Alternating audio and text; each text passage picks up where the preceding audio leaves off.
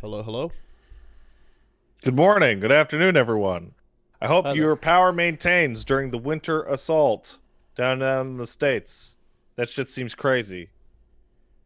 Have there been outages? Yes. Don't use your barbecue to heat yourself indoors. You will die from carbon monoxide poisoning. Yeah, that sounds like a really Don't bad do idea. What the don't fuck? do that. Who does that? Besides that one At guy. least one family every year. Damn. There was that one guy who was the lead singer of that band. That one time. That could be anything. No, I forget who it was, but there was someone that like lit a barbecue in and closed the room off as a way to do themselves in. I Yeah, I'll forget do it. forget who it was. Anyway, that's not helpful. All right. All I, right. If your okay. power has been cut off because your county doesn't have enough electricity, but your phone is still on, mayhaps you can warm yourself with images of the El Stofo brand monster can. There you go. Brad Delp. Brad Delp is the name of the individual. Um, I would like to preemptively John, because I am feeling a little under the weather, and I might not be as razor sharp as I Oh, don't usually am. worry. No one will notice. No one will notice. Just All if you right. hadn't said anything, people would have just been like, ah. Mm-hmm. No, seriously though. Congrats to that cosplayer. There's power moves, and then there's, hey, why is this character from some anime trending over the goddamn earthquake? Oh, it's because of your big old penis. Congratulations. Trendworthy in size. Oh, you didn't Is see it? No, I caught wind. Yeah, but did you see it? I think I did. I think in the end I did. Cause it's I can only clap. Yeah. That seems like it would pose some legitimate difficulty. I've heard stories. There's it's not all roses, you know? Could be. Who knows? Uh, well, Who is Astolfo though? congrats. Astolfo? Yeah. Astolfo is a fate apocrypha character. Okay. It's a fake character. Gotcha. It's the femboy with the pink hair. More specifically, Astolfo is the fate character whose cursed beanie baby will suck your dick and call you gay. I see. If you can remember that dank meme. I don't. But that sounds like we're going deep. You can literally just type in haunted Astolfo beanie baby, Mm-hmm. and you will get that shit in a second. But now, you know what? I don't know what you'll get if you image search Astolfo anymore. I think there's there's a lot to have fun with it, but I don't know if you saw Wolves. I forget her name, but there's the English voice actress I who did see plays that. Elstofo in Mm-hmm. Apocrypha. Yeah. Mm-hmm. Hey guys, yeah, woo Stolfo. I'm glad to be Trending. supported. Oh, it's great to be the voice of such a popular character. Mm-hmm. And then she's like, just "Why? Oh and then, no!" I believe it was just like I believe the tweet was just man, and then someone replied, "Sorry to hear you got shafted." And then she was just like, and then the reply is Sean? just like, "Sean." Oh man!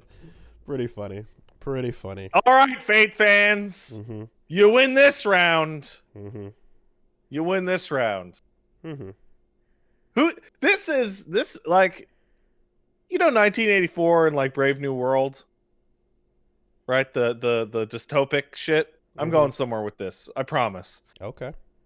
The dystopic 1984 is like, bro, the government's gonna read all your mail and they're gonna tell you what to think and there's sense to you. And then Brave New World is gonna be like, oh, dude, shit is so fucked, but you're gonna be so high and distracted you won't even notice. And seeing the fucking seeing the earthquake get knocked off of trending by a big penis is like, oh, we're in Brave New World for sure. That one was the that was the real one. For sure. What does that measure on the Richter scale? Because the earthquake was at least a 7.2. 22. That's not possible. Metric. Okay. Okay. Well, you know, we're all human here. You know. Yeah, we're all human beings on this side of the podcast. Despite what you may have heard about a possible goblin status, no, all human. I promise. Apparently the earthquake was a fucking aftershock from the one in like 2011. Really? That works? Wow, that's nuts. Just like years after the fact. Yeah. I don't get it. So what's up with you? So hey, what are you hitting on the Richter scale, Pat? That's for me and Peaches to know, and possibly the mailman if they knock on the door real hard and I have to run to the door. Okay. No aftershocks. I hope not. All right. What's up? Yeah, I was about to ask, hey, dude, what's up with your week? And then I'm like, nah, let's go with a different question. Hey, man, was your week good? Just go with that vagueness. Yeah, I mean, it was okay. Like I said, like currently like feeling a little bleh, but there was a week that did occur. I suppose I have a follow-up question. So you had a good week, let's say, like positive, let's say 6. It was okay. Right? It was okay. Okay. During your week, how many times would you say you had to clean up dog nut? Was it more than 0? I'll just let you take this and continue on. So you can just you can hold the baton for a while and wash it off when you're done with it. I have a pooch. His name is Zangief. He is a bulldog. I love him. He's over there playing with his toys. But for bulldogs, you wait until usually with a dog, you neuter them after like 6 months or maybe a little earlier. When does dog puberty occur? Dog puberty occurs at 6 months to 1 year. Okay. So maybe 18 months depending. But definitely at the 6 months mark, which is why you tend to neuter them at the 6 months mark. And we are now at the 8.5 months mark. Okay. Yep. All right. And as I was explaining with the bulldog, because they can get the hip dysplasia because they got the big fat hips. You want to make sure they grow into their bones, get big, strong dog bones. So you cut their balls off at 1 year. What this means, which we did not fully, I don't want to say anticipate, but I also don't want to say prepare for, was that the dog is like beating off in the house on stuff. So I've heard with his hand. Yeah, I've heard about problems like a dog dragging its butt on the carpet, and that sounded gross, and it's like, oh no, that's awful. That's awful. Yeah. What the fuck is even happening? I was like, oh look, Geef is having dogs hump things, but I've never heard of there being consequences of air humping. Well, yeah, because usually everybody gets their dog clipped at 6 months, right? But we gotta wait a year, which means we get 6 months of Geefy's having a cute little dream, and then I don't pay attention for a couple seconds to, oh my god, Geef is now standing over that blanket, hunched over like he's in pain, with like a fucking fist coming out of his fucking sheath dripping onto the blanket. Oh, stop. God. And I'm like, oh, great. I got to clean this up. This is not what I thought I was going to do today. And it is gross. Of the many streams you have throughout the week, was there no other one where this descriptor could have been dropped? Did it I have was to be saving this it. one? I was You- explicitly you saving were it. saving it. I was Okay. saving it for two reasons. One, I wanted to save it for you. I would not have Oh, thank I you. would not have deprived you of this, happy Valentine's. as it is a infinite revenge for Z targetable colostomy bag. You will never escape. Mhm. Never. But two, I got a Twitter DM earlier in the week that was like, "Stop talking about Zangief on the podcast. Who cares?" And I'm like, "Oh, I'll show you. Oh, I'll show you, motherfucker. You're gonna get the fucking drip indeed." Dognut. Revenge. Spitenut. Yeah. So luckily, dog nut isn't like a lot. It's not like a cup of dog nut. It's just kind of there. Mm-hmm. But there is something weird about, like, man, there's like 1 million dogs on the floor. Mhm. People eating What breakfast would- right now, sipping coffees, Yeah, they shouldn't. eating a donut maybe, Yeah. It's like, glazed. yeah, glazed donut during this podcast might be the worst idea ever. Anyway, so that's what's up on the home front out here. Zangief, stop that! Stop licking the computer. Okay, now from now on, every time you say Zangief, stop that. Like, Yeah, I'll let you know. Don't worry, I'll let you know if it's beaten off. like fucking what DEFCON level are we at? Well, there's two. There's, hey, stop eating that, which is, man, that's a common. There's the other day, it was, hey, don't eat that bottle of Cholula, which that would have been bad for everybody. There's stop beating off, and then there's stop running away from me. I have to clean the goo off of you. So now you know about that fluid, I suppose. Then that's new knowledge. You mean seminal fluid? You mean dog cum? That's correct. Yeah. Why would you? Come on, you've said creepy shit in the past. Come on, we've had Eli Plague of Gripes on a podcast before. Were you already familiar with the nature of canine ejaculate? Then? No, I was not. I was Okay. I was relieved that it wasn't worse than it was. Well, listen. There's a couple people I know that have dogs. Yeah, This is not a common tale. it's not. It's not. Like, Well, again, I expect to hear about, butt dragging on the carpet and destroying no. wires and things. Oh, what about the glands? What about expressing the glands? Yeah, I've heard about that, and I've That's generally rough. I've generally created distance so that the dialogue fades out. You and then want cuts you off. want a distance from the glands. You don't want to be near it. All right. Because when they're expressed, they're All like, right. it's like, oh, it's like poop and vomit combined into one butt pocket. Did you enjoy it?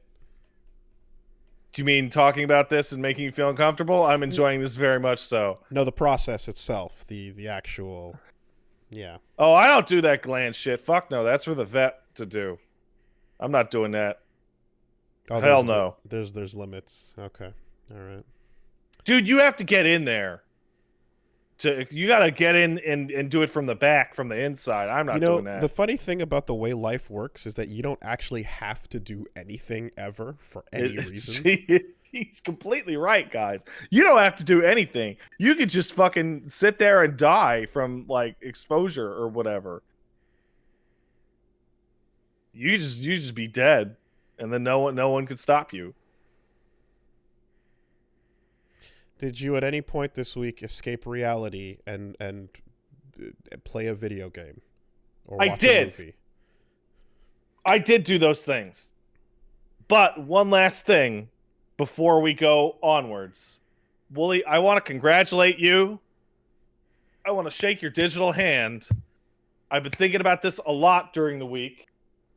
And I have to say that you might be a genius. I have had a lot of disagreements and a lot of arguments with people, and not once have I ever thought of the incredible technique of arguing with somebody about a point for 30 minutes, not listening to them, and then waiting until they leave the room to have that argument with a different person who already agrees with me, and then make sure they can't respond. That's incredible. I should do that every day. It's amazing. It's the best. And I want to give you a golf clap for figuring that trick out. That's a good trick. Thank you. That's a good one. I had such a roller coaster of emotions. First, I was like, that motherfucker, that's the kind of petty, stupid shit I would do. And then I was like, okay, but that's pretty good then. But then I was like, no, wait, I can't talk back to this. I can't put videos up on your channel. And then I'm like, no, but wait, now I can bust his balls in the pot. And everyone will hear his balls get crushed, which is appropriate. This is a week in which we're talking about giant cosplay penis, dog nut, and now your crushed balls. So, Wooly, congratulations. You did it. Thank you. You did it. Cheers. You figured a way around not paying attention, and that's to not pay attention forward. Right. So congrats. Now, no? Moving on without a chance for you to respond. Okay. All right. Gotcha. No, all right. That's fine. I was gonna maybe explain how it went, but that's fine. No, we can do that. No, this is much more fun. Okay. I did play some video games and watch some shit this week. I played and beat Little Nightmares 2, the second one. Which one was that? That is the game that looks like Inside, but like a Halloween Inside. Right. Okay. Right. So I played Little Nightmares the first one 2 weeks ago. I'm sorry, the temptation to just do it again. Oh yeah, mm-hmm. Oh yeah, I know. Man, oh, I know. We can just do this forever. Is that what you want? Do you want to just do it forever? I'll do it. I will get tired so far after you. Because we ran late because of the thing.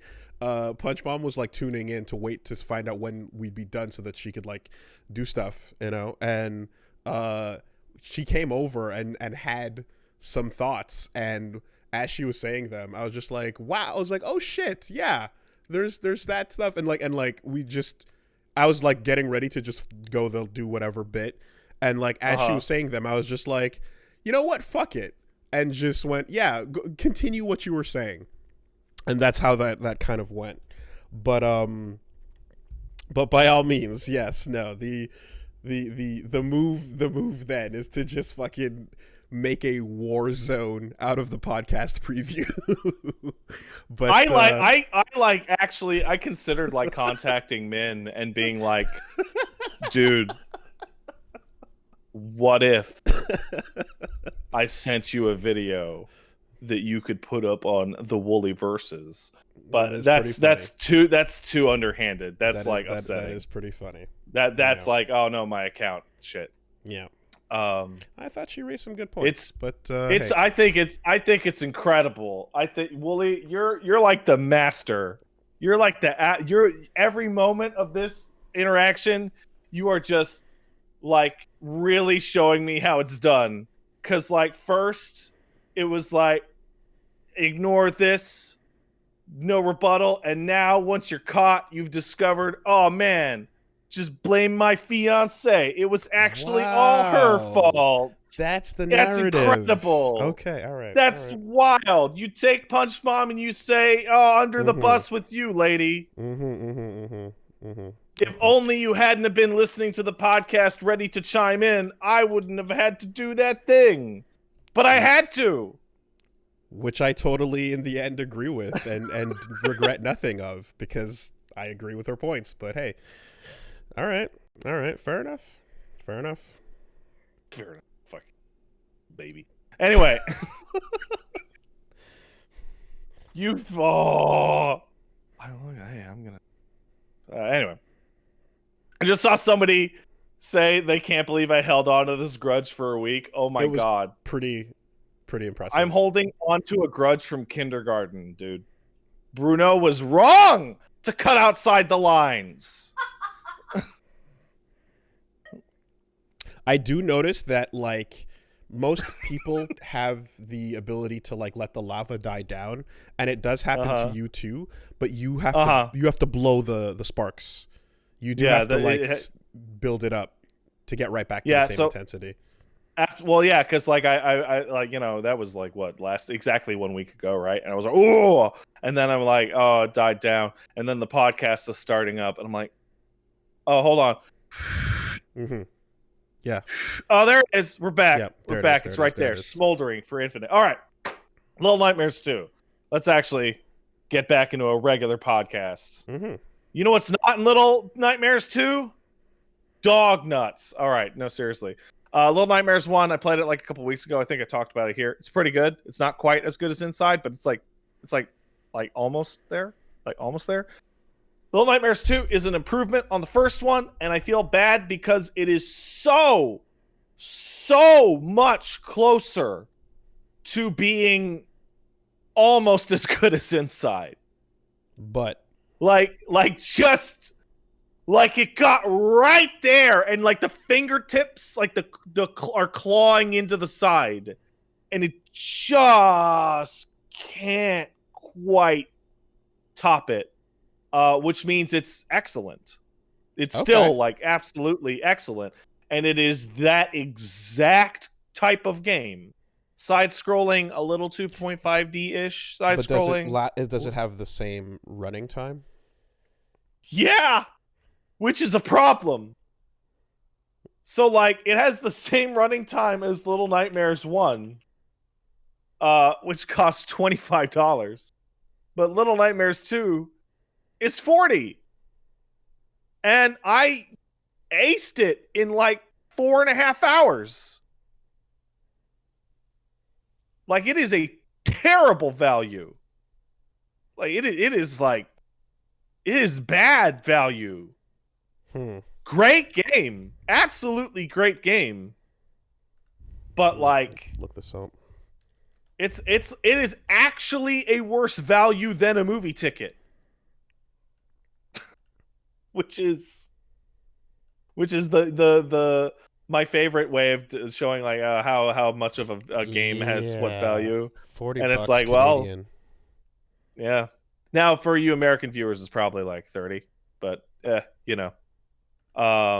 In fact, I actually think I went through Nightmares 2 faster than 1, because 1 I didn't quite understand the puzzle ideas they were going for. We're in 2, since I'd beaten 1 just like a week or 2 ago, right? Just right through. Excellent game. I don't know if it's a prequel or a sequel. It's one of those weird games where it's just like, what? A lot of cool imagery, a lot of great puzzles. I'd put it up there with like a Braid or like a Inside. But like, yeah, just like crazy short. Just crazy short. I remember when this problem used to happen way more often, when short games would have half price or like, or you know what, I say half price, but the Canadian numbers, the American numbers are going to get muddled. So I'll say like $40. And there was a point at which a number of releases were coming out trying to like kind of maximize that. And then it feels like it kind of went away for a bit. I haven't heard a pricing issue with the length of a game in quite a while, you know?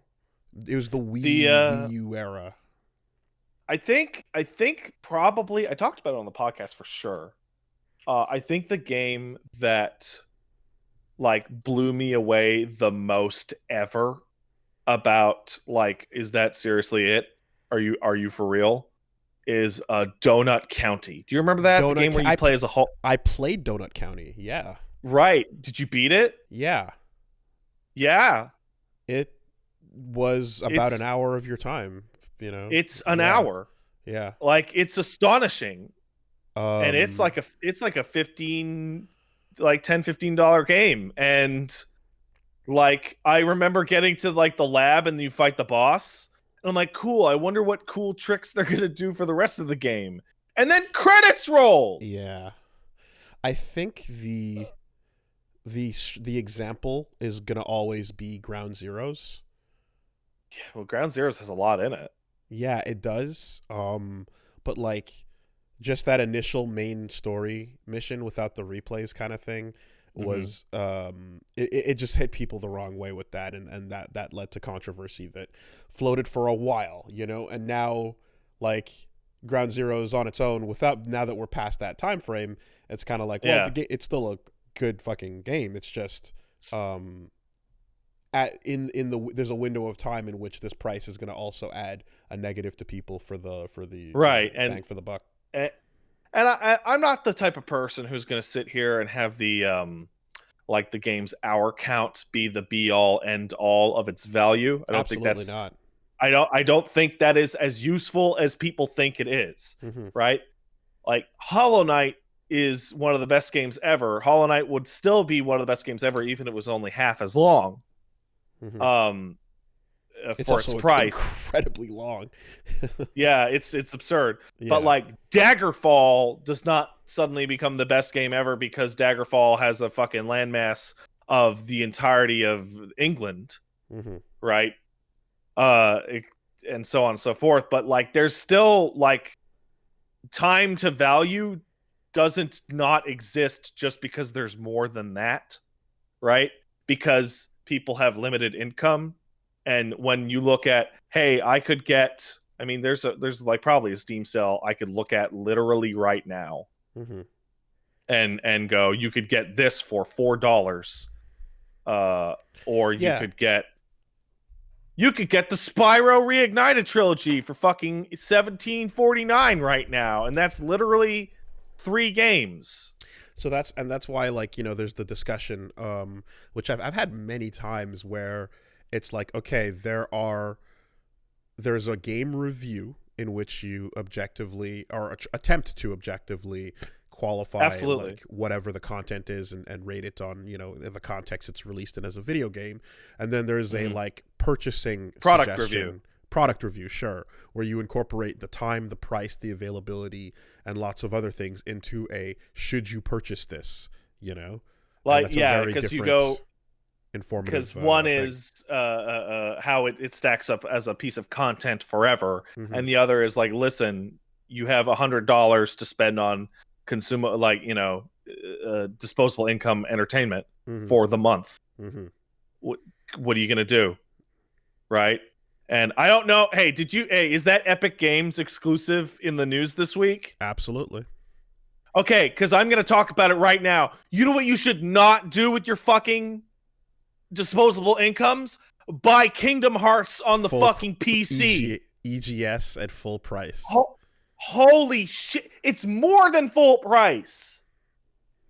How so? Like, I'm gonna go to Amazon.ca right now and go to Kingdom Hearts All-in-One for the PlayStation 4. Okay, right now, the all-in-one package for Kingdom Hearts is $79.90 Canadian. That is every Kingdom Hearts game to ever come out. Right now on the Epic Game Store, that is the cost of one of the collections. You're talking. Depending on Is that sales, the physical? Yeah, that's the physical. Okay. So yeah, these are priced at so HD 1.5 and 2.5 remix are $49.99. This is USD, by the way. Yeah. 2.8 final chapter prologue is 60. 3 Remind is 60, and Melody of Memory is 60. So people yeah. pointed out that Black Friday was not that too long ago, and Boxing Day was not that too long ago, and there was a bunch of sales. Zero Sigma Prime points out, thank you. It is the Kingdom Hearts All-One Collection is currently $30 on PSN. I was seeing and on top of that, you're paying that price for 500% price increase. And it's also just on a store that happens to suck. It just happens to suck. It's the biggest gouge I've ever seen of a re-release ever. It is like a 500% plus price increase. But there's never some of those games are 20 years old. They've never done anything PC related though, right? They've never done any Kingdom Hearts PC anything. So this is actually like a hotly anticipated thing. So that price is, hoping that people that have been waiting a long time will, I suppose give in to fucking I think anticipation of getting it on PC, but Jesus Christ. I think what might be the absolute worst like pricing mentality ever is this game's never been on the Xbox before. Yeah, but it's still 6 years old. Right? Mm-hmm. You can get it for $4. Yeah. No, the Nintendo don't price it at $59.99. It's honestly like it's that Nintendo mentality that fucking sucks, and Nintendo doesn't get enough shit about that because it's just stubborn over a long enough period of time. Eventually, there's nothing to really say. They're just never gonna reduce prices on older games over time. It is what it is, But in this particular one, it's like, yeah, that is like one of the weirdest back-to-back announcements with that. And they've collected all those games together already, haven't they? -3. Like you said, there's what you described. Did PSN, that include 3? PSN right now, the Kingdom Hearts all-in-one package includes 3. Yeah. Okay. All right. There you go. Like if I click on this, Kingdom Hearts all-in-one package on the PlayStation Store. Just give me a second for it to load up. What do we got in here? Includes Kingdom Hearts 1.5 plus 2.5 remix, which also includes like the Chain of Memories game and like Birth by Sleep and all those other ones. Kingdom Hearts HD 2.8 final chapter prologue and the Kingdom Hearts 3.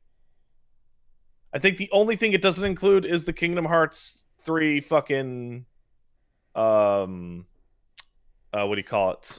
DLC. But holy shit, it's not $30 on the PSN store. It's fucking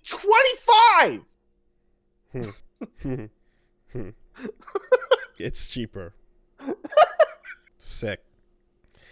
It's like you can get all of them on the PS4 for half the cost, no less than half the cost of one of them on the PC.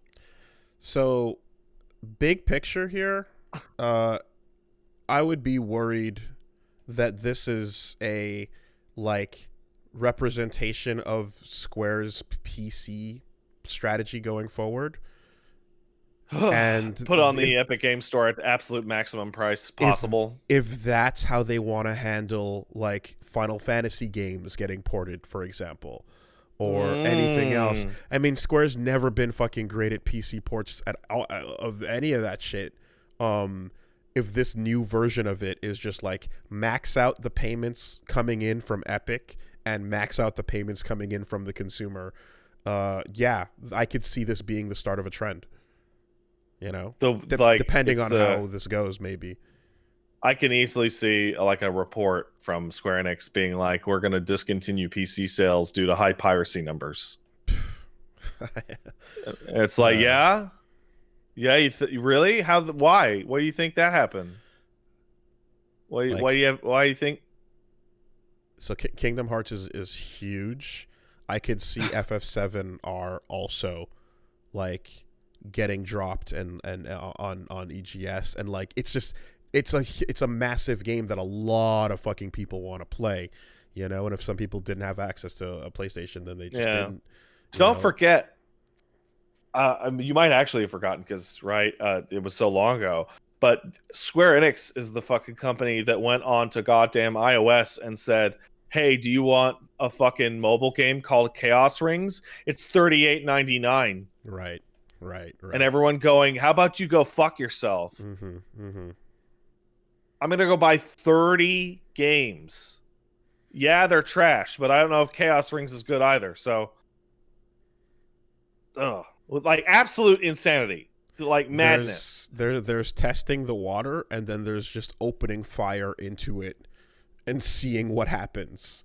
You know, yeah, if that's their strategy going forward. I mean, we'll have to see, right?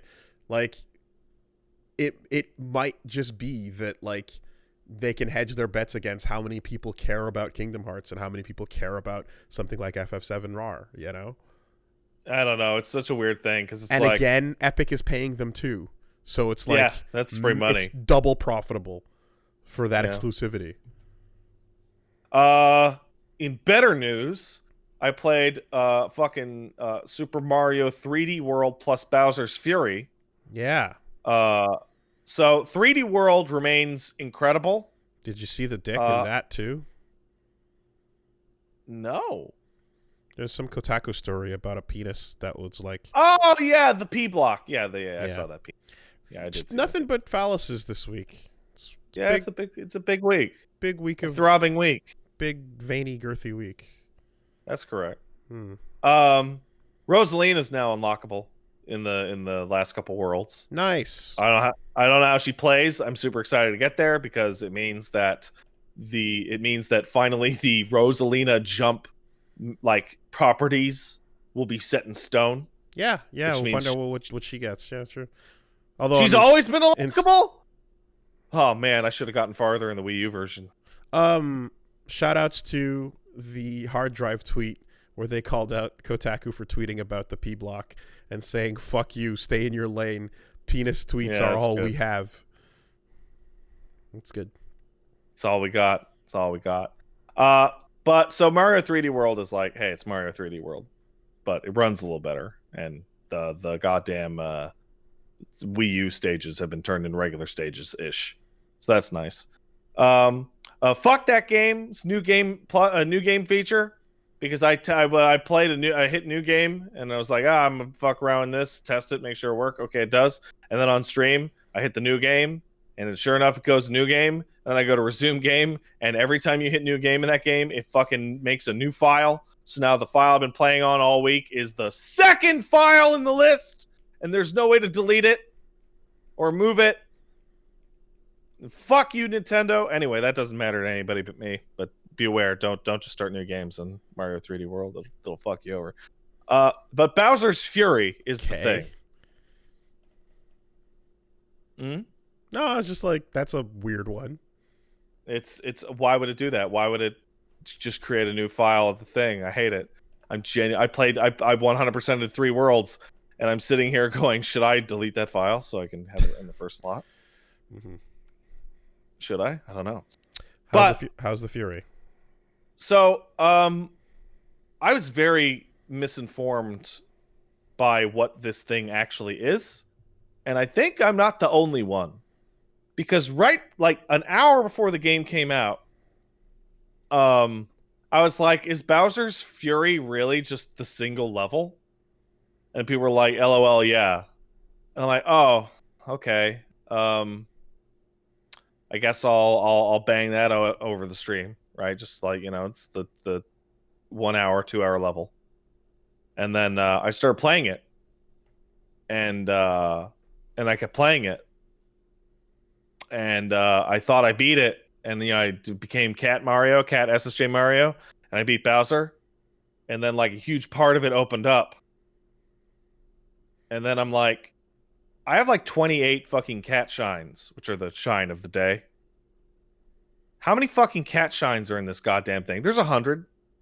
Okay. It's like a So open world it's one mini level. Mario 64. It's Yeah. one level, but it's an open world level. Yeah, and Okay. I saw Gene talking about it. That's Gene Park, our guest from last week, who I think perfectly nailed exactly what Bowser's Fury is. It is the Wind Waker of whatever the next Mario game will be. Because the way it works is it is big and sprawling and you can go anywhere, and levels are subdivided into little islands. And once you get you'll get to like the very first one, and it'll be like, get to the top and get the cat shine, like it has been in every game, right? And then I'm like, oh, what do I do? And the game's like, go somewhere else. I'm like, I guess I'll go somewhere else. And when I came back, that little island had reoriented all of its architecture and put enemies in different spots, and now gives you a different goal.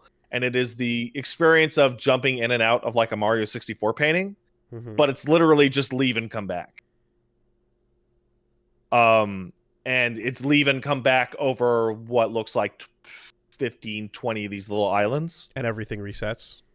And everything resets. And once you get far enough away from it, it changes into the next version of its level. Okay. And will basically rotate around until you get all the shines. So hard call out that the next Mario game is going to be like a big planet. Basically Mario Breath of the Wild. It will be a big open world Mario that's like, go over there. There's a level there. Do the level. Is there a level over there? But this is at least them testing it out and considering it. This feels like overwhelmingly like the prototype for a new game. So I don't think I have to play it obviously to see how well that works. But on paper, open world Mario doesn't sound like something I'd want. I feel like Mario games' strengths are in their like single path, like single lane, fun, and optimizing that, and then just taking you from place to place and having a whole bunch of those single pathway of fun. It's why one of I actually dislike Odyssey's. Some of their levels are way too big. Like, and they're like there's like fucking 60 fucking moons in a single level. I liked Odyssey though. I mean, there's areas where the map is pretty wide. Like, so having just played Galaxy 2 not too long ago, that is very much like pathways and areas of like Odyssey, for example, like New Donk City and the moon and a couple other spots are like they open up a bit more, but they still have a pathway to the goal, which ultimately is fine. It could be really fun if they like rework the way objectives, goals, and your overall methods of transportation work, but I don't. It's on paper I'm not too sure how much I'd like it. There's also been giant levels that did work really well. Now that I'm thinking back to Odyssey, when you go to like the town in the desert, and you're kind of Odyssey really actually come to think of it, Odyssey opened up quite a bit, and it ended up working out there fine. So maybe it's not that. Yeah. Maybe it's fine. Yeah, actually, I'm thinking about it now. I'm like, wait, hold on a minute. There were some really Odyssey big levels. Yeah. Are actually much smaller overall. Like the totality of like, let's say the desert, like the Mexico desert level. Yeah, I take it back. It was fine though. The little islands that you're dealing with in Bowser's Fury are like 1/4 of that in size. So they're doing a big giant level that's super huge, right? Like the biggest Mario level ever. That is actually made up of levels that are on par, like smaller than the ones in Mario 3D World. And it constantly just has you going just all over the place, doing all sorts of little tasks. It's really good. It's really good. Like, shocker, I know that a mainline Mario game is really good, but like there's a really clear path forward as And to what this is. and the whole time, giant kaiju Bowser is on the map. Yeah, so he's chilling for about 80% of the time, and then when he gets fucking super pissed, he completely changes the architecture of literally every single stage, because he'll like molten lava rocks will fall and form platforms all over the place, and he'll do his like Godzilla kaiju beam, and you can use that to break parts of the map that only he can break. And if you get a shine during that process, it'll upset him and he'll leave. Okay.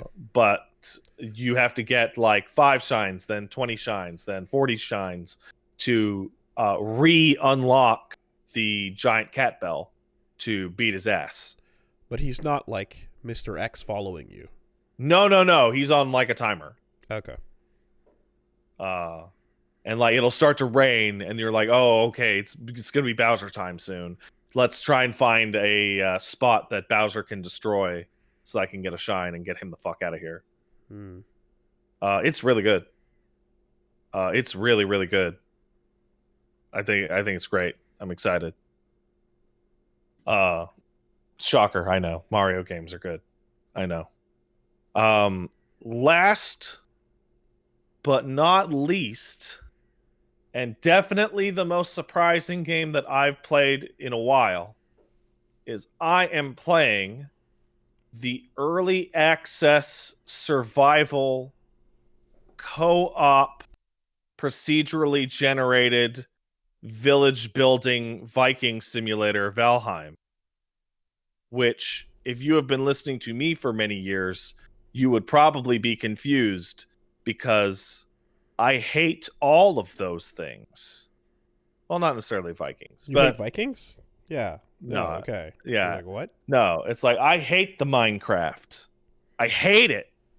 I hate the survival game. I hate it. This one's pretty good.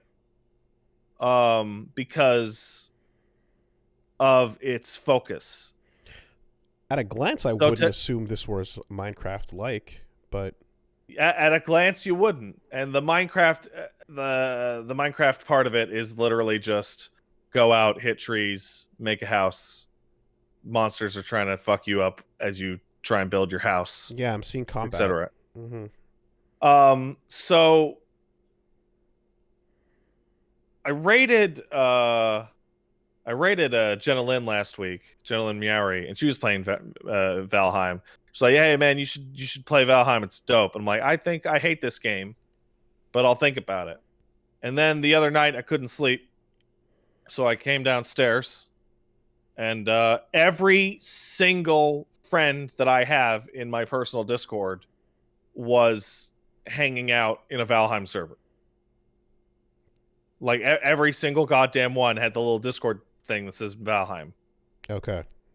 And I loaded it in, and like Jim's arguing, I need wood for the boats. I need the boats. Do you guys got the boat for the woods? Nah, man, I'm getting out iron. Oh, I got to get deer heads for this thing, etc. And I'm like, yeah, I don't know. Fuck it, it's $20. So I picked it up, and I loaded in. And the first impression it gives you in this particular scenario is fantastic, because when you load into a server, it does not tell the people in that server that you have loaded into the server, and you do not appear on their map until you toggle, I would like to appear to other players on map. So I went and found my pal Strident and stood behind him as he chopped wood for like 2 minutes, until he turned around and was like, what the fuck? Okay. Hey, man. Hey, Pat. Okay. And I was like, hey, I'm doing this now. So you got to play it co-op with people. Yeah. As your I played it. Then. I played it. No, actually, I played it co-op with people for about an hour, and they had built a little settlement and helped me figure out how to make some leather clothes and whatnot. But then our friend who is the person whose PC the fucking server runs off of went to sleep because it was 7 in the morning. And I went, oh, okay. And then I went and played single player myself and got to discover the like basically playing it by myself. Like, okay, is this good? Do I actually like this? The answer is yeah. There's a reason it has an overwhelmingly positive review score on Steam right now. It dumps you in a procedurally generated world, mostly forest, but then there's the different biomes. And the very first thing it does is say, hey, dude, there's a boss out there to kill. You're gonna kill it. But before that, build up a little house. Get a spear, get a sword, learn how to chop wood, etc. And the creation of that clear goal helps. The second thing is that it doesn't have I don't know how to describe it. Have you played Minecraft? No, but I was about to ask if you've played Minecraft, because maybe you'd have fun with it. I played about 10 minutes of Minecraft, and my biggest main problem with Minecraft you wouldn't love Minecraft? All right, I'll tell you. I will tell you right now why I don't love Minecraft. There's 2 reasons. One, I don't like the aesthetic. I find it revolting. 2, I hate the crafting system in Minecraft, which, considering Minecraft is a crafting game, that's an issue, because Minecraft has that thing where you put like a workbench down and then you fucking do a recipe and like a symbol to do a thing. I hate that. I hate it. In Valheim, I kill a deer, I pick up some deer guts, and it says, hey dude, you just learned how to make a deer cape. You need some bones though. I'm like, okay, I can go get some bones, etc. It kind of plays like a low rent Dark Souls, like control wise. So and fighting is bad, but okay. So the placement of the ingredients then is the issue, as opposed to just having them on a list. It's not just that. It's like, you're not in this game. You're not compared to the average survival game. You're not eating food to not die. You're eating food to buff yourself. Just all these little things. Probably the thing I think is the most impressive is the housing system, where you first have to even up the ground with a hoe, and then you want to lay down a foundation, and then each piece that you snap into place will show you via color coding how structurally sound it is. And if you just start building straight up, it'll eventually turn red and your fucking house will completely fall apart. And so I was building like a small house, and I was experimenting with what angle of thatched roof houses I can get away with, or if cross beams would help. It's not quite physics, but it is like a rule set based on how far you are from the ground, how flat the ground is, what the supports you have put in. Sounds like and the best... Oh, sorry, after you. Sounds like it would be fun with friends, but a lot more dry on your own. Yeah, it depends what you're looking for, because despite being literally the same game, it is communally completely different, right? Like, as a solo player, it's you chilling out in the wilderness and making it your own. As a multiplayer, it's like you build fast. You build fast as shit, because travel time is a serious consideration.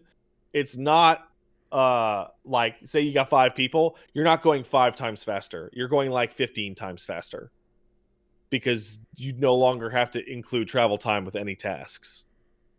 So probably the best example of what the game has going on that I think is really neat is, in order to sleep, you need a fire, which is pretty standard. But putting a fire in your house and sealing your house up kills you, because the smoke will pool up in your ceiling and make you die. And so you have to leave at least a hole out for your little house. But then if you just leave a hole in your roof, it'll rain on your fire. So then you have to like do thatching in like a corner or reverse structure so that the smoke actually goes out and so the rain doesn't fall in. So you essentially build like a fucking like a thatched chimney. Mm-hmm. So once you build a house and get resources, what do you do? All right, so basically my morning was spent chopping down trees, building a house, getting armor, getting a spear, getting a shield, cooking food, etc. Yep. While basic also needs trying to taken care of. Now what? Yes, and also now equipped with kill items. I then go and figure out how do I actually summon the boss. And apparently I need 2 deer heads that I throw on their altar. Then I fight the boss. Upon defeating the boss, I will learn how to make new tools. New tools will open up new types of, terraforming, scavenging, mining, etc., which I will then use to upgrade my house, upgrade myself, then go kill boss. You're right. Okay. It is so that's Monster Hunter with way more time spent on the prep.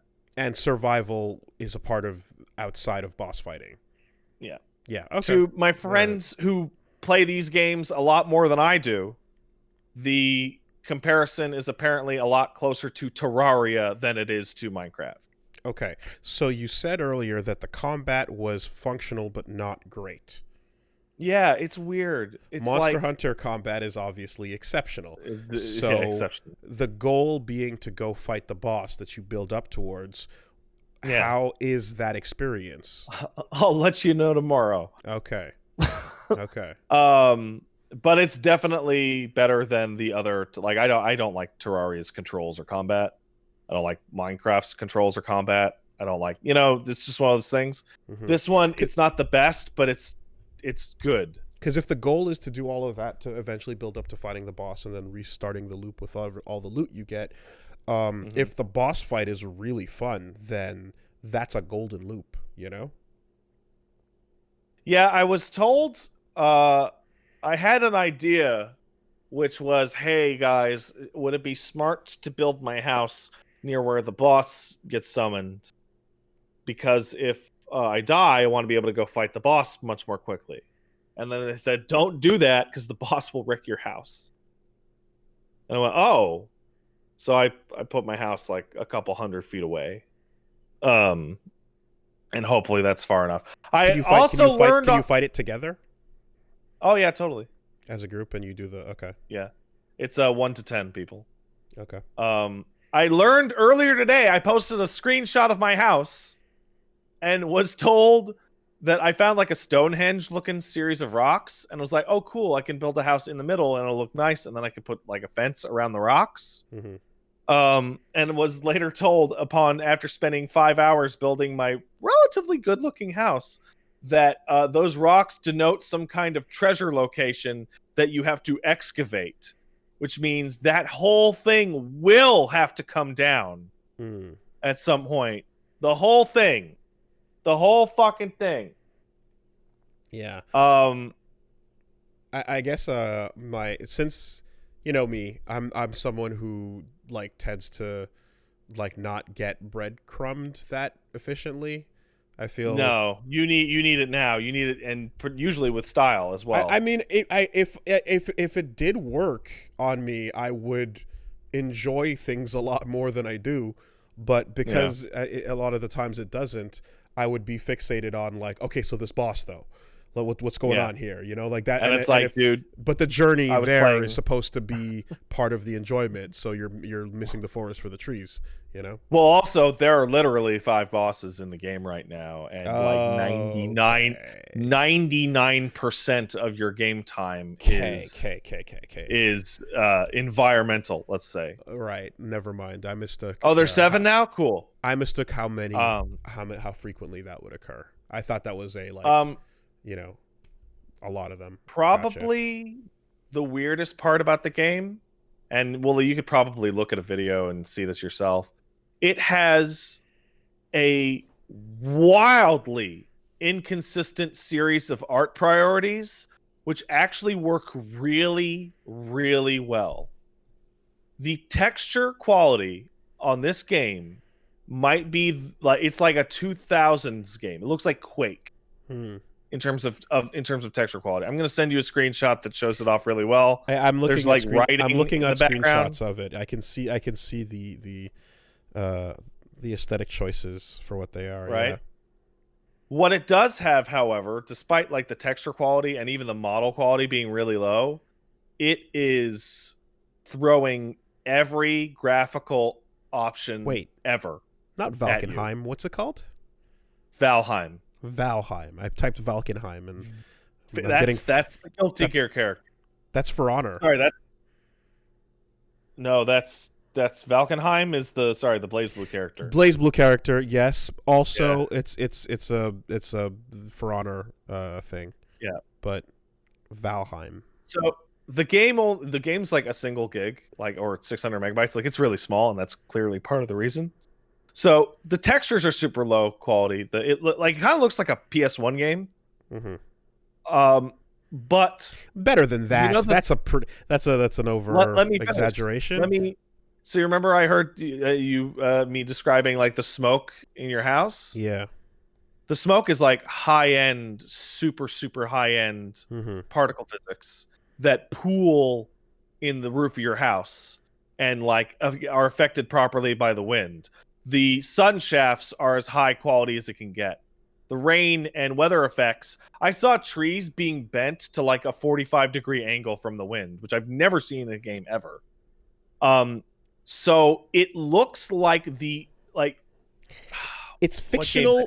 It's Octopath Traveler. Yeah, exactly. Because like the screenshots are deliberately this is a low poly character. These are like low poly environments, but they're high tech. But the texture quality is, and the texture quality is also, it's crisp, but it's also deliberately pixelated. So it is like it's an intentionally like retro look to some things. The characters are the most noticeable with the style that they're going for, and I guess that's to kind of make it somewhat Minecrafty in the appearance.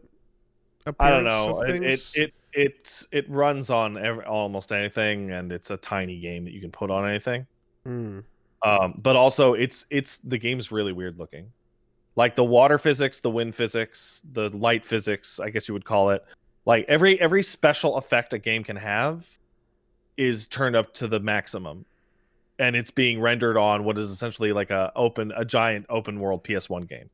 So it really does look like whereas Octopath Traveler was for Super Nintendo games, this would be like the Octopath Traveler of like a PS1 game. Yeah, like some of the environments, some of the buildings do look like Firewatch level, though, you know. But seeing the people themselves and like this staircase up close and like the actual the deliberately pixelated textures on some of these surfaces, it's interesting. It does cool little things associated with the super gigantic size of like this type of procedural world. I was talking to my friends, and they said they had discovered one dungeon in 47 in-game days, just by accident. They literally like tripped over it.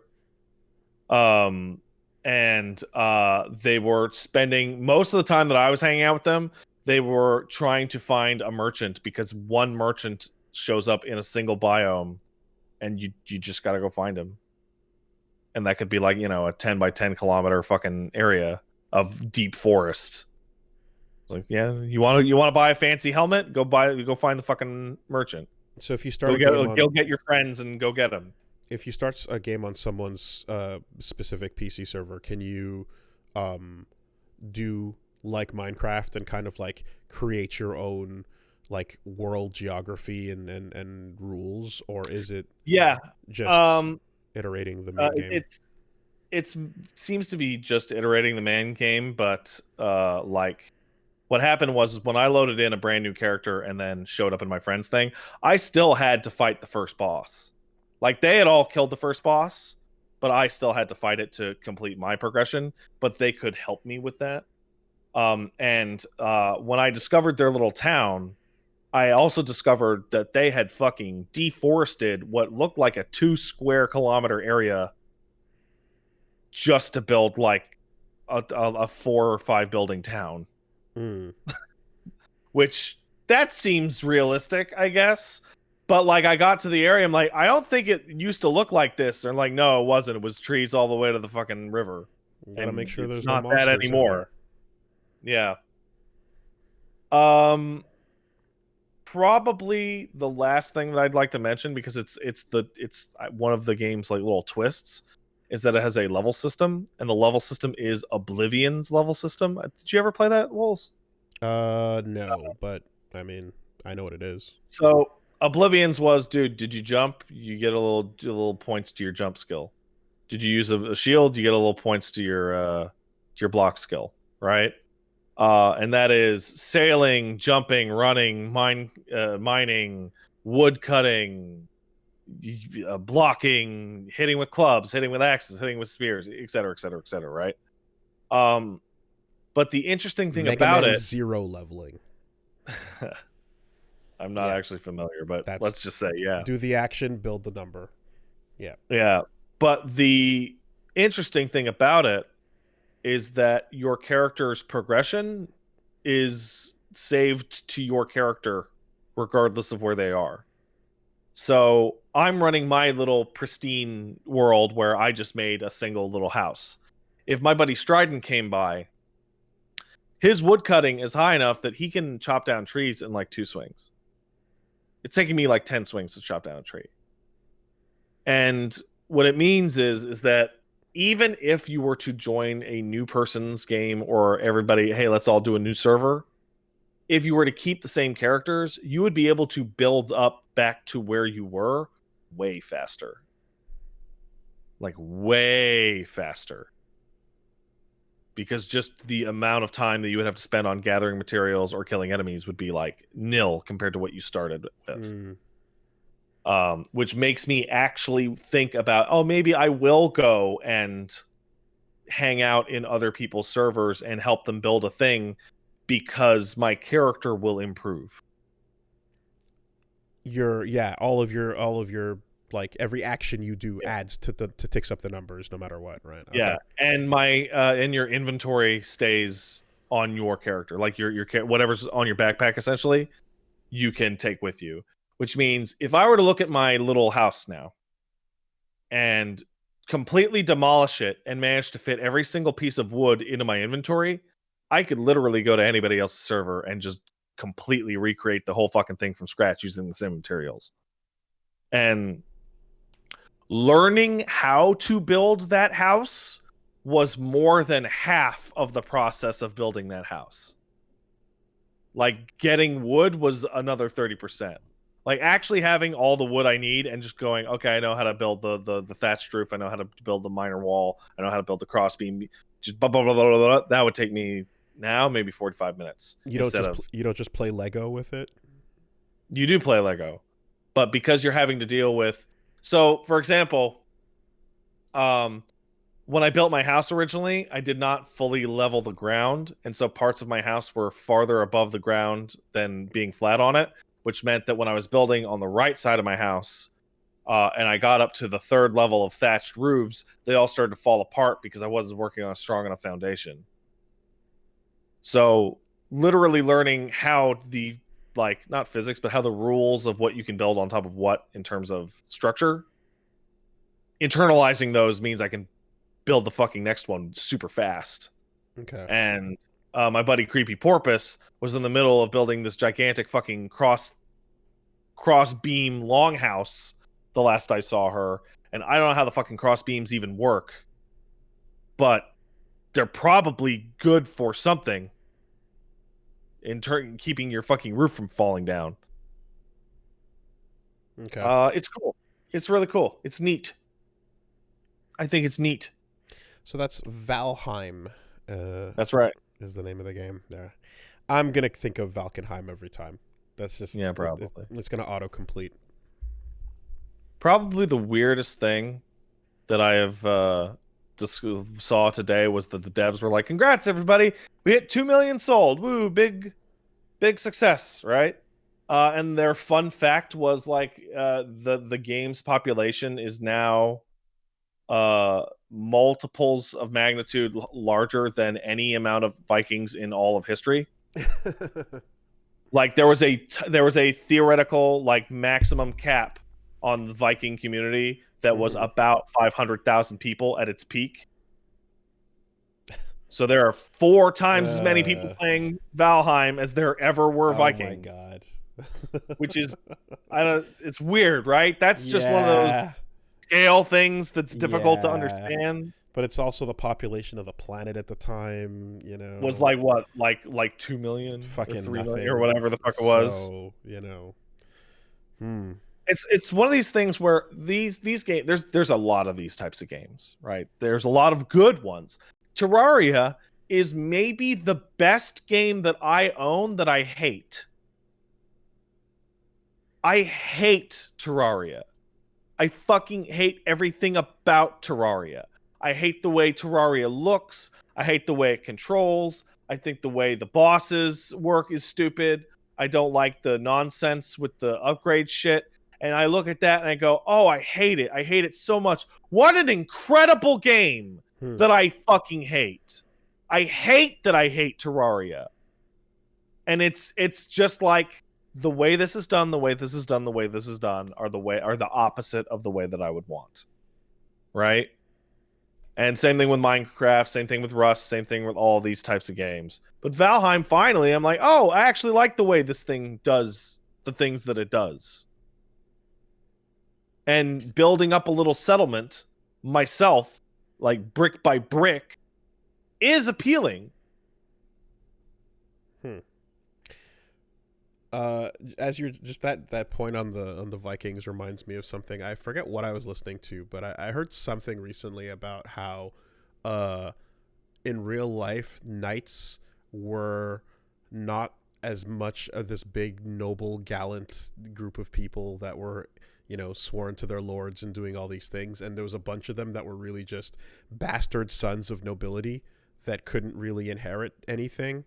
Oh yeah. And they kind of just went and hung out in the forest and were like big, like ripping friends and would just bro up.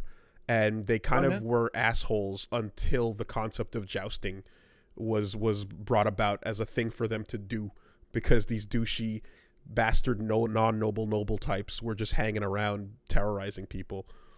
There's a long series of classes throughout history where it's like you got a feudal system, you have an entire underclass of people who are nobles or noble adjacent that will not inherit shit, and they will become a weird warrior underclass, which is which is the exact same thing as the samurai. And then that warrior underclass is going to tell you, actually, we are like the ballsiest super magic heroes ever. We are protecting everything. We are the best. But they're just fucking sitting around. But they're just like, well, my older brother got the castle. Yeah. So, and I have no skills. But I'm rich. Time to become a Knight of the Rose. Yeah. Well, yeah, Valheim's cool. I'm shocked that it piqued my interest, but it did. And where can people see that? Valheim? I don't know. It's not on my schedule. Should I change that? I don't know. Maybe it will be. Maybe I'll switch it around. But regardless, you can check that out on twitch.tv/PatStaresAt. Oh, I forgot to mention something, Wooly. I had a wonderful week of OBS just crashing on me every hour. Huh. Okay. Every hour. Did you fix that? I eventually fixed it. After 2 full days of tech support, one nice man sent me a DM going, I think it is your NVIDIA drivers, because everyone on the NVIDIA forums is complaining about the NVIDIA drivers killing their OBS streams. And sure enough, I go down there and discover that a problem I have had off and on since literally October has been made extra bad by the recent driver. Are you on Studio or Streamlabs? I am OBS Studio. Okay. I don't like OBS Streamlabs. I Same. No, there's fucking problems hate with it. OBS Streamlabs. There's I don't get problems it. with it. It doesn't have as many plugins. Yeah, so I'm running on October drivers now, and it totally works. It was this soul crushing experience of use display driver uninstaller to clean out your drivers, install one driver back. All right, go to inspector, run a test stream, run the test stream for 2 hours. Did it fail? Yeah.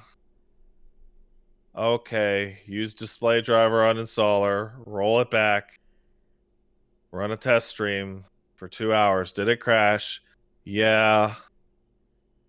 Just like, will I be able to fix this? I don't know. So what was the actual final step that did fix it, though? Go back to driver number 4. What is it? Driver number 456.71 from October 7th, before the problem showed up. I was able to discover people talking about, you have had this problem in your drivers for the past 5 driver releases. I am stuck using the 4.71 whatevers because they're the last stable ones. And sure enough, I installed and used that one, and those are stable drivers. Yeah, anytime there's a little check mark that's like, would you like to try out unstable experimental drivers for your shit on your updates? And it's just like, why don't you ask me if I'm down to go base jumping while you're at it? Yeah, the worst part is the drivers that I'm installing regularly, they're not beta drivers. They're not experimental drivers. They're the NVIDIA, we QA'd these things, they work, I promise, drivers. They've just been terrible over the past couple of months. It's a total bummer. All right. Well, like, blew my whole weekend. Oh! Shit, I should probably mention this. Also played Vermintide with Shy and DK and Roz. You can check that out on Quiet Shy's channel literally right now. She just posted it. Vermintide 2 is great, but the whole time I was playing it, all I could think about was like, dude, Darktide though. What about Darktide? That's like Vermintide, but in the future. Think about it. Cool. So over at Agrius Pat stares at? No. Stares at? Over at Pat stares at. That's right. Yeah, right. Okay. Well, over on this side of the fence, what went down? Well, for one, I decided to grab the Neo Remastered Collection, install that shit, and get back in and see what's going on. I want to pick first. I mean, I grabbed both games, but I want to jump back into the first one because I want to pick up where I left off. Yeah, I've been doing the same thing actually. I just didn't bother to mention it because I'm just replaying the same stuff I played last time. Yeah, so I know that 2 is like has all the good shit, and you can jump right in and make your custom character and all that. But I'm just like, I want to continue where I left off. I was enjoying myself, So the general thing that I got when I was like, hey, should I play Neo 1 or should I just skip to Neo 2 was play through Neo 1 once and then just spend all the remaining time you want as much as you want in Neo 2. I mean, even if it was like, hey, you can skip to 2, I'm like, yeah, but I liked what I was doing in 1. I was having fun with that. So I popped it open and well, step 1, of course, was like, oh, fuck, my saves aren't here. Oh, fuck, they're not on the cloud. Shit, what do I do? How do I get this going? And then it's like, okay, so you can use the cloud tool in the game to transfer your saves over, no problem. Oh, weird. But what you have to do is when you download the collection, it's going to give you 1 remastered and 2 remastered on your PS5. You have to then specifically say, no, go download Neo PS4 version. And then it'll download the PS4 version, which will then hide your remastered version from the lineup. Oh, right? So it's still installed, but it's hidden. It's hiding the PS5 version. So then you boot the original, and you load your save, and then you upload it to the in-game save cloud tool, and then you quit out, and then you uninstall that version, and then your remastered version comes back. You jump in there, you grab your save, no problem, easy peasy, bread and cheesy, and you continue where you left off. That is yeah. Sony's fault for sure. It's honestly, it's the same way that like saved cross transfer worked in like Dragon's Crown and things like that. And at least I didn't lose my progress. It was I had to take some extra steps to download the original game and do that, but it's fine. In the end, it just loaded my shit up and we were good to go. Crank that bitch on 4K. Pick it back up, jump into the game, and oh fuck, oh god, oh Jesus, what is happening? How do you even play this again? That is literally exactly what happened to me, and I restarted. Okay, so I didn't restart, but I took my time to go back and reread and redo the tutorials and just treat it as if it were starting again, because this is possibly the hardest game to reintegrate into after ditching out that I've ever played. I'm trying to think of a worst case. Pretty vicious. Yeah. I'm trying to think of a worst case, and this might be the top. And just going over your lessons, for example, or your the stuff in the dojo where you want to reacquaint with how everything works, is you're looking at descriptors for things, and they've translated everything so literally that like you don't have a single English word to help you out when you're looking at like Way of the Omyo Zara Ken, or something like that, and you're like, what's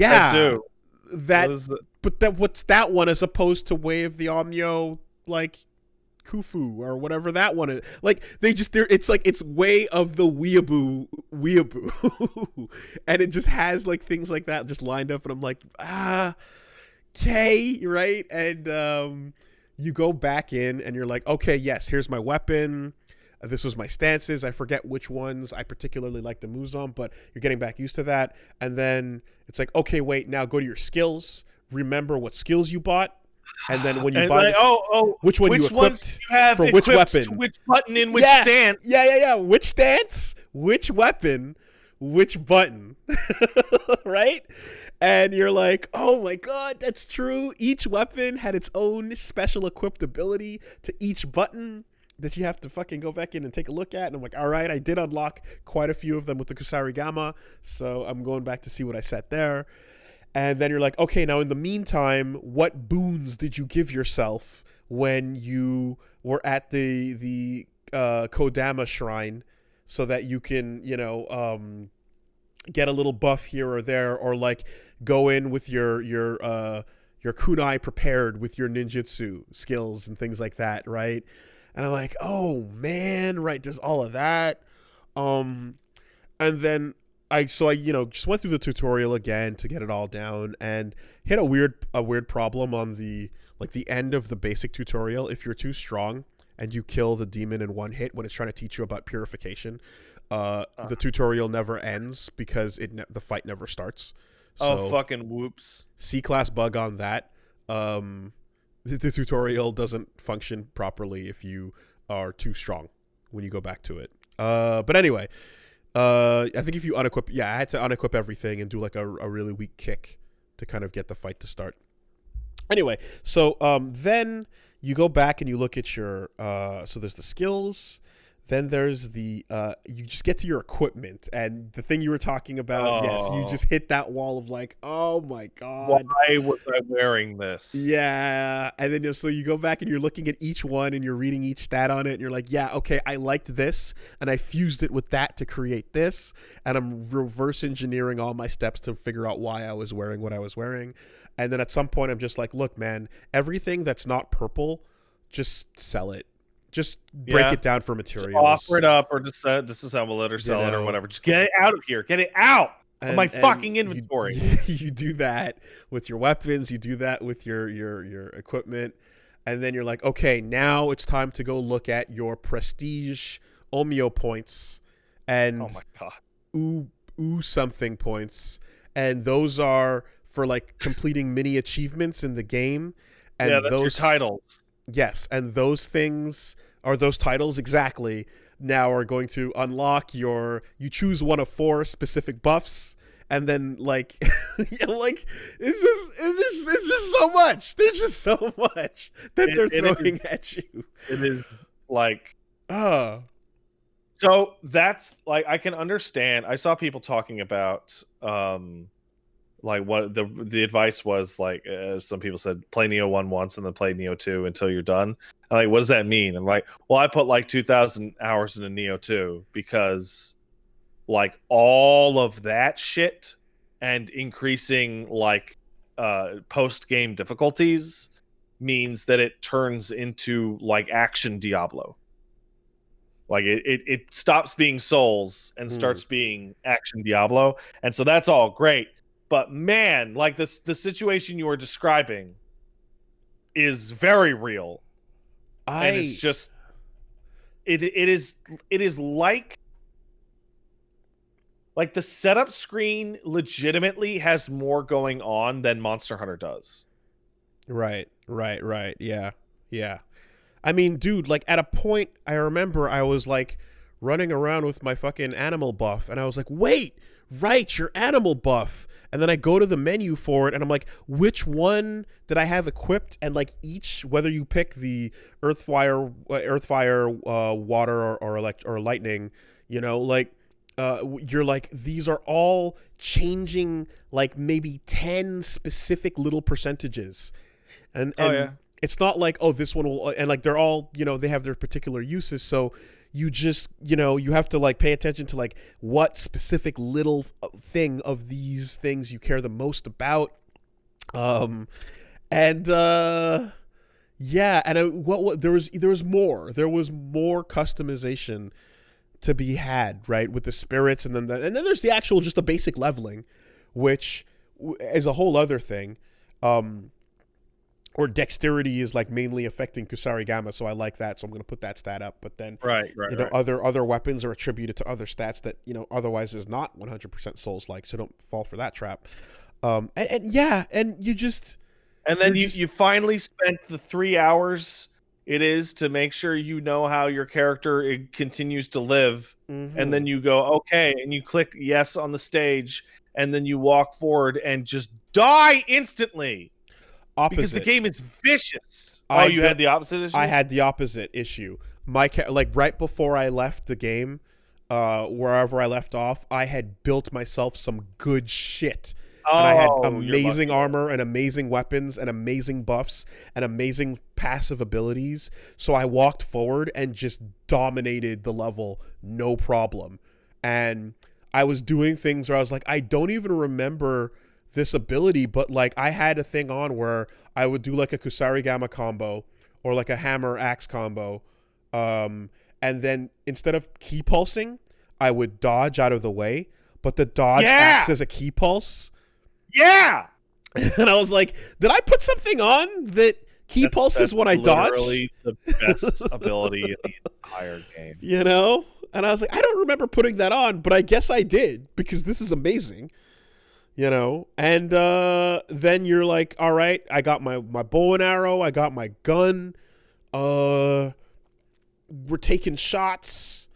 What did I want to put? Like, it just, whatever the state I left myself from the past in was a very, very good one.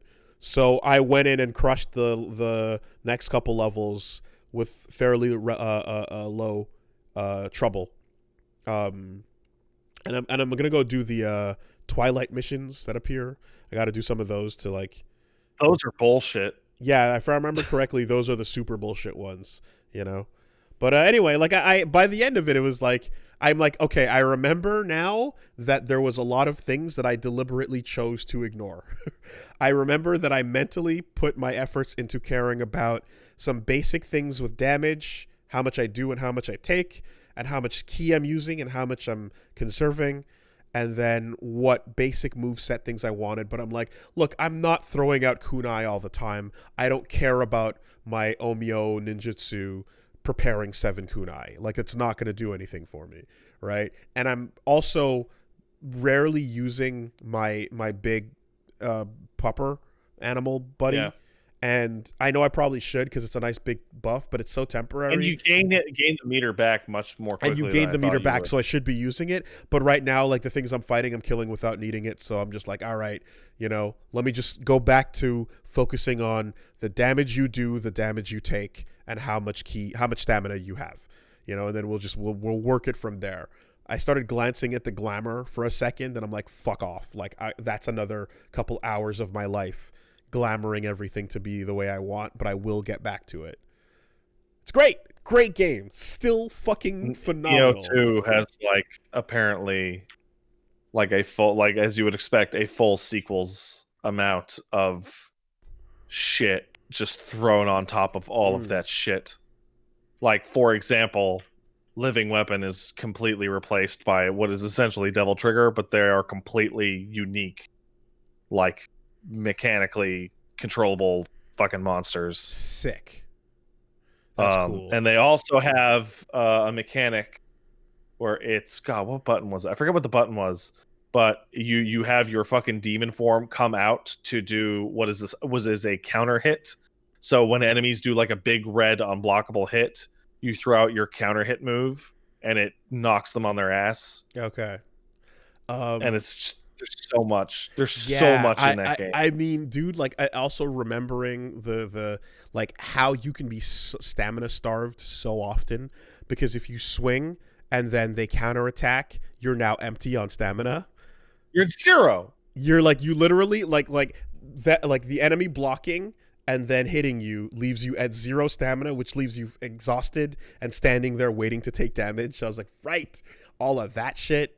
And then you can summon people to fight, but then there's people who just get auto summoned when you walk up to them and it goes and they just come jumping out at you.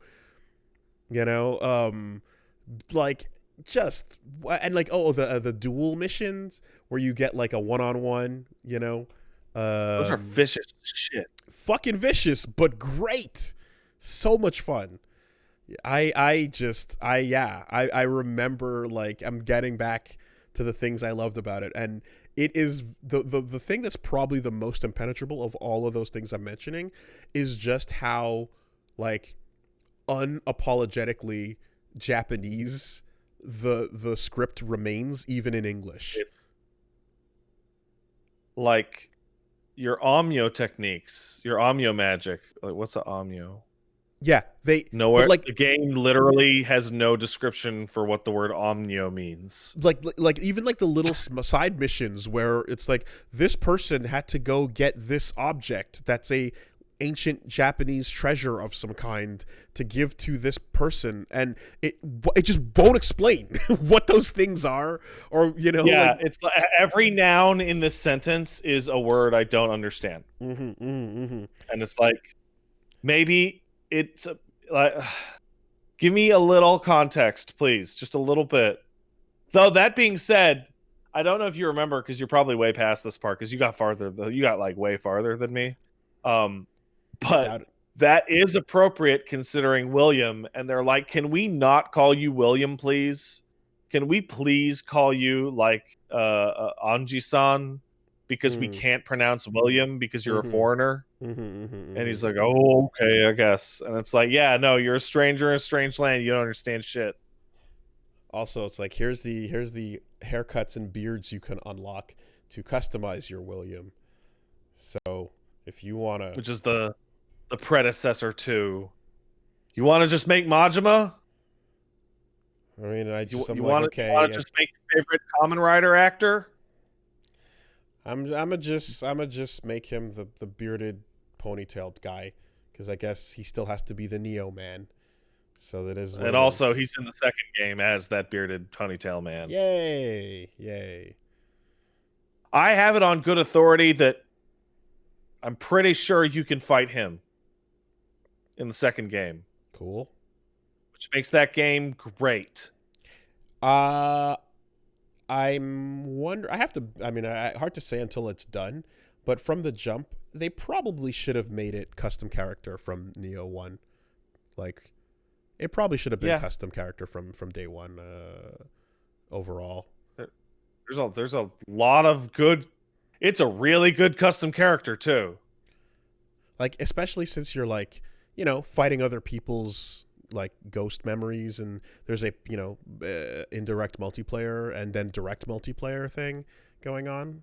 It would have been better to just be like, full on custom character. So, but yeah, it despite all that obtuseness, at the end of the day, the game that you're playing itself is very fun, and the it remains as tight as ever. It's fast when you want to sprint across the map. It's like you're not. You don't have to fall into Souls habits in a way. Like you can just blitz to places and do things really, really quickly if you want to. We got the Dark Souls series, and we had a lot of games take their shot, and like most of them were dismal failures, and there were a couple mediocre ones, but like Neo is legitimately the only good ones. Like, this is good, and it's enough of its own thing. It's doing its own thing in a lot of ways. The inspiration is very obvious, but like, yes, I would gladly see more Neo in the future. Like, it's kind of every time you complete the objective, and it's like, hey man, you want to just dip? And it's like, no, let me go get my shit. I'm out here. I did it. I cleared it. Let me take my time.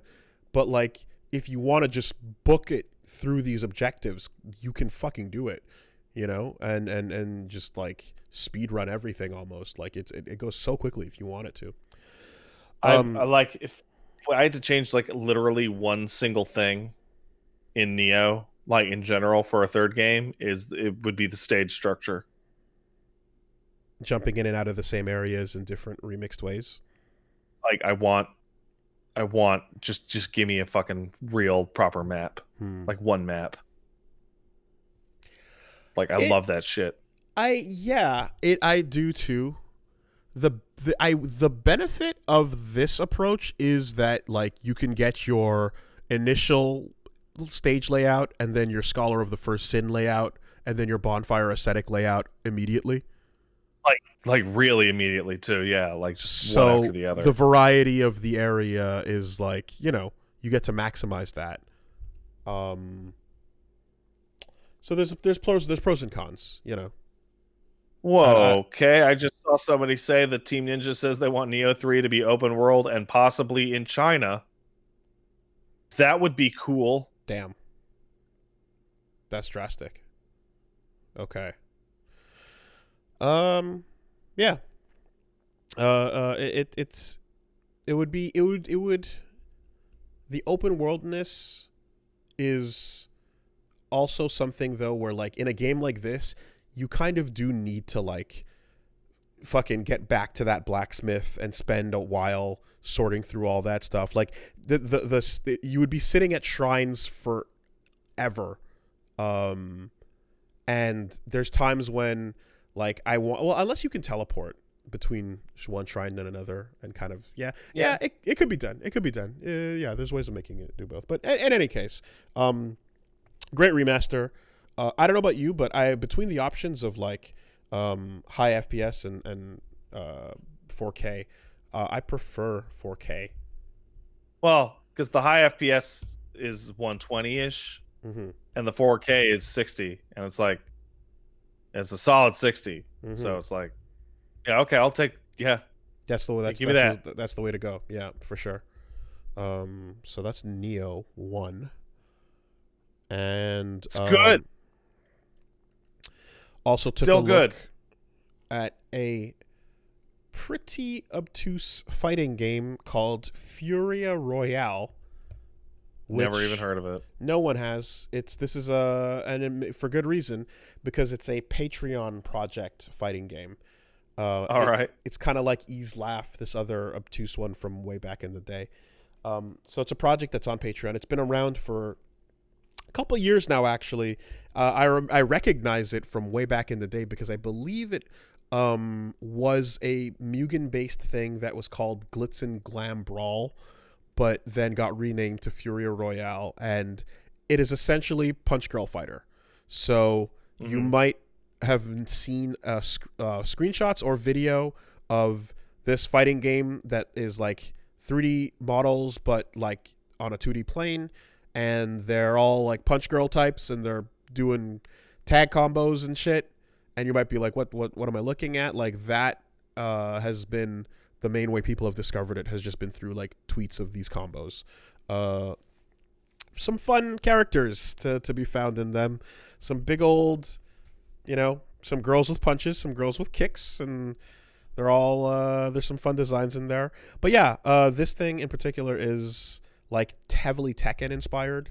So we took a look at it, and I gotta say, it is one of the most impressive, like, Mugen-based things I've seen, because it actually, like, departs from that and goes into very much its own customization. So, in fact, the creator of it sent me a message saying that it is based on some people recreated Mugen as a more open,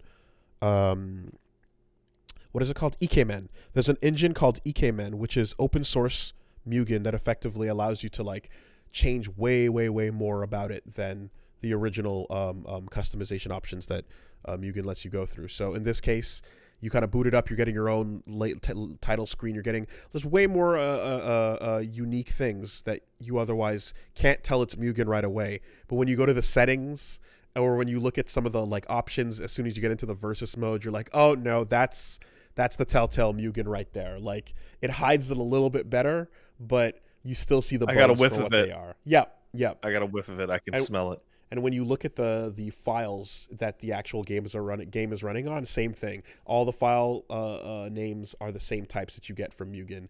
Like air files, CNS files, SFFs, all these things that you're used to. So, Tekken inspired game. So you have like a large move list of like tilt forward, tilt back, diagonals, wall rising, all these kinds of little inputs.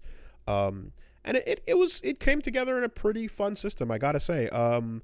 I think it's gonna probably right now, it's just because it's so hard to get your hands on it, because you have to subscribe to this Patreon, and then they have to wait, and then the creator waits for the payments to clear, because people used to sign up, download the game, and then back out and cancel, and then Patreon doesn't actually send the money over until the next month, so they wait. I signed up in January, and I had to wait until February for the payment to clear to get to play the game.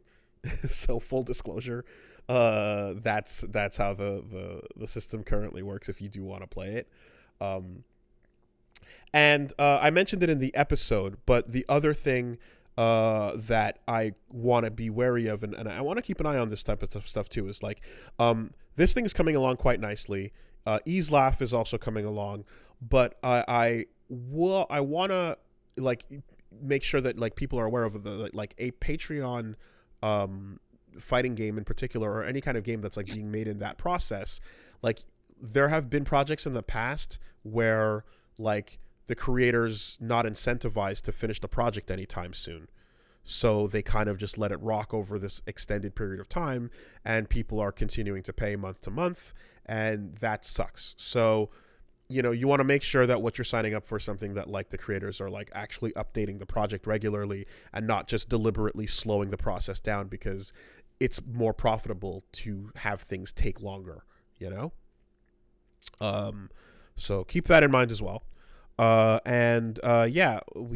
will take a look. There's there's a great Muay Thai girl that looks real cool. There's a giant Tam style ab girl that does some big old moves, and I liked it, and I enjoyed the Punch Girl fighting game quite a bit. The video's gonna I'll admit, I'm watching footage here, and from your earlier description, I expected more of this game to be about giving you an erection.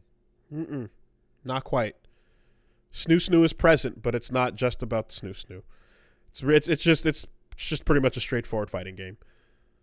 There's the designs are what I'm describing, but without a ton of like fan servicey aspects to them. There's very little in by They ways have really of fan service. detailed faces. Yeah, Furia Royale is the name again, and props to the music, which from the moment you boot it up is fucking solid. Like really cool tracks that like if like there's a simple version of a track, and then once you jump into the title screen it amps up a bit, and then you jump into the versus mode, it amps up again, which is right out of my school of game design preferences. I love when music is persistent like that, and every track that's played in the game so far in each of the stages has been super cool, super solid. So yeah, this game's coming along nicely, man. I think honestly, like, once people can get their hands on it, you know, once it's like up on Steam or something, and you know, you can just go like, oh yo, check this out, and like anyone can just jump on it and play. It'll get a lot more traction, you know. But it seems like they're taking their time to like do it right and like do it very deliberate. Hope it shapes up soon. But what we played so far is pretty cool, you know. So that was that. There was Neo. And yeah, I guess the only other thing I'll mention is Punch Mom and I checked out a film called The Dissident, and it is by I believe Brian Fogel, who was the one that did the film Icarus, which was about the Olympics corruption scandals and doping and Russia and a lot of places that were cheating outright in the Olympics. That was the original movie Icarus. The Dissident is about the full story of Khashoggi and Saudi Arabia and everything that happened in regards to that, leading up to it, the people involved, as well as some of the aftermath and the effects and some of the things that are not quite as well known. So it's a pretty thorough breakdown of all the events, and then talking to like the United Nations and talking to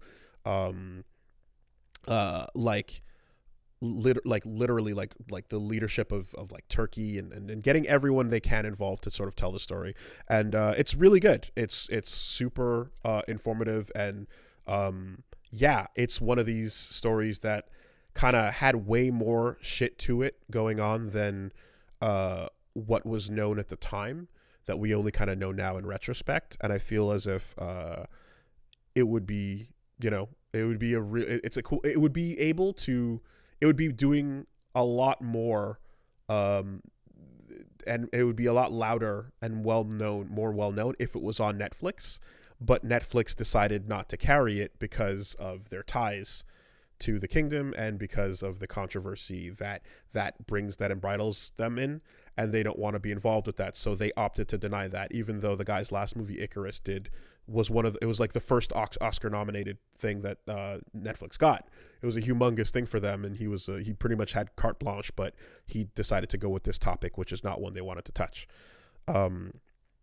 So the only place I believe I wonder why. Yeah, exactly. I mean, they pretty much came out directly and said it. Like, they're like, yeah, no, they have financial ties with the kingdom, so they're not going to get involved in that way. They were like, I'm sorry, we can't publish this movie, but we can publish this trailer for King of Fighters.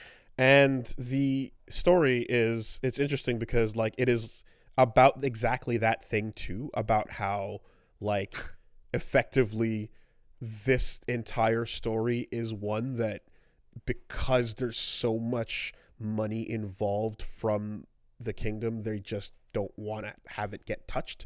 People want to dodge it. It's, you know, there's a lot of bullshit. So it's a really good movie. I really recommend everyone check it out. And documentary, not movie, I should say. Excuse me. And I believe, like, yeah, as it stands, because like Netflix didn't take it, you pretty much can you get it. I think it's on YouTube and on Amazon. You know, as a like a thing you can rent or buy there. And you know, not surprising to see it on Amazon actually. And in fact, if you know, when you go into the story, like, because Bezos is tied into that whole thing in a pretty crazy way. Like, I remember I heard about the details of that beforehand, but like like he's wrapped up in this whole thing. So it's really good. You should go see it. And on a personal note, a lot of the story is involved and takes place in Montreal, Canada. And I did not know that. It was quite nutty to see like news and things like that. Just and places that we know just in the background, like, oh yeah, that's going on right over there. That happened right there. That's that place there, huh?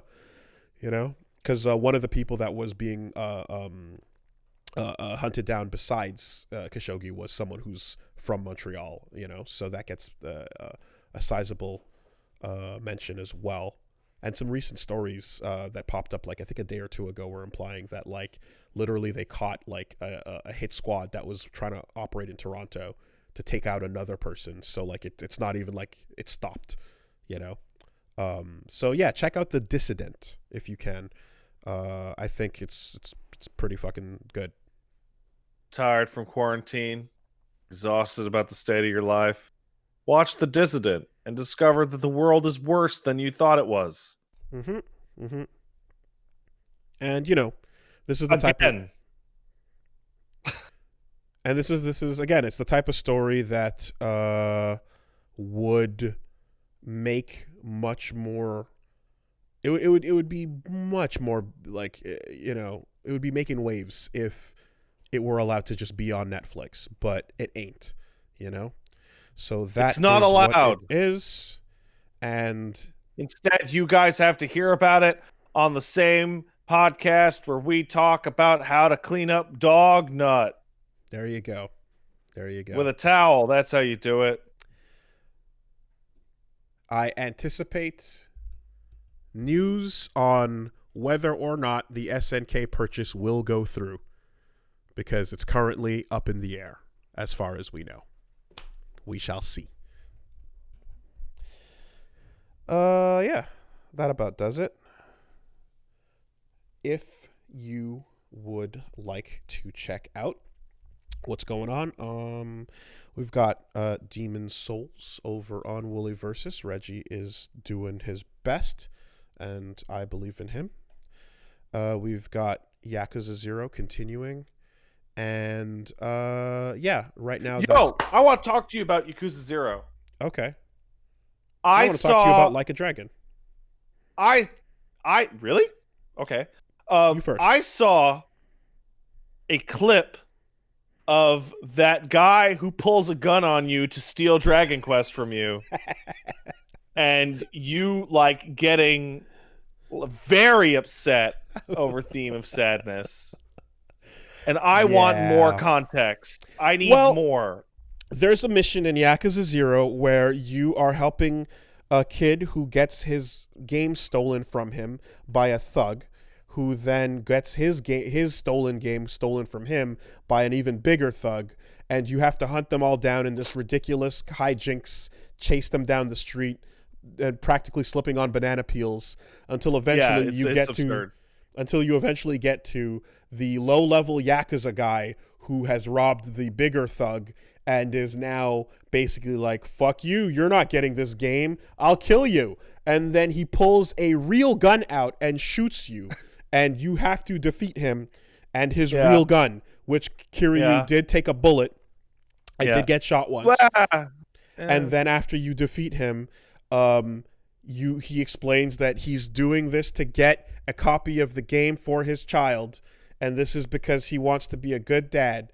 And then the sad music plays as Kiryu feels bad about the fact that he was only trying to shoot you to get a copy of this game for his child. Yeah. So what's the problem with the music? So then the music kicks in, and then the kid shows up, and it's like, oh, turns out that's the dad of the original kid you're trying to help. Plot twist, it's all okay. Let's just ignore the part where he pulled out the gun and shot you. Now, admittedly, he shot you in video game fight world, not in cutscene world. But he pulls the gun out before video game fight world. So this and a couple other missions, including the one where a bunch of dudes expressly threatened to sell a child into a pedophilia ring and then get beat up and run away. are setting me up for some major ethical quandaries. And so I understand that we're dealing with criminals in the 80s, and I understand that people roll their eyes when Wooly tries to apply his world morality to things, but you're gonna hear me yell about it anyway. Okay, Because it's fucking ridiculous. I have some clarifications to make for you. First of all, it is criminals in the 80s. However, I should tell you, the criminals in the 90s, the aughts, the 10s, and the 20s will act trivially less differently. It doesn't matter. This is forever. This is the Yakuza series. This will happen literally, actually 50 times a game. Because there's always 100 sub-stories. And half of them are always this. Yeah. Now, right?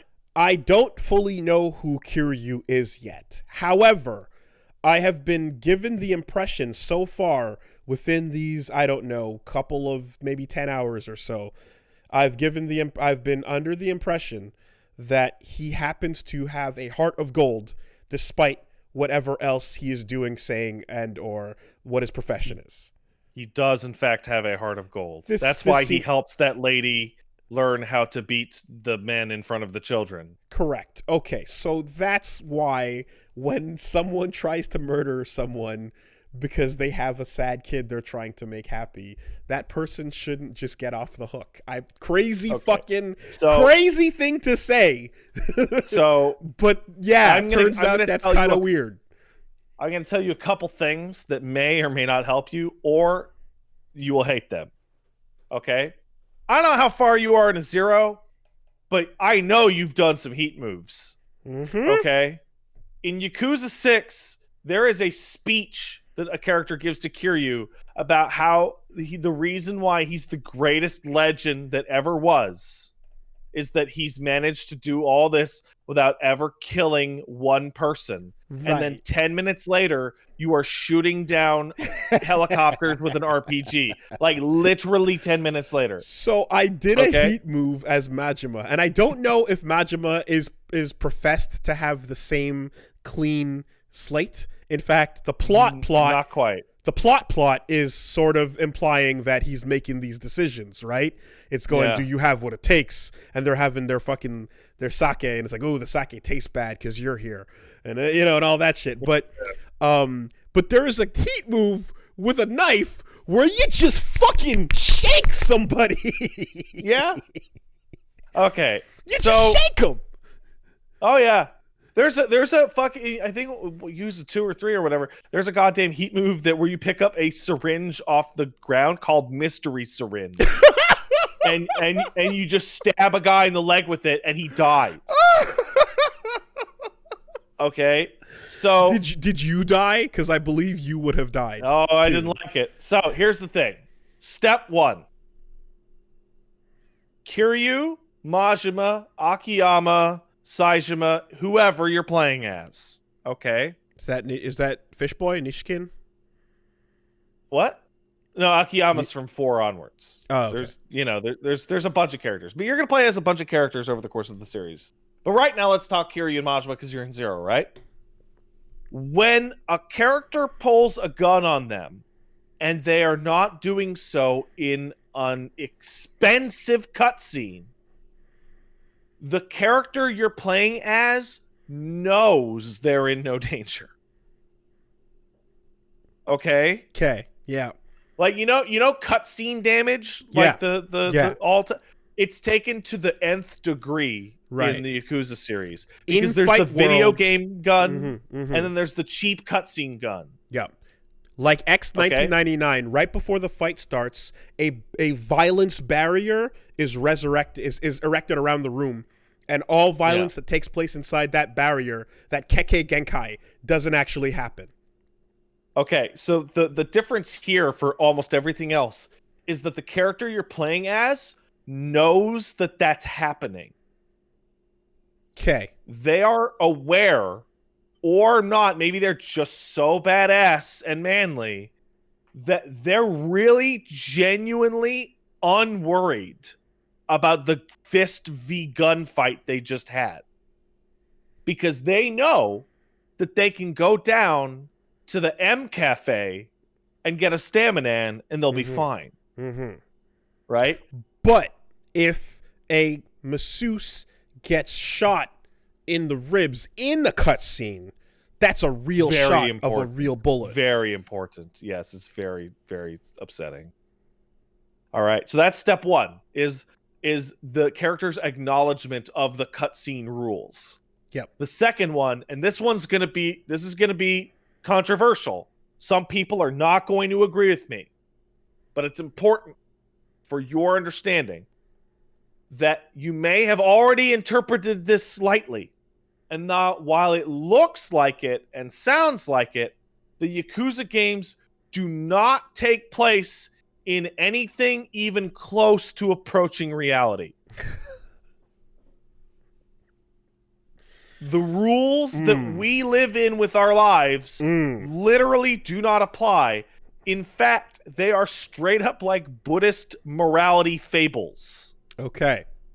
Like it is like the logic is purely thematic. It's not like the plot sometimes dive bombs itself for the theme, and you go, that doesn't make any sense. But thematically it would, because they saw the error of their ways, or whatever the fuck it is. Right? And so therefore, yada yada. It is a series of like mini moral fables. And actions are non-literal. Actions are almost unimportant. Okay. Unless they're in an expensive cutscene. Okay. And here's the rub. Kiryu going, yeah, whatever, you literally pulled out a gun to shoot me? Okay, that's okay, haha, right? Or I'll forgive you even though you're going to sell that family into sex slavery? Haha. Everybody makes mistakes. What you really need to focus in on what the conclusion of those storylines are.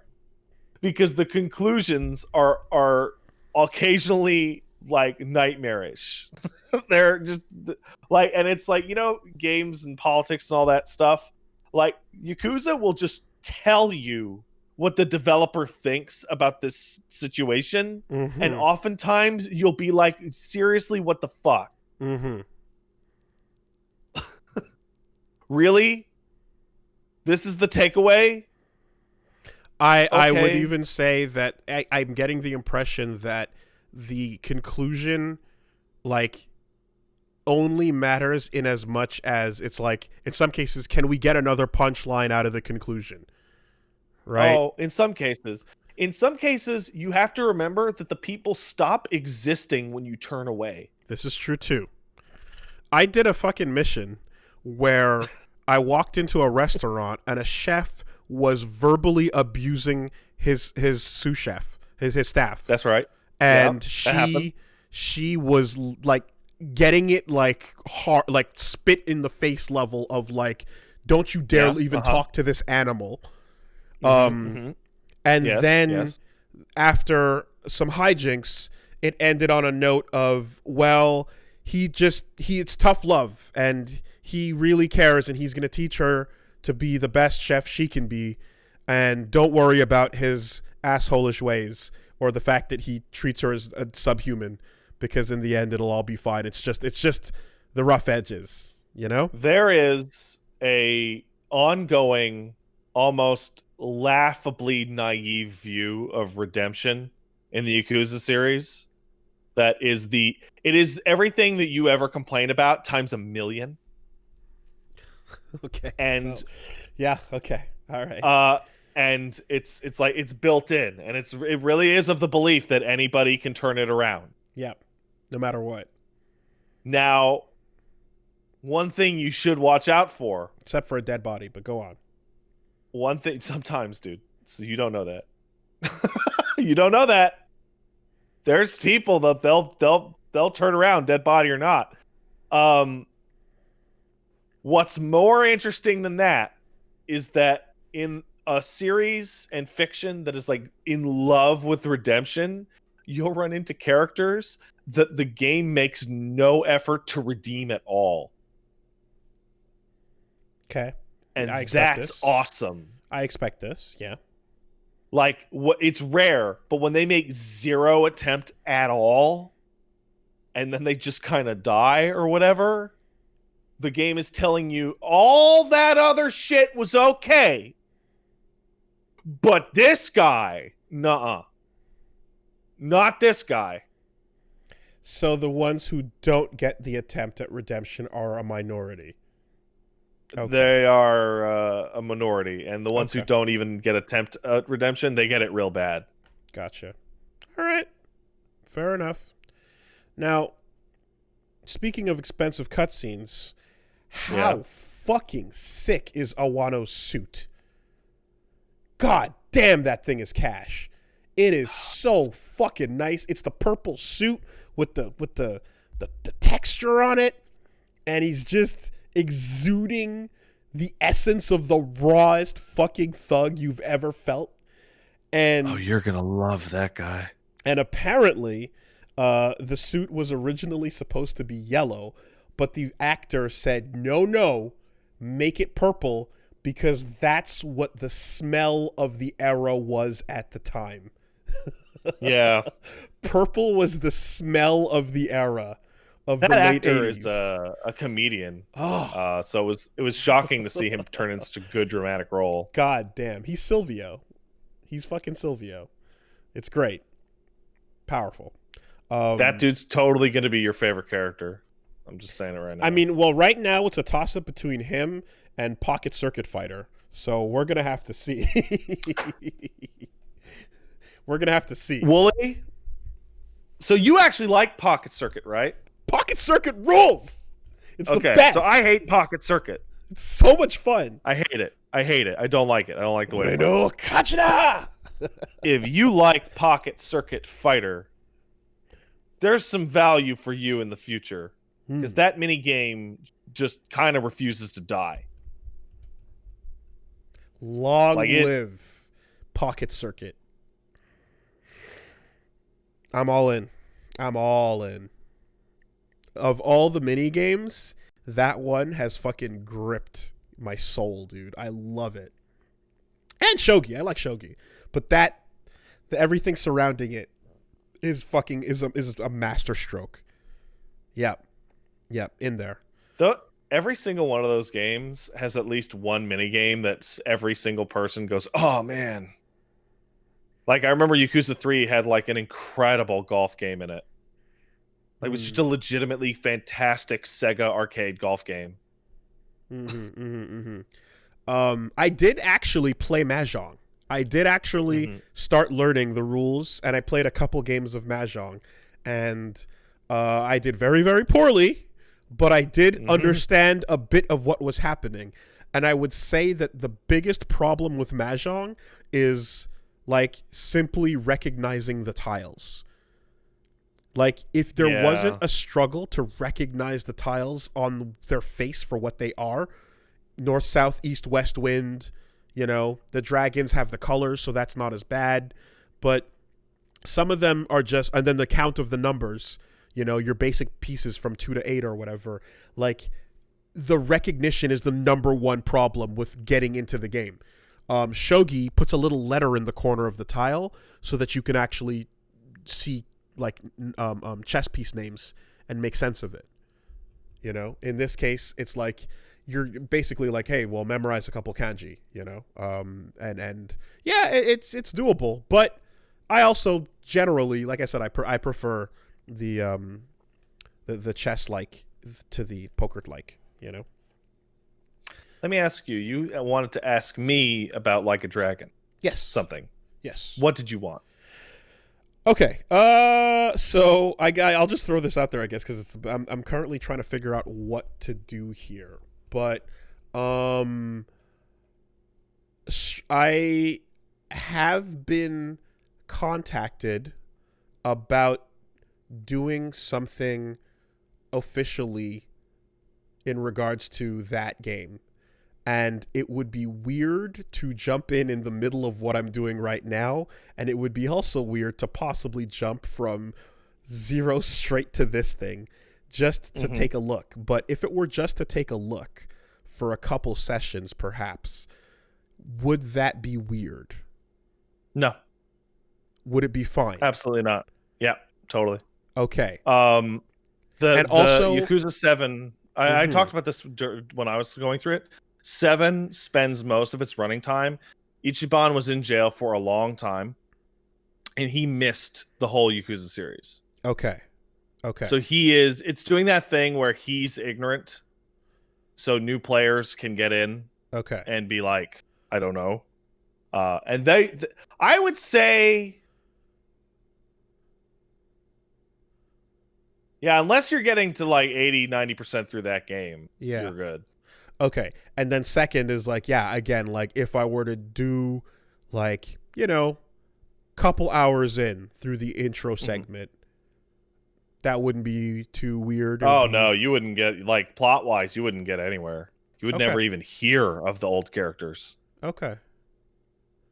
All right, then I think that makes sense then. It'll probably be a little odd for folks who are like, hey, well, where'd that go? After a couple of sessions of it. But I know what you're thinking. They're not gonna fucking load up Ichiban and like, oh, you're going to jail, huh? It was crazy how Majima went to jail and died. Right. Yeah. Okay. They don't. They're not gonna do that. Okay. Good. All right. Good. I appreciate that. Yeah. So then I guess I'll just have to make it really clear that to anybody hearing once I do that it's like, hey, this is not the full LP, but it is a checking out for a period based on this being an official deal. So all right, cool. Work that out then. Thank God it's fucking a soft reboot then. Like that makes a lot more. That works a lot better. And then by the end, it becomes a full reboot. It's like Ichiban's story will sail off into the future, and we're clearly going to hang out with him. They seem to be aiming towards like kind of a double reboot, where like the Judgment games will also continue with Yagami. So anyway, yeah. So basically, then the what was I saying? Oh yeah, on the channels we got Demon Souls, we got Yakuza, and that like.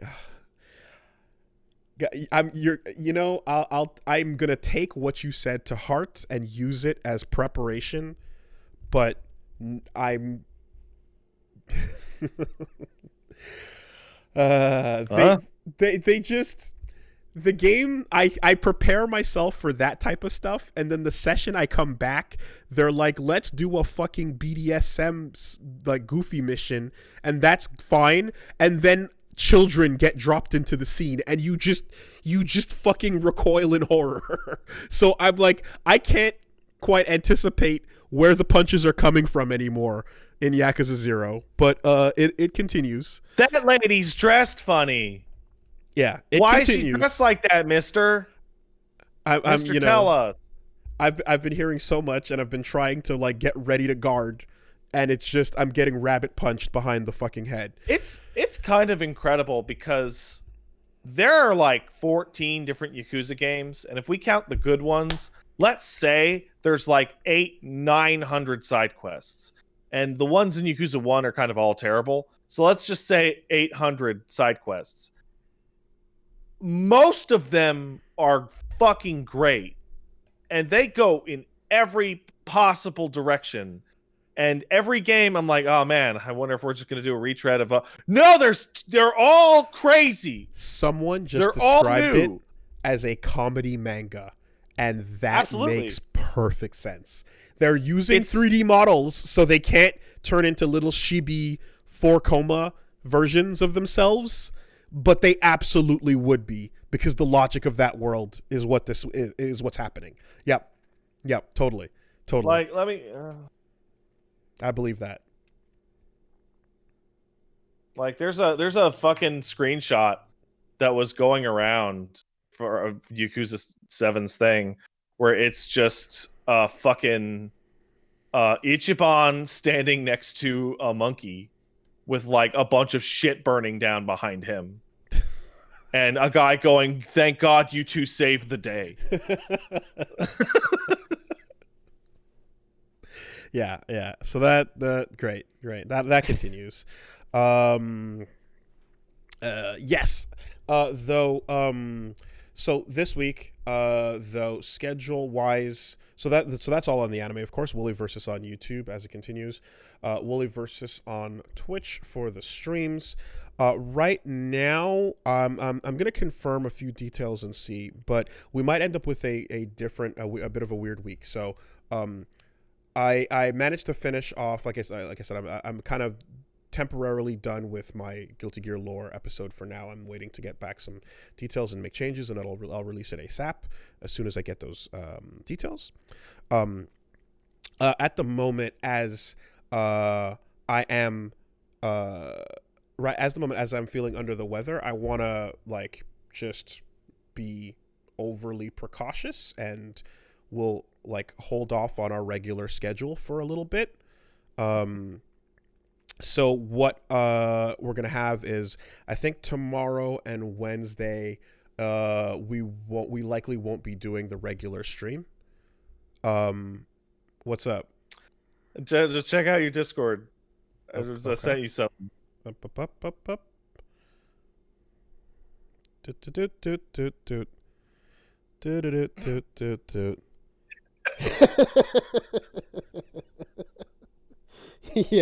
Yeah. Okay. That's the screenshot.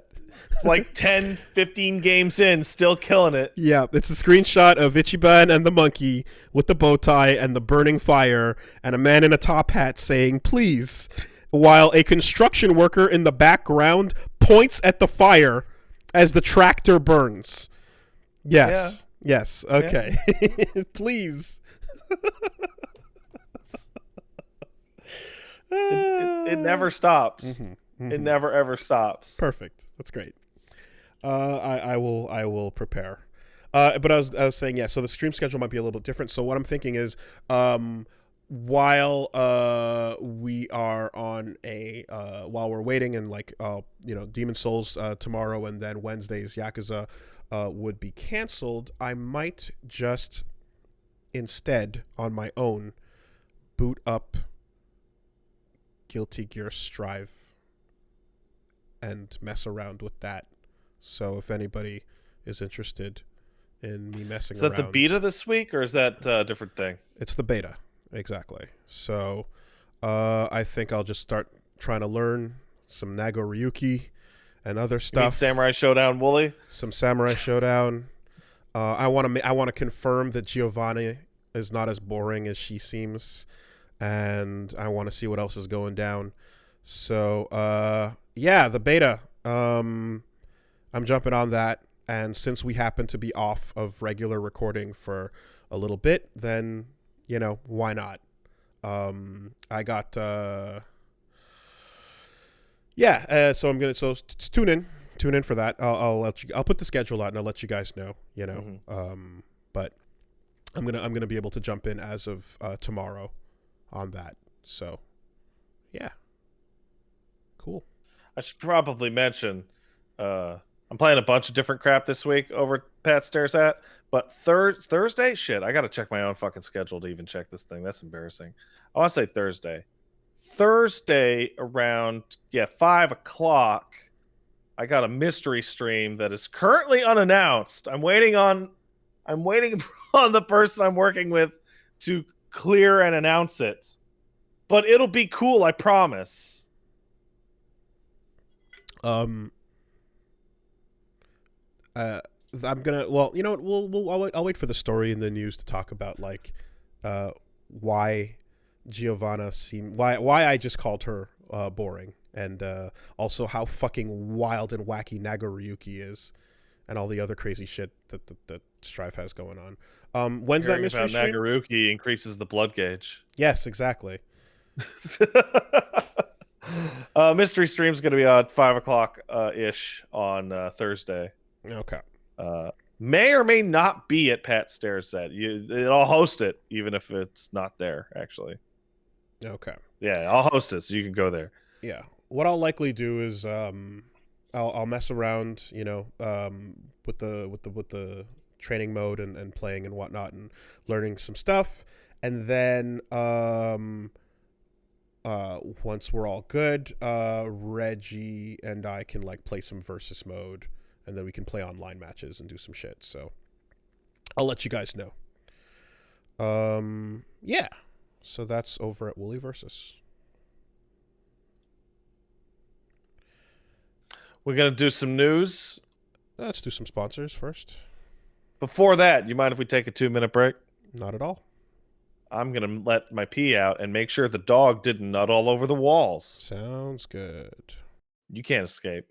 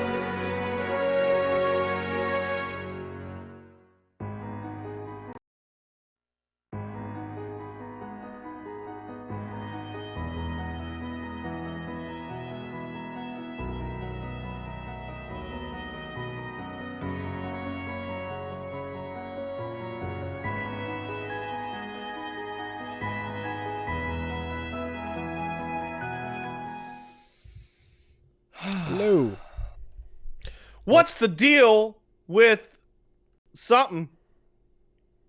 I was about to say guess, but don't, actually. It'd probably be better if we just didn't. Do you need something to clean dog juice off your wall? I hope not.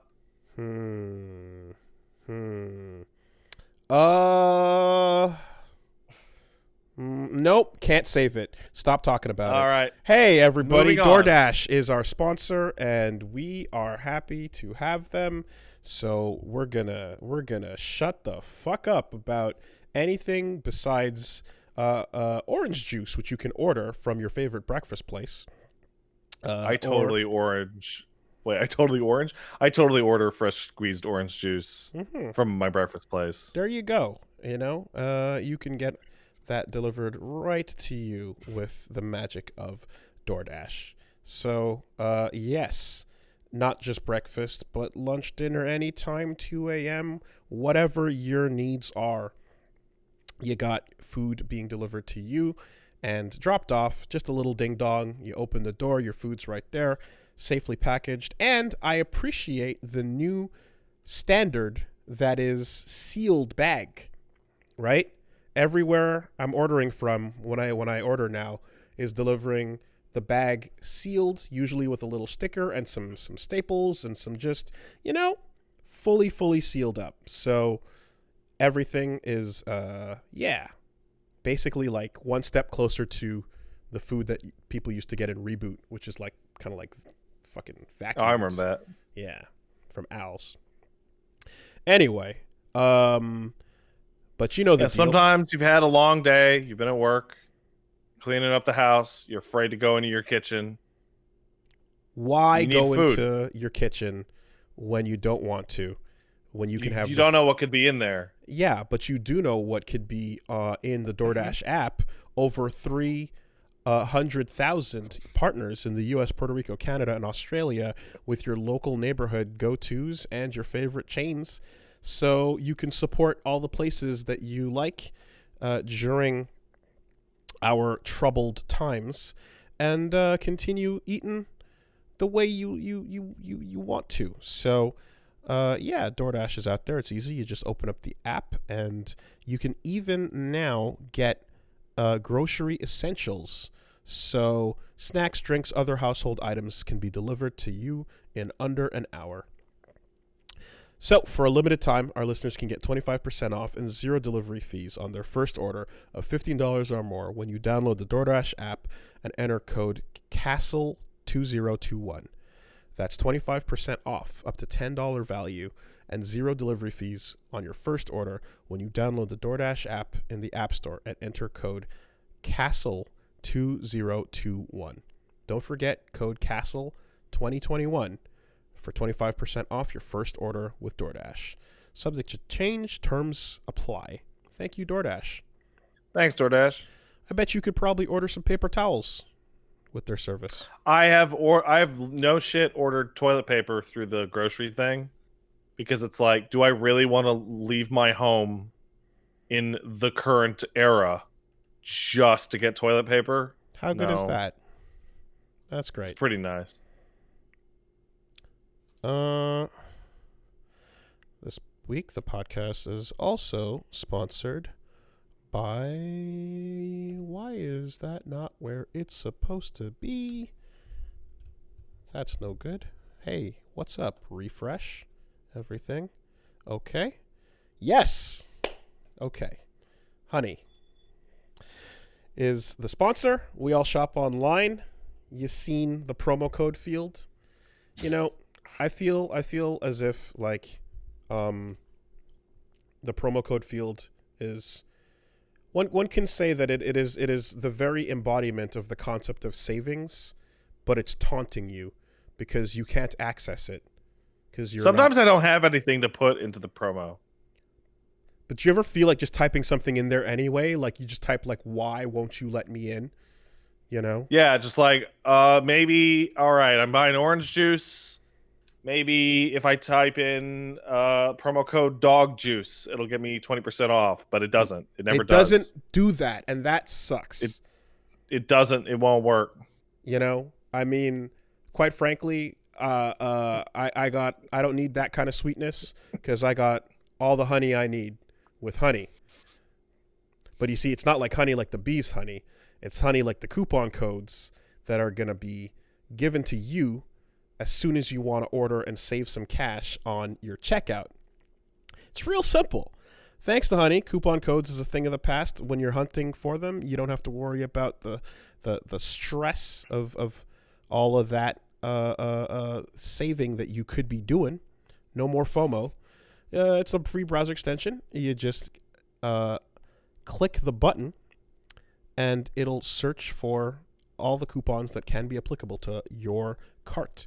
You click apply coupons, and then you watch the prices drop on whatever you're ordering.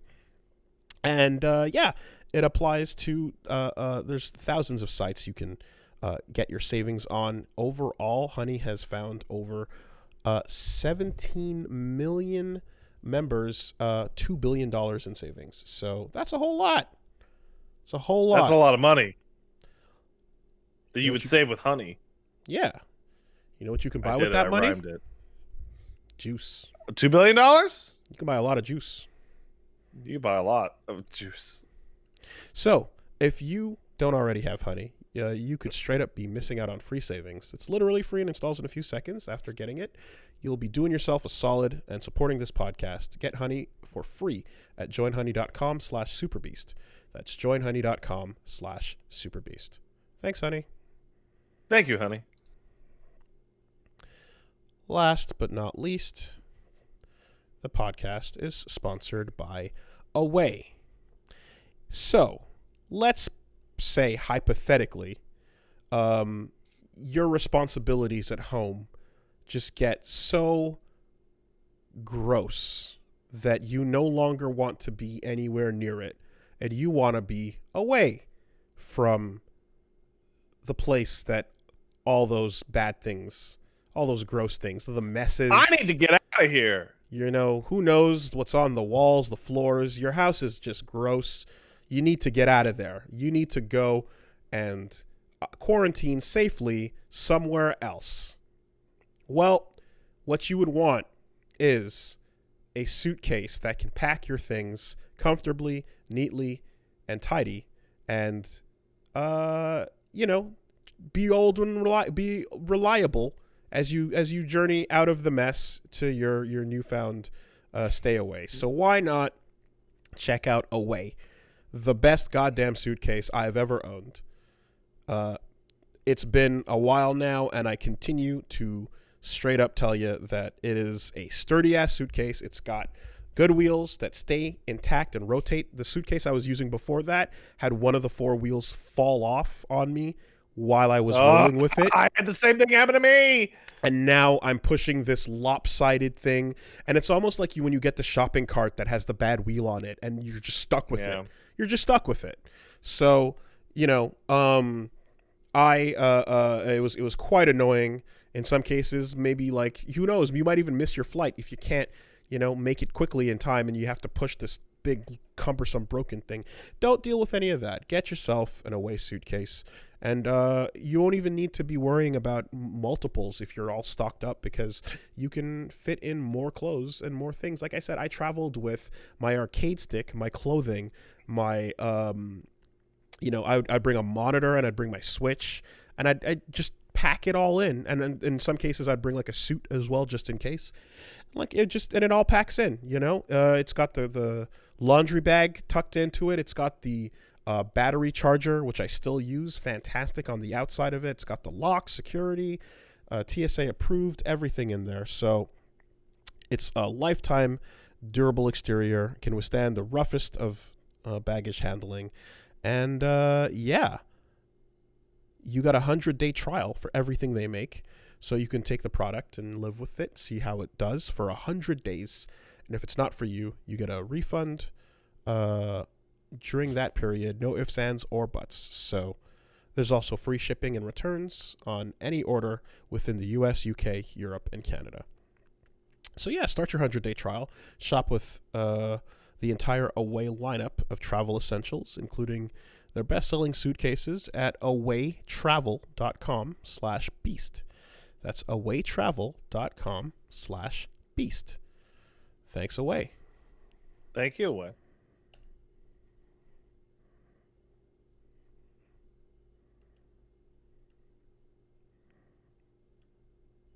Just make sure whatever you put in your suitcase doesn't have remnants of the filth of back home. No, you don't want that. Okay, so what's going on in the news? Couple things, couple stories came in hot. In particular, I would like to start out on one that is really, really simple, really straightforward. Let's hit it. What do we got? I would like to send you a link if I can. Oh, this means it will be exciting. I'm excited.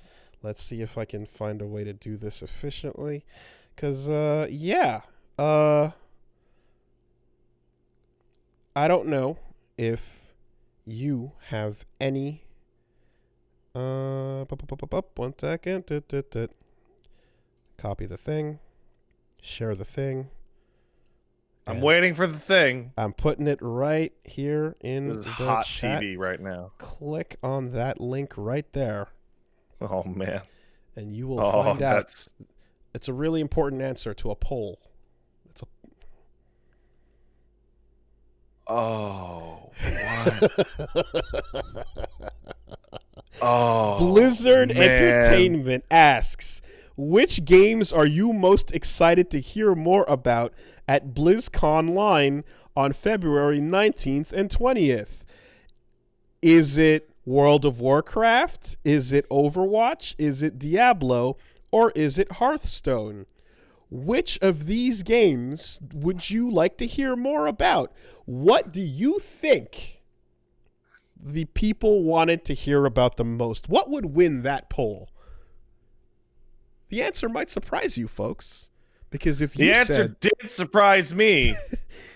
If you said Overwatch, you would be incorrect. If you said World of Warcraft, Diablo, or Hearthstone, you would also be incorrect because the answer is an astounding 0 votes on the final results. Yet 4-way tie for 0. Yet tons of replies indicating that everybody has respectfully declined to participate in the poll as they no longer give a fuck. That is coordinated. Like, incredible. I can't I don't know how you stop even one person from upsetting that. But you would think even a bot or someone would ruin it. But no, the poll completely ended and wrapped up with no one clicking to vote on it and everyone replying that fuck this, I'm not excited about your games anymore. You're another company offering another product. You create games with passion. You used to create games with passion over 20 years and we still played them. But now your games are going to be forgotten. Sorry. And people it is being shared. It has been retweeted. It has been liked.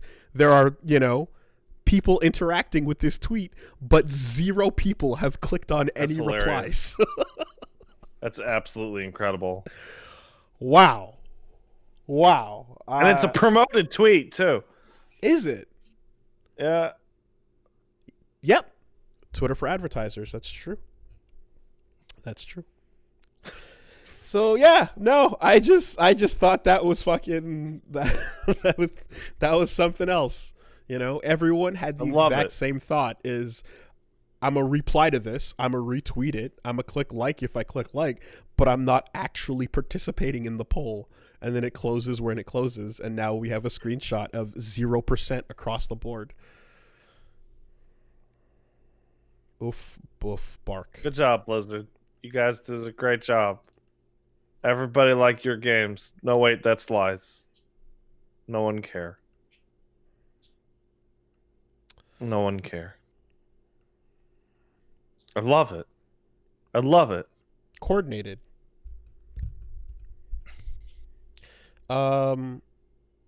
Anyway, moving on from that. So yeah, this is another weird one. And yeah, I saw the announcement for this come up, and then I didn't catch the follow-up until you mentioned it just before we started. 6 Days in Fallujah is back in the spotlight. It is uncanceled. It is now coming out, and for those of you who did not hear about this, I want to say maybe 10 years ago, they announced a game called 6 Days in Fallujah based on the military intervention that took place there and how things went down. And it was canceled really quickly because from what I understand... Real fast. It was basically a matter of one, too soon, and two, not enough. I think there weren't actually people that were like involved in the telling of the story. They kind of just were looking. It seemed like they were kind of just looking to make a shooty bang shoot bang out of a real thing. There's a bunch of family members of passed away soldiers that were like campaigning against it as well. Yes. So that happened, and I remember when I heard about that, and I was like, that's interesting. So now that it's back, it's been some time, and I guess, based on the trailer for it, it looks like they've gotten the soldiers more involved in the storytelling, because that's kind of like the perspective that the trailer's being told from. And so when I saw that, the first thing I thought was, I'm gonna message my cousin who was in Fallujah, who did 2 tours, and ask him how he feels about all of this. And he kind of just honestly just replied like, yeah, he kind of just said like, it looks like they're doing it from the Marines' perspective, but really he kind of just he really just went into like how like fucked up the whole thing was, and how literally he was like they were picking up bodies left and right for this entire thing, and how when he got back home, a lot of the people that came back with him did not survive much longer after that, and how fucking just crazy fucked up story. So and I kind of just was like, okay, so and I kind of just came back and was mentioning the thing with this game, and how like initially like, yeah, it kind of just came out and people were not too happy about the idea of cashing in on something in this way. So now that they have people who have been through it with their perspective on, I guess the question remains is just like, how is this going to be handled, and what is the answer is like shit. How's this going to be handled in execution, and will it be done respectfully and such? And then of course there's are you going to tell this story in this medium and avoid what I would call gamification of like recent like shit, no, so then with that, and with the memory of, again, like I'm my cousin telling the stories of like what it's like to fucking just be in there and go through that, it is like, yeah, you better please do a fucking decent job by this. And now the story headline I've gotten here is 6 Days in Fallujah, not trying to make a political commentary, says the creator. The lead guy behind the apolitical Iraq war video game, donating to a major Republican fundraiser endorsed by the RNC, tells me everything I need to know. Okay. Based on the public record of his recent contribution, I'm sure he intends to... Okay, so this is... All right, this is a political donation thing. That's not... U.S. Army is helping with this game as well. We are looking for this article. Where the fuck is it? You're looking for the Polygon article. There we go. I can quote that right now. Yes. In an interview with Polygon on Thursday after the game was announced for a second time, he was insistent, this is the developer, that the developer Highwire Games will not grapple with the political machinations that led to the titular conflict. Instead, their first-person shooter will try to engender empathy for American troops in the field, for their work destroying the insurgents that dug in through Fallujah, and for the civilians trapped in between. I think reasonable people can disagree with that, he told Polygon of his narrative strategy. For us as a team, it really is about helping the players understand the complexity of urban combat. It's about the experiences of that individual that is now there because of political decisions. We do want to show how choices that are made by policymakers affect the choices that a Marine needs to make on the battlefield. Just as that Marine cannot second guess the choices by the policymakers, we're not going to make political commentary about whether or not the war itself was a good or bad idea. So David Caging, except at least the David Cage situation had the decency of being a fictional event. Or Ubisoft with The Division, again, a fictional event, although not a fictional Ronald Reagan later on and such. But yeah, I don't even know where to start. Like, I legit don't even know where to start. Like it went away and then came back, and you would kind of think that they would have thought through how to do these types of interviews or how to even approach this without saying that this is not a political commentary, when it is impossible to dive into something like this and not have some form of commentary. I don't even want to get into that because that's so obvious. I feel like we can't even go into it because it's so we'll be here all day.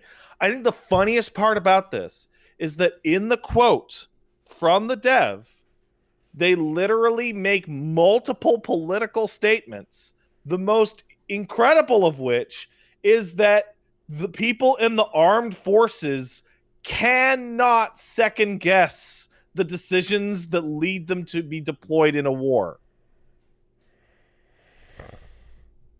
That's wild.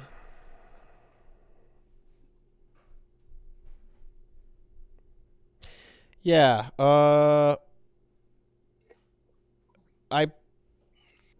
didn't think this was going to come back around a second time. I kind of thought it got canceled, and the reasons they gave at the time were something about sensitivity, and then they kind of let it sit, and that was that. That defense, the literal that quote in this is the Nuremberg defense, which Following is orders. the most just following orders. Following orders. I can't decide what to do for myself. My CEO told me to do it. I got to do it.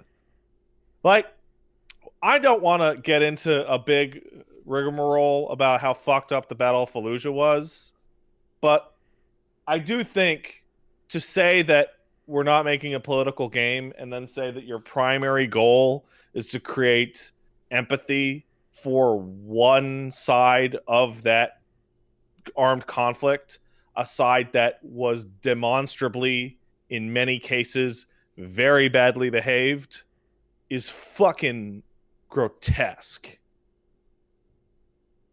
It's fucking grotesque. And to sit there and go, oh, it's not about anything. Like, go to hell, you liar. And again, it's the second time around, you know? It's the second time around. The Iraq War wasn't even technically over when the development started on the last time. Yeah. Like, I remember a couple years before the 6 Days of Fallujah, we were going through a fucking thing about Medal of Honor Rising Sun being released in Japan. And how fucking weird that was. Because it was the first war game that really, first big popular, big budget war game that dealt with the Pacific Theater. And it actually got released in Japan, which was incredibly bizarre for many Japanese people who played that game. He's also not interested in portraying the alleged atrocities that may have been committed there. Oh, okay. So We may You're- describe the first-person you're- shooter as tactical. that's Yeah. if I put out a fucking documentary about John Wayne Gacy's fucking clowning career, and then at the end there's a footnote that says, and he kills some people too, I guess. Mm-hmm. Right? I think my stance is pretty clear that I care more for the art of the clown than anything else. Also, alleged? I'm looking at a video of white phosphorus mean- on my TV right now.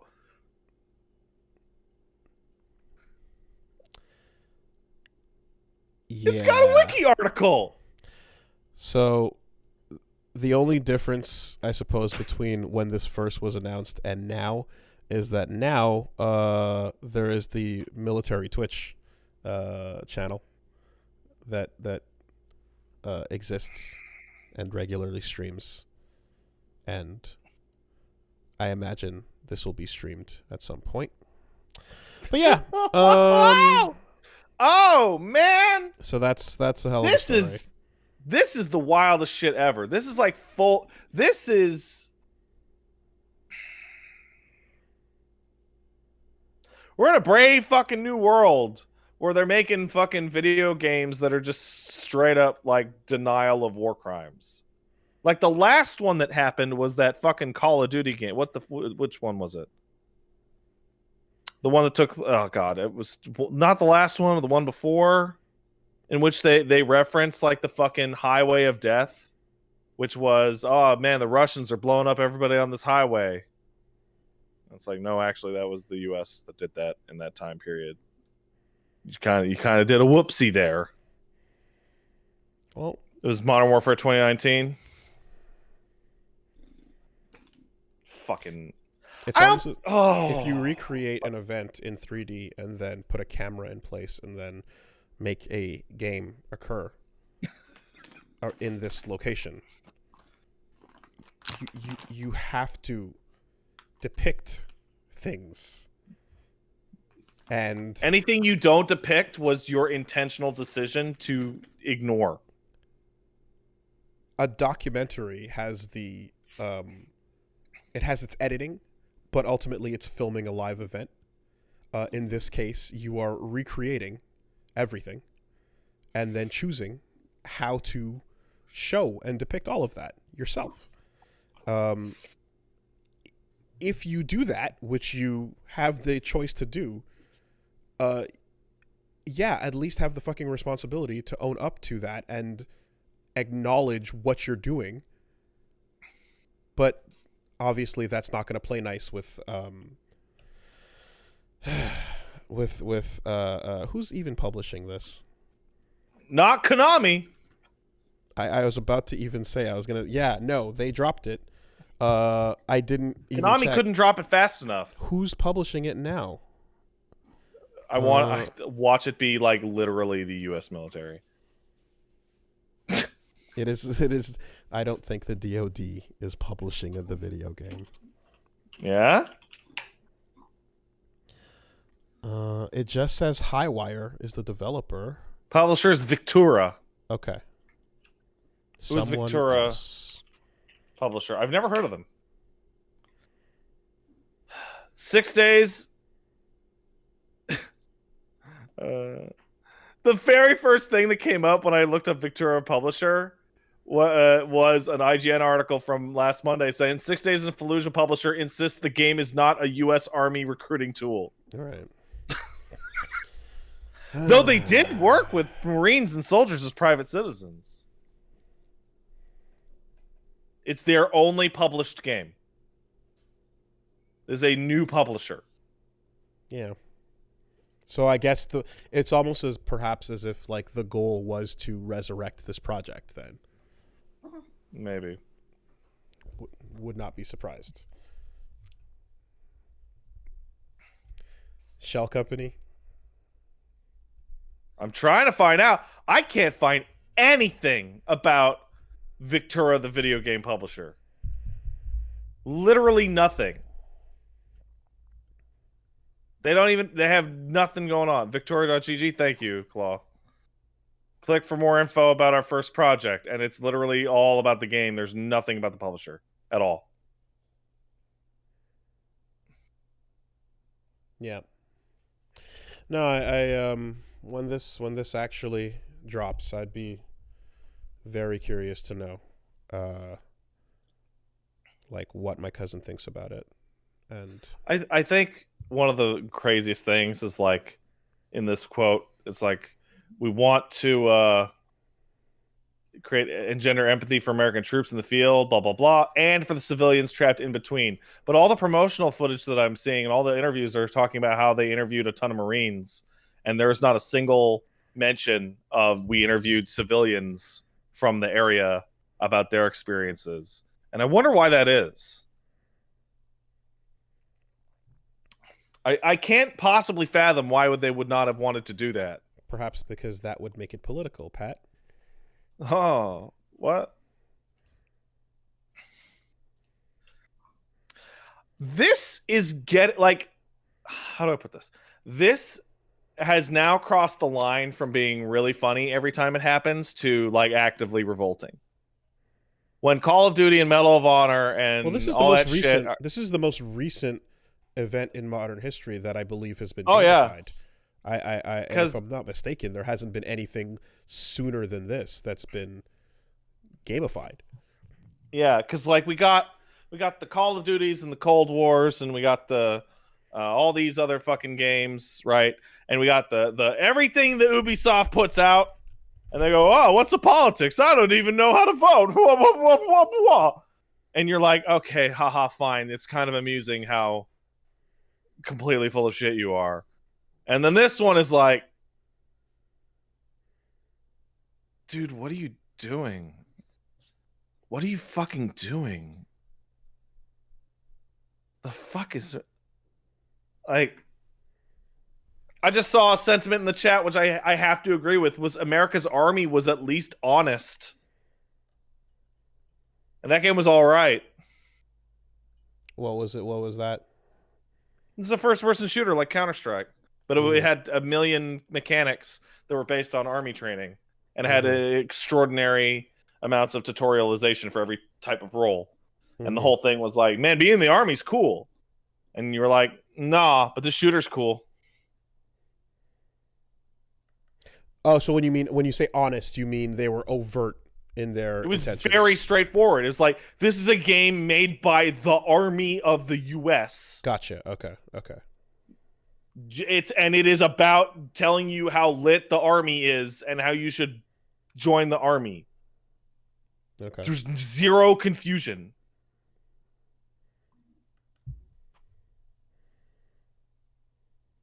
It's not like, hey kids, do you like Overwatch? I can't believe Twitch allows that. Out of all the things Twitch is like gross about, like allowing governments to like straight up recruit soldiers. So, well, here's the question. Through Twitch is like disgusting. This is my question, and I legitimately, I don't know if it's already like happened or so, but I would like to see if there are other countries that follow suit, and if there will be a collection of recruitment Twitch channels that will exist for every nation, and if there will ever be a point where they decide who does and who doesn't get a channel, and if there could be, you know, a series, like a collection of Twitch channels that might actually be at odds with one another in real life that have their own Twitch channels. Could you fucking imagine the dystopia? All right, guys, we're getting ready for a raid. No, not that one. Say hi to the UK recruitment channel. So let's say, like, you know the China-India border shenanigans? You know, what if like both of those countries respectively have their own Twitch channels that you know, follow the same fashion, and then at some point, yes, like what if one side were to raid the other channel? Yes, I suppose is the question there. Well, anyway, it's a weird. It's a weird. All of you, stop it! You stop that shit. It was Ubisoft too. There you go. You fixed it. Ubisoft is probably the most consistent of just shut the fuck up, Ubisoft. Like just nonstop. You shake your hand a little bit more, they're gonna have to listen.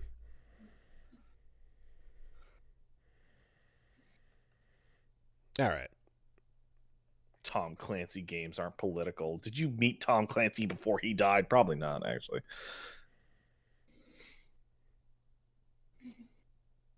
You know what? There's a positive here. I can think of a solution. Hey, it's getting real heated between the Chinese recruitment Twitch and the Indian recruitment Twitch. Why don't they settle their differences in League or Street Fighter? As opposed to real life? And then we can just, whoever does the win, they go and they write the treaty right there. Sounds good. Sounds good. I mean, Street Fighter rules basically applied. Because, like, battles without weapons were occurring in that disputed land. And people were swinging, but they were just doing so non-lethally. So, yeah. Why not take it a step further? Run a bracket. I hate this shit so much. This shit's so lame. Get spooky on commentary.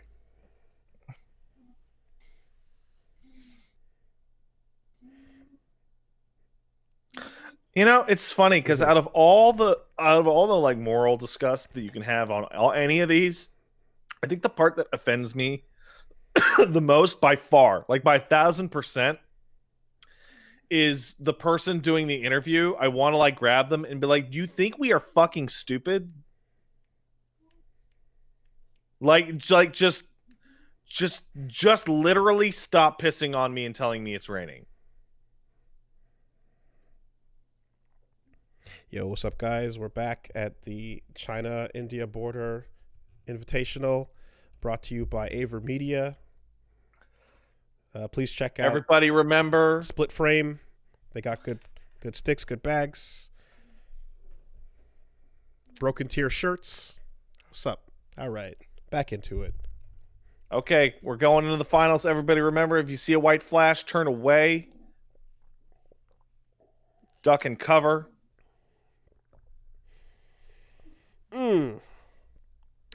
What else is going on? Oh, there it is. Okay, the finals are...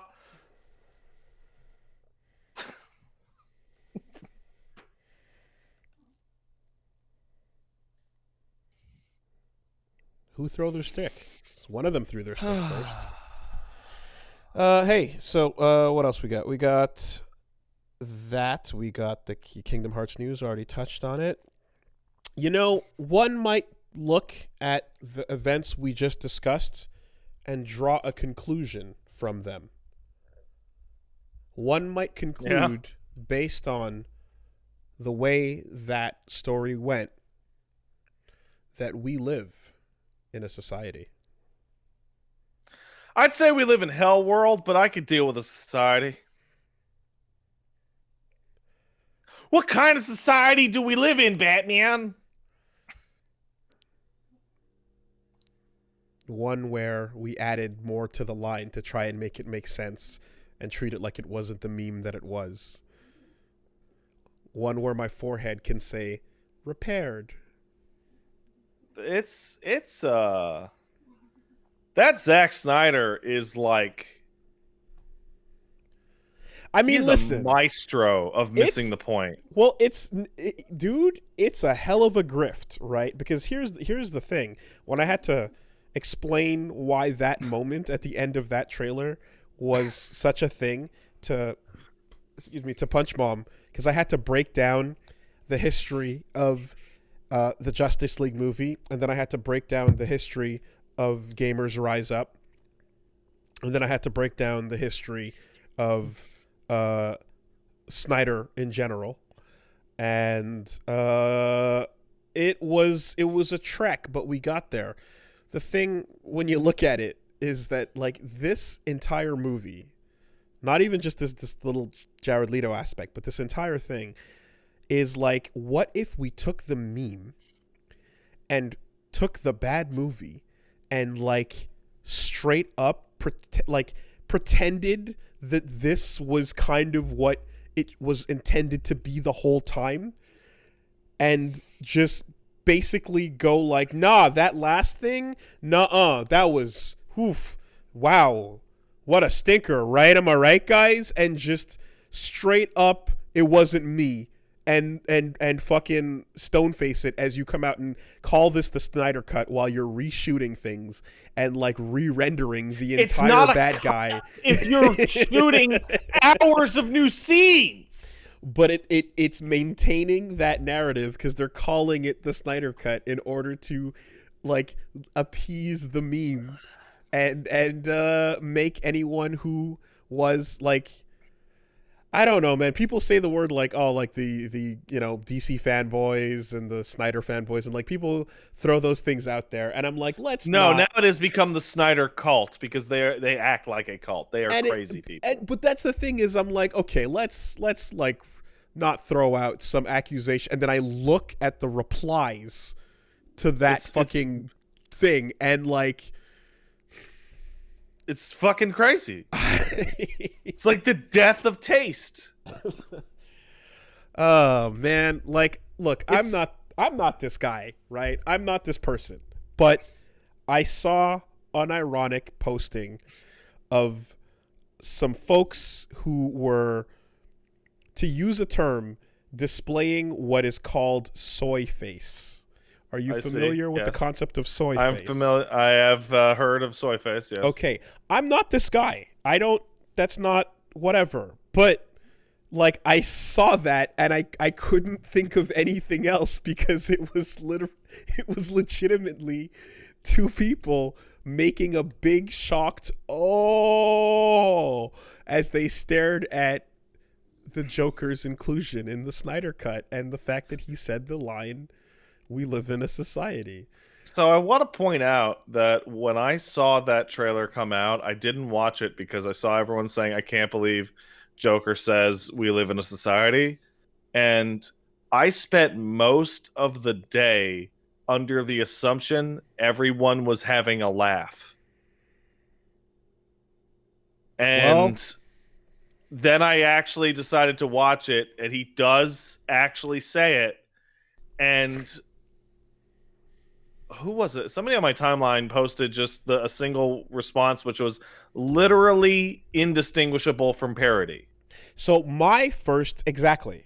My first impression was that it was a meme, but it's because I saw Jared Leto retweet the trailer and he wrote the line at the top. So I thought, like, or Leto, whatever. I thought he was the one that was memeing, and that the trailer was just a trailer or whatever. Now, in it, I mean, look, man, after that whole thing with Suicide Squad, and then, you know, like, they cut his part out, and this, that, and extra mad because, you know, Joaquin Phoenix, I'm surprised, like, he came back for this. He is convinced that his Joker is, like, the greatest Joker of all time, and the only reason people didn't like him in Suicide Squad is because they didn't see his whole performance, when it's like, dude, I knew you were trash from the second you showed up on the screen. Well, now that he's been repaired and he no longer has the tats or the look or the aesthetic, and you know, he's better now. Maybe there'll be a difference. You know, maybe the fact that it's all done in reshoots means that the people he's working with on set won't get super mad at him for trying to play the Joker as a method character, where he stays in the role outside of shots and annoys everybody with pranks, but they're not fucking having any of it. You know what's funny is that I believe Heath Ledger was also a method actor, and so is Christian Bale. And I don't remember hearing anything about them acting like pieces of shit on set for Dark Knight. But every time Jared Leto comes up, It's like, haha, he thought it was really method to fuck with us constantly. Yep. Because it's Joker. He's all about that gang weed. You know what it is.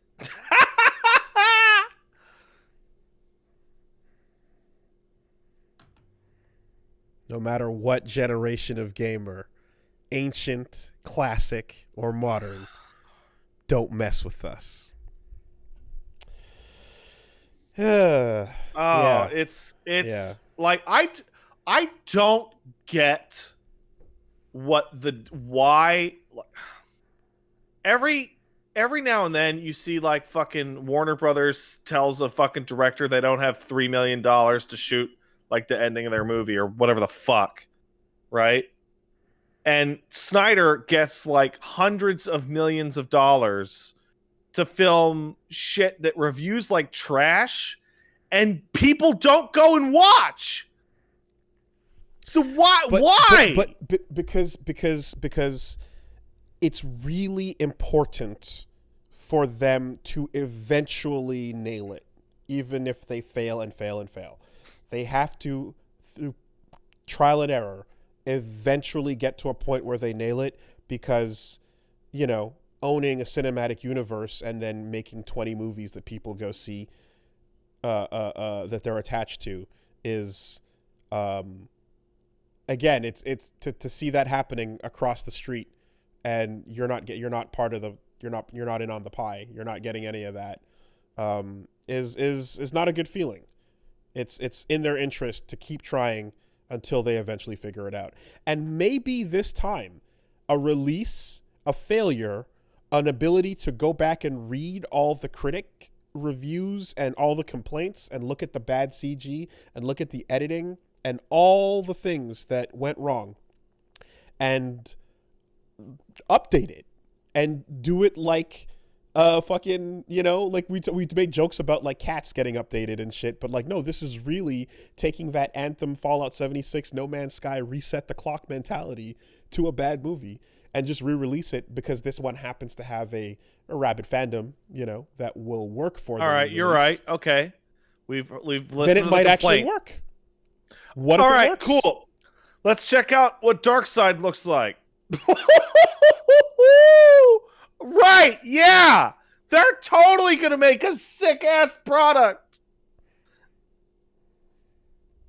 When every single fucking CG character looks like they belong on my fucking video card box. And Cyborg looks legitimately shittier than both his Injustice 2 model and the fucking TV version from Doom Patrol.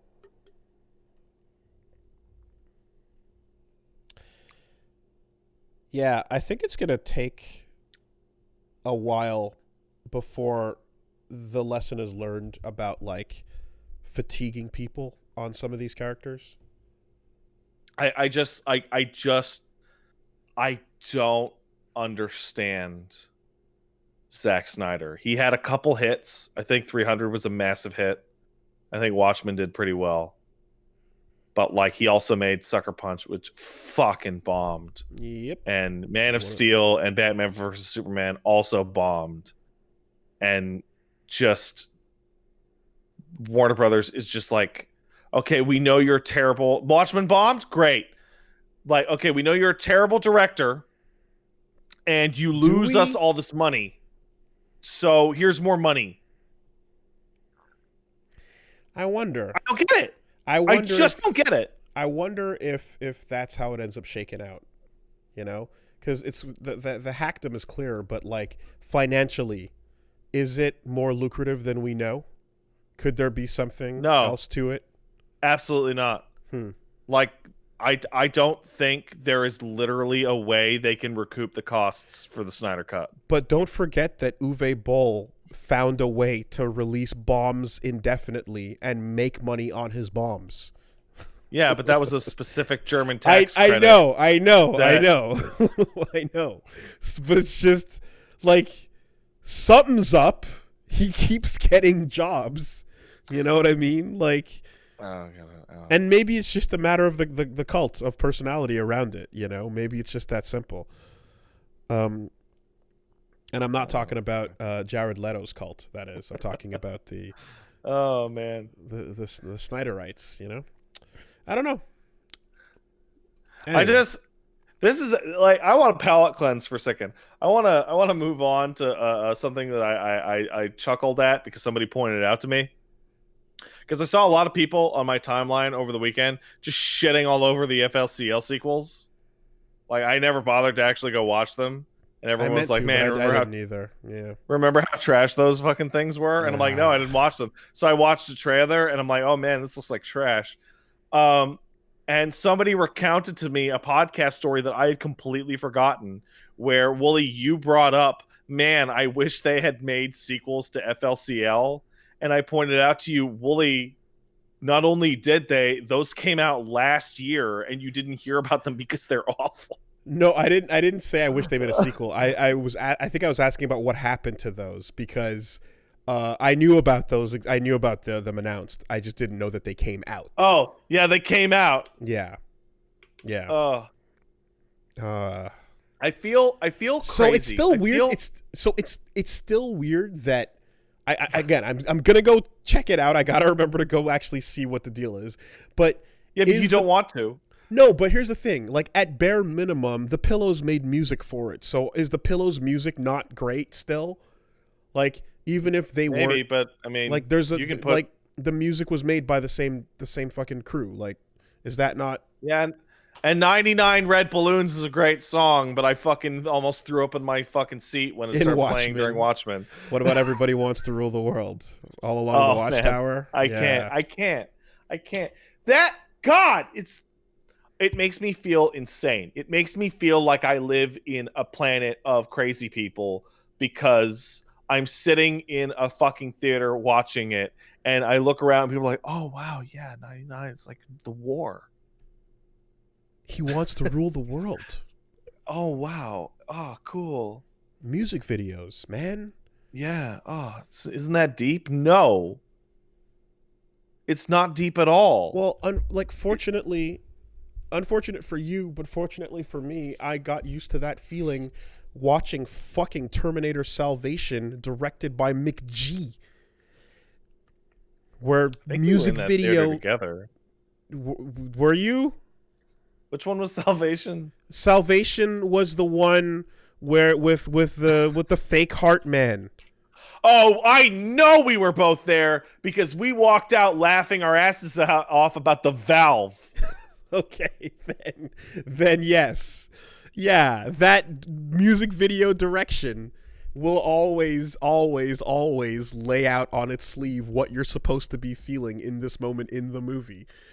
Oh man, yeah, that was like one of the first, like I feel like it must have been like a half an hour rant breaking down point by point why this movie annoys me to no fucking end. And I don't have the spirit in me anymore, but the memory of the valve and the heart I believe the valve they saw on the wall in Skynet HQ that a human being would need, and the chair and the door and the pen for a robot that has no body. Right. Yep. And the somewhere between that and the robots punching each other out of the way to get to the humans to kill them faster because they can't just signal to each other to move. And the robot looking in the dark and not seeing anybody because it has no night vision in that moment, but it does everywhere else in the movie. And I believe it ended on the heart transplant that worked because it's literally the power of love saved the main guy. I think that's how that anyway. I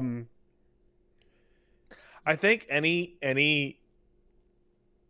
think the funniest thing about that is like you've got a real heart, and it's like that the heart in your where Shakespeare didn't know any better, but we do. The heart just pumps shit. It just pumps blood. It's not where love is. No, it's the organ that literally has the love in it. Oh, that's why. Oh. That's why. Fucking Reminds me of like fucking Rey kissing fucking Kylo and some bitch in the theater go, yeah! And then him fucking dying 2 seconds later go, no! I'm like, who are you that came to this theater? Shut up! Be miserable like the rest of us. Yeah. Hype Williams directs a hell of a music video. Get him the fuck away from anything above 3 minutes and 30 seconds long. It's that simple. All right. So there's that. And more positive news. Give me something nice. For reals, confirmed, hard confirmed this time. Clone High is coming back. Confirmed for 2 seasons. Reboot. I've learned to dread these. I feel no excitement. It won't be the same show, but that's still, if it's still Lord Miller's mustaches, then it's gonna be fucking good. Like that's you don't know that. Don't say that. That will be used against you. The phrase "we know it's going to be good" is always a lie. Okay, well, simply enough, Clone High died too early, and the fact that like we're now getting some semblance of another, or more, not more, but something else in that fucking, you know, energy. I'm optimistic, and I hope that if it just you know, approaches what the original was and is just a funny, cool thing that you can enjoy.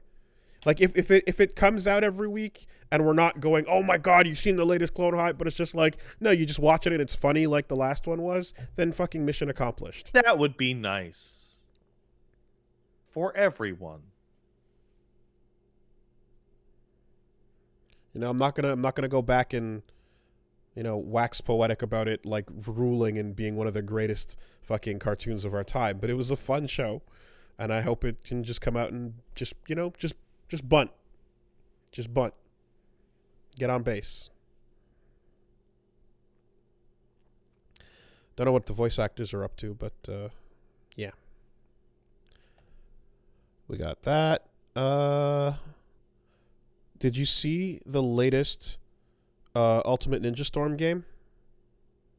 Oh yeah, the Demon Slayer one? Apparently it's called Naruto Shippuden Kimetsu no Yaiba. Kimetsu no Yaiba, yeah, that's the new Shippuden game. Mm-hmm. New characters in it I don't recognize, but yeah, there's a guy, he's got like a water sword. Mm-hmm. There's a different guy, he's got like a lightning sword. It seems cool. I don't know where all the Naruto characters went. I have though. no idea where the downgrade to Naruto roster. characters went. It's kind of weird. It's kind of weird how they just, you know, but I mean, look, dude, I haven't been keeping up with Boruto. You haven't been keeping up with Boruto. So that's true, I haven't. I'm Who pretty knows? sure They could all, this is what's going on in Boruto right now. Yeah. You know? I thought it was really weird when they swapped out all the Boruto characters for a bunch of like weird American hero characters and then swapped them all back in for Boruto characters again. Okay. Now, to be fair to Kill la Kill and to My Hero Academia, both of those arena fighter anime games, like, do have a different, like, physics feel to them. My Hero, when you're running on the wall, and then Kill la Kill with their no, I'm not. They're still just mindless arena fighters, but don't get it twisted. I'm not. It's not about the distinction. Flavor difference, at least. I'm saying this is literally the same get hit and bounce off the ground that Ultimate Ninja Storm has. I absolutely love that. Like, we did not talk about this before the podcast, and he said new Naruto game, and I instantly knew exactly what he was talking about. Everyone is on the same page with this. It is the laziest shit I have ever seen. Like, I mean, Capcom and fucking SNK and what's the other one? Arc System Works all put out licensed fighters. And they were all different. Every single goddamn one. I want to take a moment, right, to have everybody just think about Fist of the North Star by ArcSys, Dragon Ball by ArcSys, Persona by ArcSys, and literally even the JoJo by Capcom. JoJo by Capcom, sure, but but I was gonna say literally even the cross tag battle game that used the same like sprites in some cases as Persona and some of those other games, and like they end up being their own thing. This is just a video of the two main characters from Demon Slayer fighting, but I mean, it is like they just replaced Naruto and Sasuke. Like Chakra is gone, but it's a different forest. But holy fuck, like Mugen swapped. Yeah. Dude, it's anime games, which if you like Ultimate Ninja Storm is great news. Anime games have fallen into a real fucking just mess with this shit. It is like, barring, let's say, a different seasoning in the Kill la Kill or the what do you call it, the Hero Academia game, like calling it a genre I don't think is fair, because genre implies a certain variety within its conventions. These are like, to a casual observer, if you took out the recognizable characters, these would be indistinguishable from each other. Mm-hmm. It's too hard to try more. So like, just do this because it's a shonen.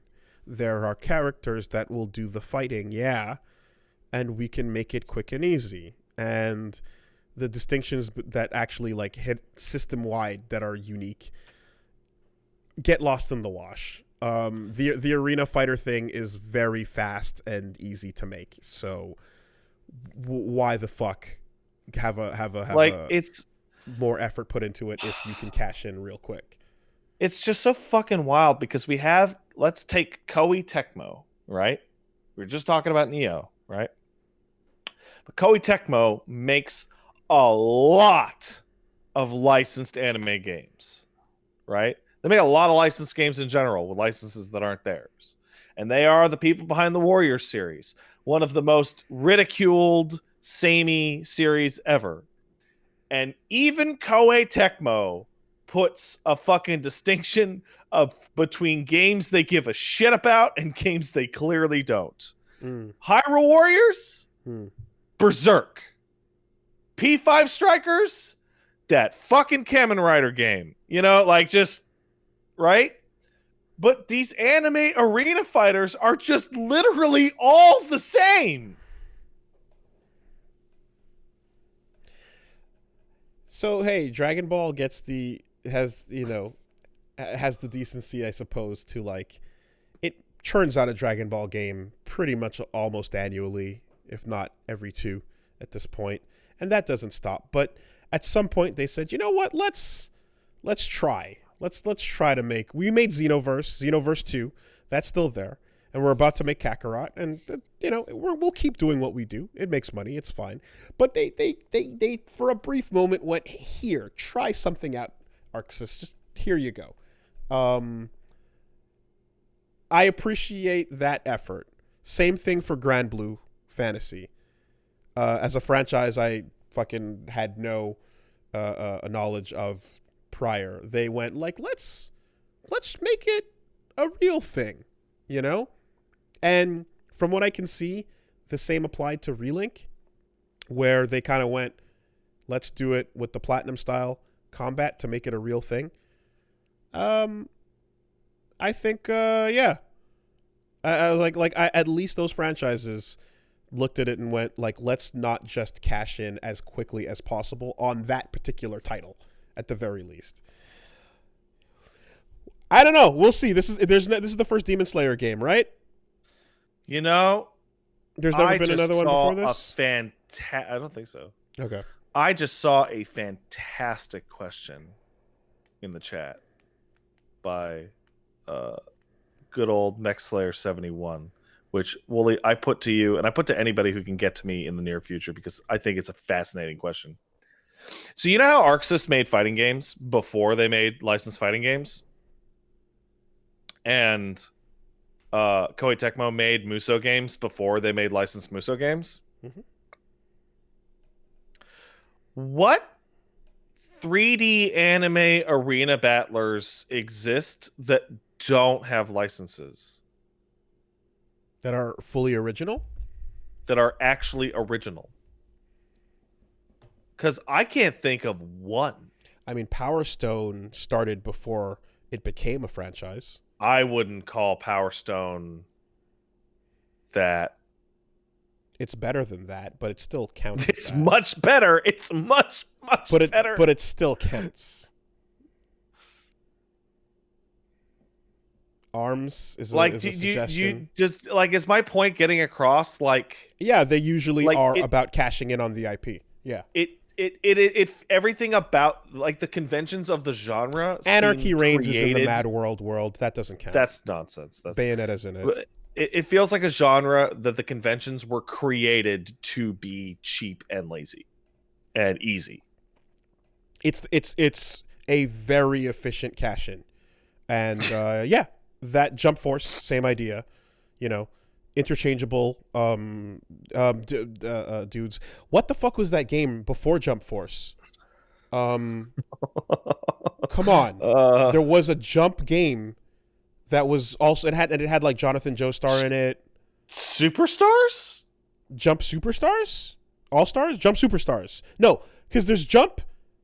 There's the DS game. J-Star Victory Versus. J-Star's Victory Versus. Yeah, that's what it was. That's what it was. Yeah, there was that right before too as well. Exactly. So, it just, you know, it's quick and easy, man. Oh, it's just the same again. Yeah, you don't have to worry about it. Like, I would love for one of these to come out and be great, but they're all just good enough to not be complete garbage because they put all the characters. Dude, I just looked up fucking Jump Victory Versus, and I just got the IGN fucking the breakdown at the end. Mediocre. The pros, tons of characters. Cons, bad visuals, samey characters, lazy story, shallow combat. Okay, so that's just, like, what if I had told you what game I was talking about? Could you tell? No. What if I were to propose to you that the effort and the roster size and exactly how much is put into it is reflective of how long the average fan is going to care about the game until they stop caring? 100%. So if they're going to unlock all the characters and then drop it in 2-3 weeks, then why even try harder? They're gonna play it. It hurts me to say it out my mouth, but 3 or 4 times. They're gonna see every variation of every super. They're gonna play online a couple times and then be like, this sucks. Everyone's cheating. Then we're out, and they're never gonna play it again. And then we're out. You know. How long did it take to unlock everything in Dissidia? Oh, which one? The first one. A lot. It took a while. It was a good bit. It wasn't like crazy, but it was like you'd like do most of the story mode, and the story mode was good. Okay. It was also Dissidia plays like, I think Dissidia actually plays really well, and it kind of bums me out that shit is dead because. Did the unlocking outlast the interest? No. Okay. There was tons of interest after the unlock. Okay. That game was legitimately tons of fun to play. so it can be done. Yeah. But There was. But why bother? But why bother? In 2 weeks' time, it's going back on the shelf / getting deleted for hard drive space. I want to fucking throw whoever It's a toy collector. came up with every single idea behind Dissidia NT out a window. Dissidia NT one's literally NT? killed. Dissidia NT is that fucking 3v3 arcade game they put on the. Oh, the third one fucking, after Duodecim? Yeah, the fucking trash one that killed Okay. the series and everyone hates. And there are so few people playing online that you have to play with AI partners that will lose the fight for you. So, good example brought up here. Gundam X Versus, the Maxi Boost, Mbon, as we talked about in the past. All ridiculous titles aside, is a legitimately tight and fun system that I believe they got refined over the course of some fucking maybe 8-10 games or so, and then eventually they got it to where it's at, where it's pretty good. It's pretty tight, well balanced, lots of fun to be had in that style of play. The benefit that Nuns gets is that too is it's Nuns. That's what it is.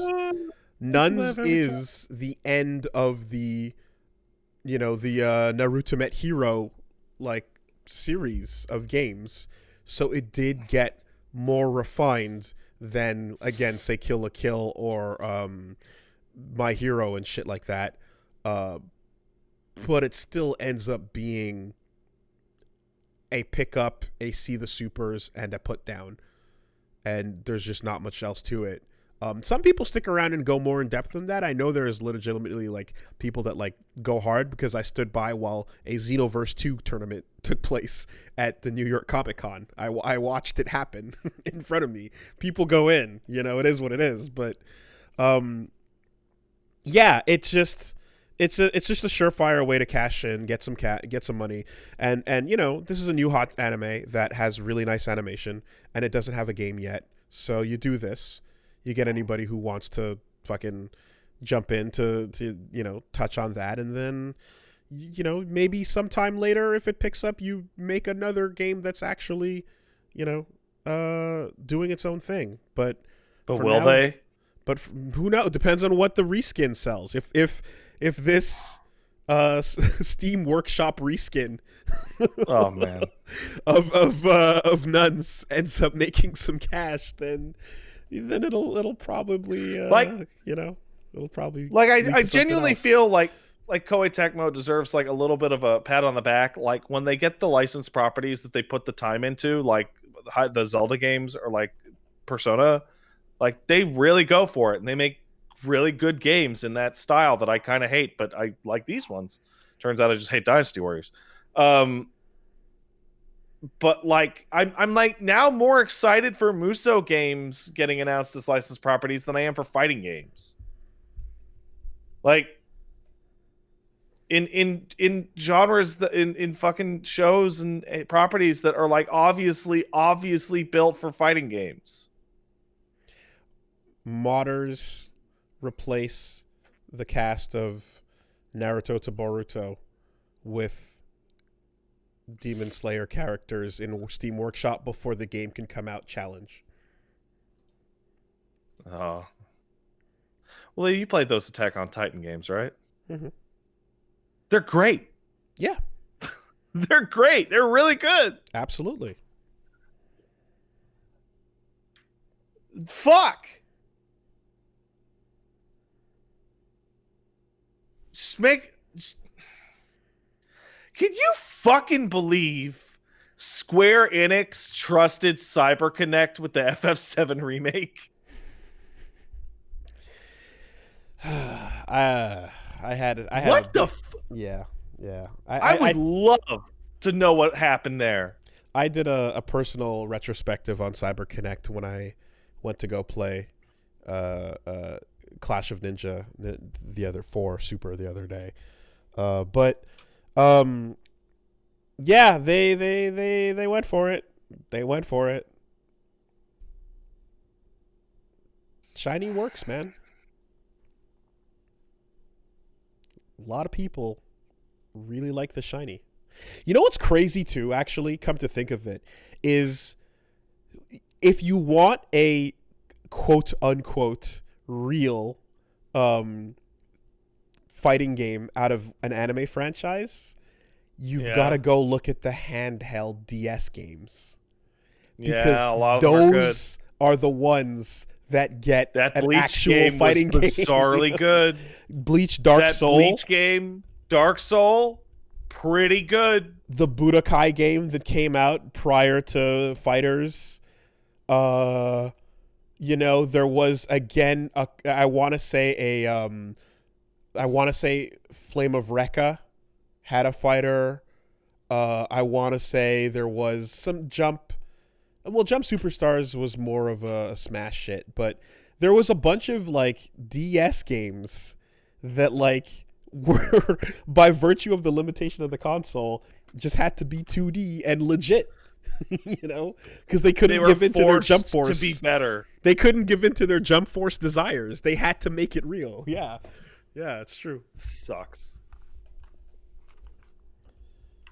One Piece Grand Adventure? Was that a fighting game? I bet people who play One Piece would like a good One Piece game. Wouldn't that be nice? Like the most popular fucking manga ever. They could get a decent game.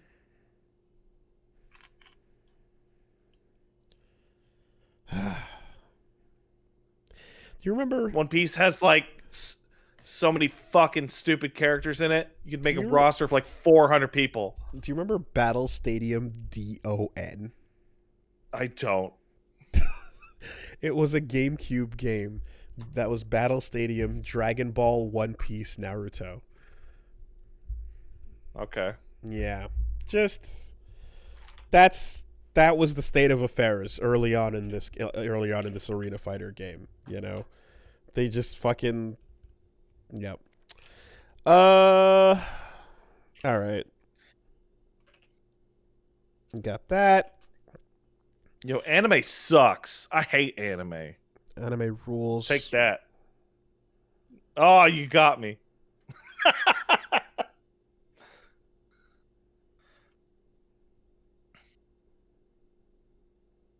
Astolfo is anime, right?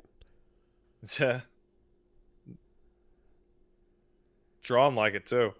Somebody says like, did I forget about the One Piece Musos? Are those not bad? Are those bad? Are they good? I was just under the assumption that since there are a ton of them that they are bad.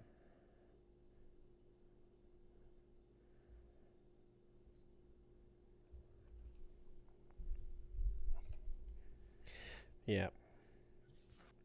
Well, I'm not getting an agreement here, so that's interesting. Pat, the real move is to just sandbag a bottle of CC Lemon and just be like, yeah, it ain't that big. It's all right. It's not that big. It's, it's a decent size drink. It's a beverage and an average size thing. What really caused that earthquake?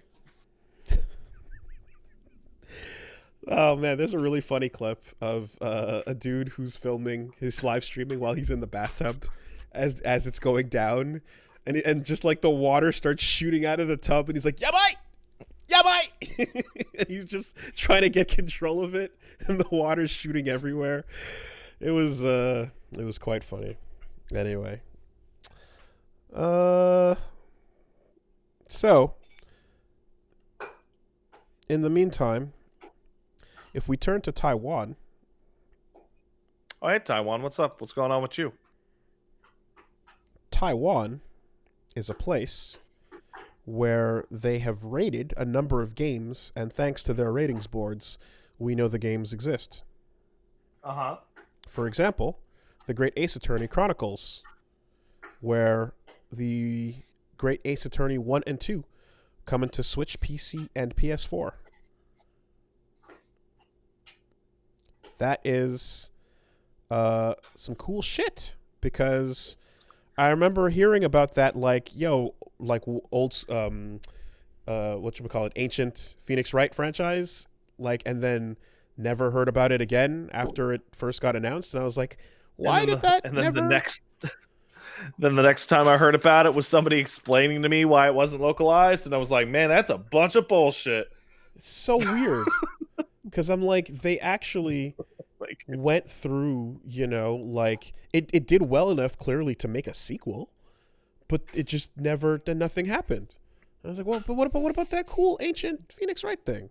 Yeah. What happened with that? So it's coming to stuff now. They've solved the problem, guys. They're going to call him Herlock Sholmes. Oh, man. That's the legitimate solution. Yeah. Can you believe that? Well, I did, and we talked about it. That's how Knighthood got around it, too. So Arsène Lupin is foiling Herlock Sholmes. Canonically. Yep, that's how it do. Mm-hmm. Did you see that quote? I had no idea this was said, but there is a quote from Sir Arthur Conan Doyle that says, if in 100 years' time I'm only known as that guy who made Sherlock Holmes, I'll have considered my life a failure. Yeah. Ooh. He also wrote Jurassic Park, right? No. No, that's wrong. No, that's wrong. No. That's clearly wrong. Like I said it. As soon as I said it, my brain went, "No, you idiot! That's Michael Crichton." Also, that's correct. Why would Arthur Conan Doyle even know what a dinosaur is? Yeah. What? No, that's not it. Anyway, I felt some air leave my chest when I read that fucking quote, because, like, little bit of your soul, just the weight of your soul, you feel that come out, because this is a man telling you this from beyond the fucking graves. It's a century in the making. The only thing that would make that better is if in the article that you're reading about it in, it's like Arthur Conan Doyle, creator of the legendary Sherlock Holmes series, said, and then it's the quote. Yeah. Lost World. He gets credit for writing Lost World. I wasn't a big fan of that Jurassic Park one.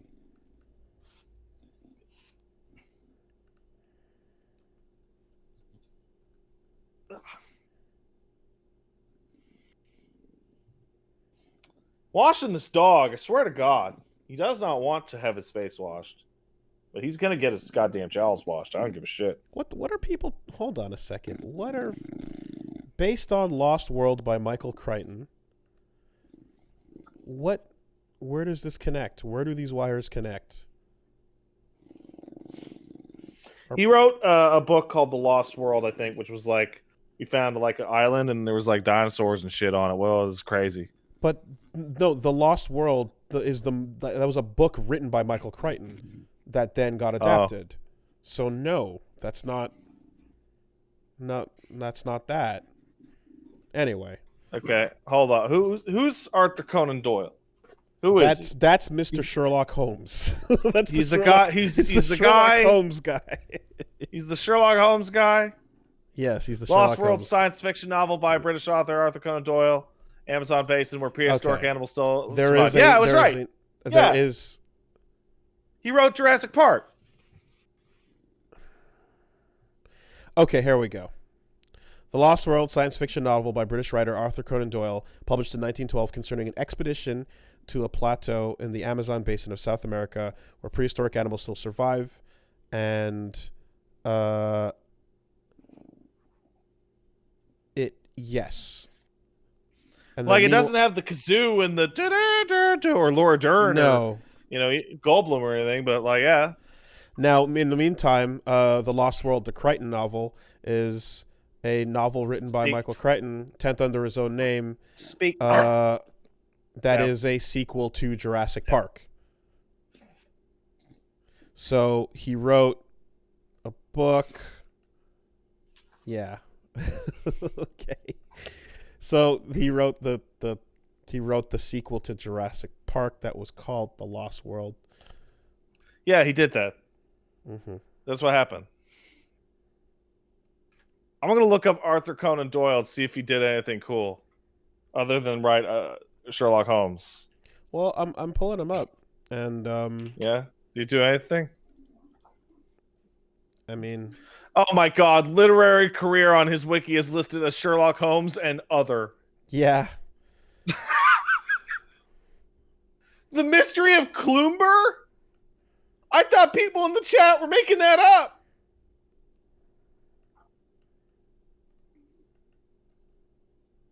Oh, I ain't never heard of none of this shit. Oh yeah, he's fucked. His life's a failure. By his By own his own metric, though. Oh, don't By ever his- do that. By his own metric. Literary career, Sherlock Holmes, other works, as you said, Mystery Columber, narrative do of that. John Don't- Smith, Mary Don't Celeste, set up your fucking fail state for the world to see. Lost World, White Company. No, unfortunately not. The Adventure of Speckled Band. Damn. All you had to do was not say that. You know? Yeah.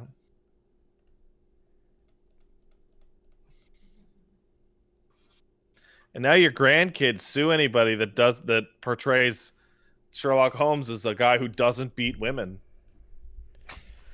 If 100 years from now I'm just known as that one internet fighting game guy, I'll have considered my life a failure.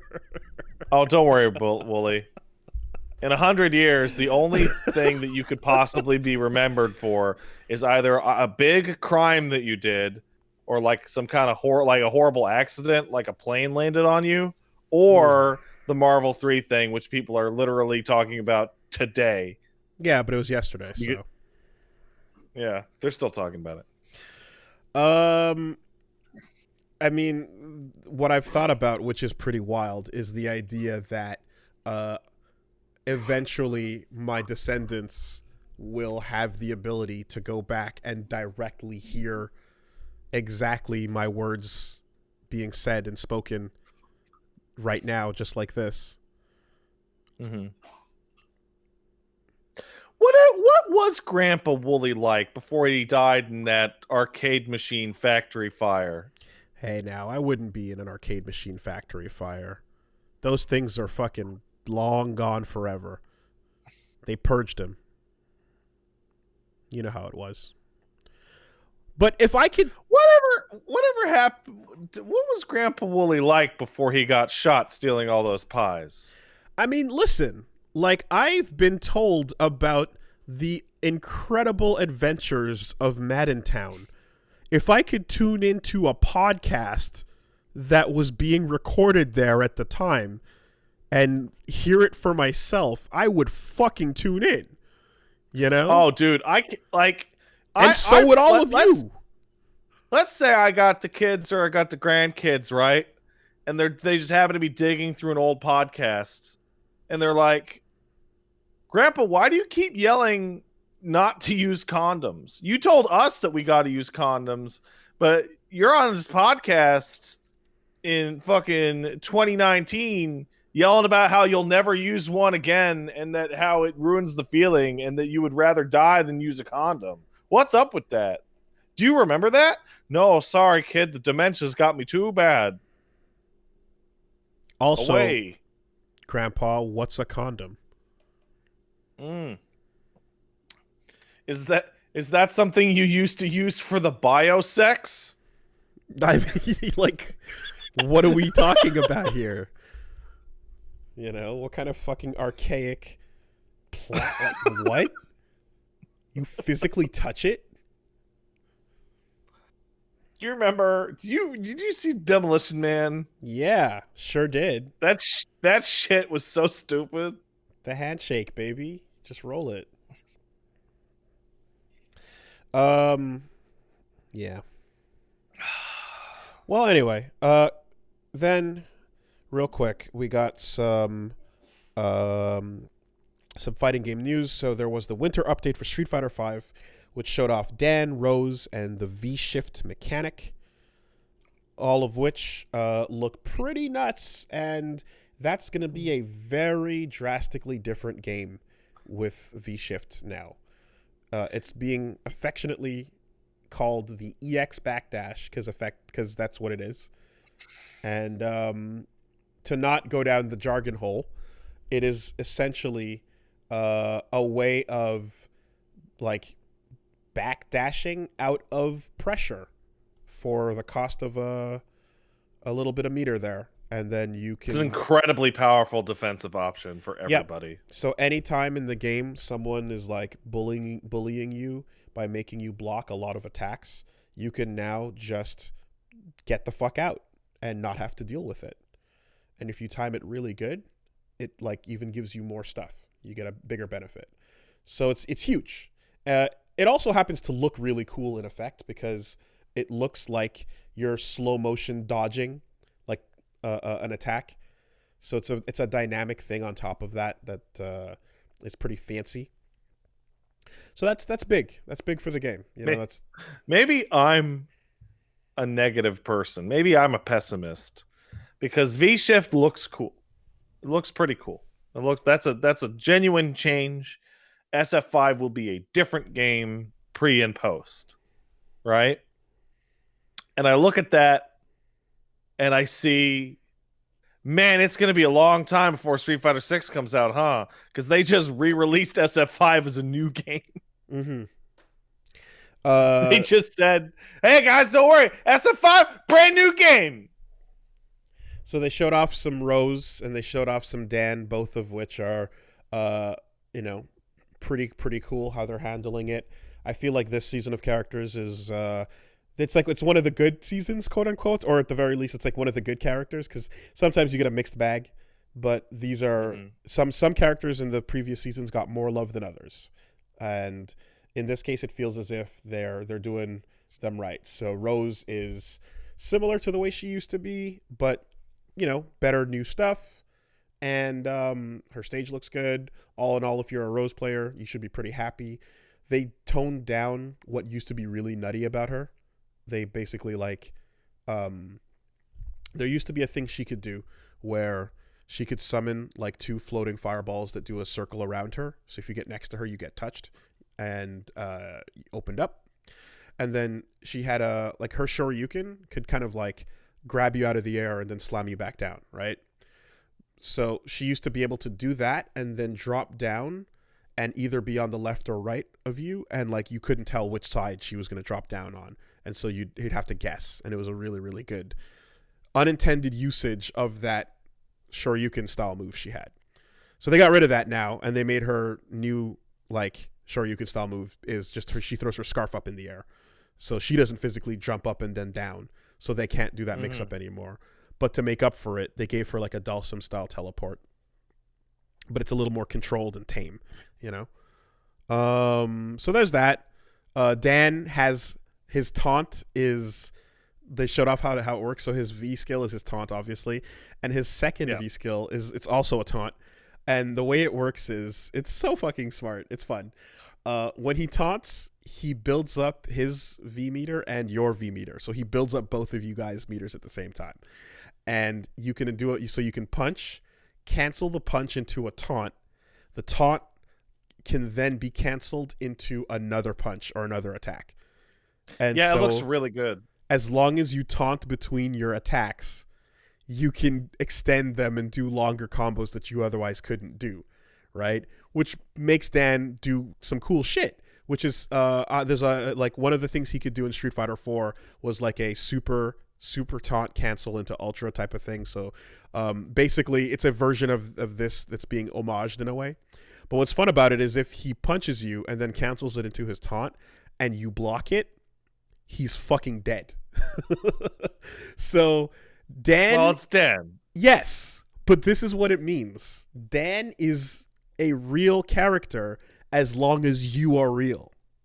If you're fake... then Dan is fake and he's a joke and he gets crushed. But if you're Yeah, good I like that. and you land your hits properly, and he's real, he's a threat, you know? He's reflective of whoever is playing him. It's good shit. I like that. I think it says a lot about SF5 when one of the most hyped things you can do is spend meter to backdash. Yeah. That's a kind of chat.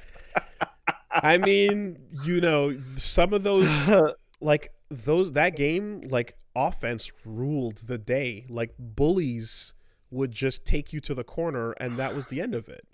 Go, you know, if you watch the state that the game kind of ended in most recently, it was one where defense was still, like, rough, you know? You had very little options. You just had to guess a couple times, and if not, you die. So this turns the whole thing around. Yeah, and then I mentioned it on Twitter, but Nikali seems to be getting a complete rework.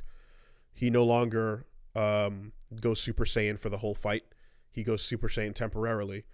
So we'll have to see what that means, what they change about it, you know? Yeah. So Street Fighter V is still getting its changes. And then, of course, there's Guilty Gear Strive, which they released some match footage of all the beta characters now. And I made reference to it earlier, but Giovanna is cool SNK style suited up girl with her dogger, and they're a rad pair on design.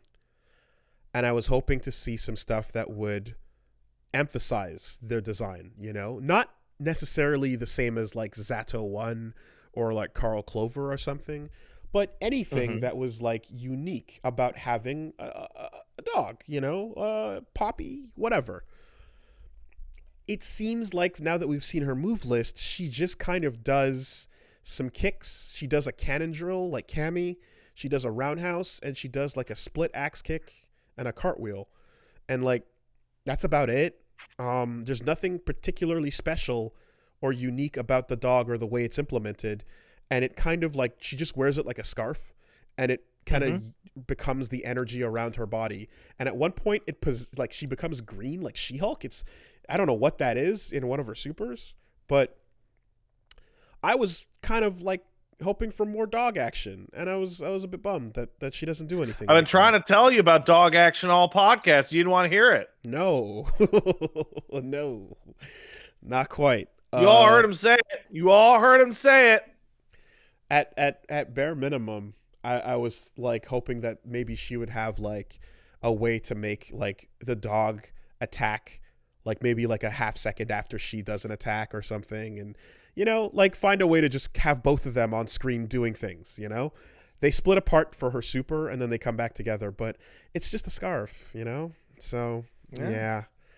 She still looks really cool. It's just a move, I guess, failure, you know? Move list failure. In the complete opposite effect, Nago Ryuki, the black vampire samurai, is the most ridiculous concept character in the game so far, easily. He's got all sorts of shit going on. He makes no fundamental sense from a fighting game like perspective of like, is this really what we're doing here? They made him a giant that cannot air dash in a game where air dashing is a big deal, right? The genre's called air dashers. He can't do that. He can teleport like Slayer, but at a cost. He has a blood rage meter, and every time he does one of his fancy sword swipes or one of his fancy teleports or ghost attacks, he builds that blood rage meter up. When it builds up to 3, he loses control and the mask comes off, and then his sword gets filled up with blood, and he can. And then he starts draining health super fast. And he can swing the sword and do a lot of damage, whether you're hitting or blocking. He can do a super that's insanely damaging, like a Samurai Showdown style, and he becomes a very scary character. But he can't do any of his special moves, and his health is draining at a rate of, I would say, it would probably take 10 seconds to get from full health to 0. So it's Pandora in Street Fighter Cross Tekken a little bit. Sacrifice your partner for time on the clock, right? That era of like your life bar just starts draining. This is what happens to him. So if you don't win or cancel what you've done in the next 10 seconds, you're dead. That's the end of that fucking round. He has a way to get out of it by letting the bar drain completely, or by doing a giant powerful super, which both stop the life drain. And when he has a command grab as well that bites you and sucks some blood when he gets a little bit of healing, and he drops some of the rage, you know? But people know what you're going to try to do. It's now telegraphed that if I don't bite you right now, I'm going to fucking lose. So there's this moment where the mask comes off, and it's like, I have the next 10 seconds to find a way to destroy you, or this is everything, you know? He's an all or nothing gamble. And I can't believe that's what they went with. I'm learning him. I'm going to play him. We'll find out. You know? If like I've had a history of like picking a character just based on my aesthetics and then sticking with them either way. It's not foolproof. Sometimes I hit a wall and I just have to back down. But if I can avoid it, I try to stick with the character. Viper, go fuck yourself. No one's doing that. My fingers can't do it. I like your suit. I like your style, but I can't do Trial 10. So we're just going to leave you alone. But yeah, Nagoriyuki is the complete opposite of Giovanna she's the most like bog standard fighting game character style, even though her design has more going on, but he just has like the most wacky nonsense mechanics. And I don't know how it's going to be fair. I think he might be the best or worst, and that's it. He's either top or bottom. Depending on your mood. Yeah. he's either the best or worst character in the game. Free. That's yeah, like there's no in between on that. What I see is like, so in the blood mode, his normals get a lot of crazy chip. Mm-hmm. So that's cool. But it's just like, I feel like this character is like just built to die. Yeah. If I run away from you while you're in blood rage mode and you can't touch me, then I'm just gonna die then. Guess I'll die. You know? It seems like a flaw in that people that if you don't combo into everything you're doing and make sure it's guaranteed, it feels as if playing a game of cat and mouse is not going to work out, because anytime there's a cat and mouse mechanic in a game where someone becomes a god for 10 seconds, the answer is, yeah, I'm not fighting you. I'm not playing the game for the next 10 seconds. I'll catch you on the flip side. Except in this case, the flip side is literally you're dead. Yeah, it's why Dark Phoenix like worked, because wait her out. I'm gonna become a god until you die. Mm-hmm. Mm-hmm. It's Dark Phoenix. Totally. That's the other analogy. Like, that's the other analogous example. Can't wait. The damage is so high that maybe it'll be worth it. I don't know. We'll have to find out. Yeah, but then if their solution to balancing a character like that is like, we'll just keep buffing the damage until it's worth it. I'm like, doesn't this character just become a fucking coin flip? Yeah, no, it does. And that to me wouldn't be the solution necessarily. It would have to like think a little bit harder about his system, you know? Because you can't air dash. You move slowly, and when you do his really fast movement, it builds that blood. And once you've built that blood meter, he can't dash anymore, and you know what I mean? Like, that's a special move, which is taken away from him. He loses the ability to do all special moves when he's in blood rage. The only thing he can do is the big bloody normals and then his big super. So I don't know. I don't know what to make of it, you know? Anyway, there's characters like Mira in Killer Instinct who lose life but then gain it back by playing the vampire game with you. So they sacrifice health to do moves, and then at the end of their combo, they bite you and get it back. So it's a risk, but it's there, you know? He doesn't seem to have recovery of life baked into the game plan. It seems they just kind of want you to fucking do it, you know? We'll find out. That's what's happening with Guilty Gear. And Hope Guilty Gear's good. it looks good. I hope I had- its netcode is good. It's confirmed for rollback, baby. That didn't answer my question. Yeah, true. There can be bad rollback, but I hope so too.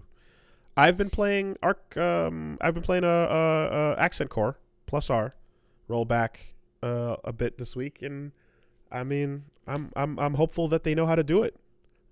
They've demonstrated. I'm seeing that they know people how to do talk it. about how the beta doesn't support PS4 sticks. Is that sucks. confirmed? Saw Buttons complaining about it. You know what? I'll confirm tomorrow if that's true. Confirmed for everyone. But that might not. I don't know if that's true. I don't want to have to buy a PS5 stick, but I guess I will.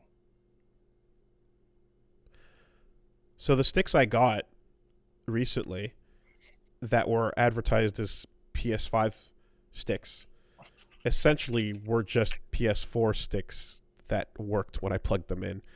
So I think PS4 sticks are going to overall be fine. I think the problem I was having was specific to my Obsidian. Because I got 2 Obsidians right behind me. Oh, did you got them? Yeah, I've had them for years. Okay. Well, if you boot up anything, Oh, wow. Kanba's got a new Pearl. Never seen this one. That looks nice. the white one? Yeah. Yeah, that's what I got. So I got 2 of those, and they were advertised as PS5, good to go. So when I got it, I took a look. The packaging didn't expressly say that, but I booted Yeah, up. the Dragon website says PS4, PS3, PC compatible for Pearls. Well, when the site I ordered it from mentioned PS5 as well. When I got it, booted up Dragon Ball, went for it, and I wasn't having any of the issues I mentioned earlier. So I believe my issue was specific to my old Obsidian, and that these would be fine. Man, the Dragon's cool, but it's too big. It is too big, but if you're not going anywhere for a while, it's comfy. Like, I got used to it. In fact, the only reason why it's too big for me. The only reason why I stopped using the Dragon is because it broke. My stick broke on it. The literal joystick on it stopped working. And traveling with it was a pain in the ass. But it was fucking comfortable to have a big hefty weight on your lap and just sturdy, like it was the most sturdy shit ever. And I understand, because I remember like old school players would come out to meetups with their custom made heavy sticks that would be sitting on the floor, and then they'd get a chair and sit behind it, and that was like, yeah, anyone who wanted that arcade feeling of like nothing's gonna move in my lap, I want this hefty boy. The Dragon is really good at that. But eventually I did ditch it for an Obsidian, which is heavy enough while still being portable. But the Dragon's, it was you do get used to it. Anyway, last little bit there on the fighting game stuff is they're having a publisher roundtable part 2 on I hope it's better than the last one. February 21st. I hope so as well. It won't be. Well, depends on what the topics are going to be, but it's happening on Sunday. Upcoming. From the looks of it, they're going to have 3 reps from Arc System Works. So Daisuke is going to be there, Mori from BlazBlue, as well as Akira Katano from Strive. Akira Nishitani is going to be there. So that's, Fexel. Harada is in. Capcom's going to have their Street Fighter guys in. Matsumoto, who took over, and Takayuki Nakayama. SNK is going to have Oda.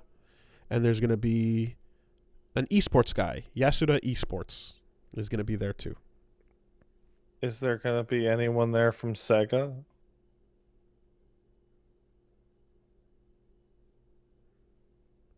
The ghosts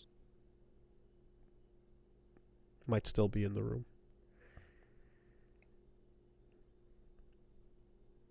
There's an esports guy. Virtual Fighter Cross Esports. We are literally never going to hear about that Virtual Fighter Esports thing, are we? Well, Yasuda Esports will be there, and he is listed as an esports producer, but he works for Bandai Namco, so no, you're not. Like, we're literally not even going to find out what it was supposed to be. They dug it up to bury it harder. Can't they just port it to the new system? Like, just port Final Showdown. They did. Boot up your Yakuza game. They did. No, they didn't. You can't.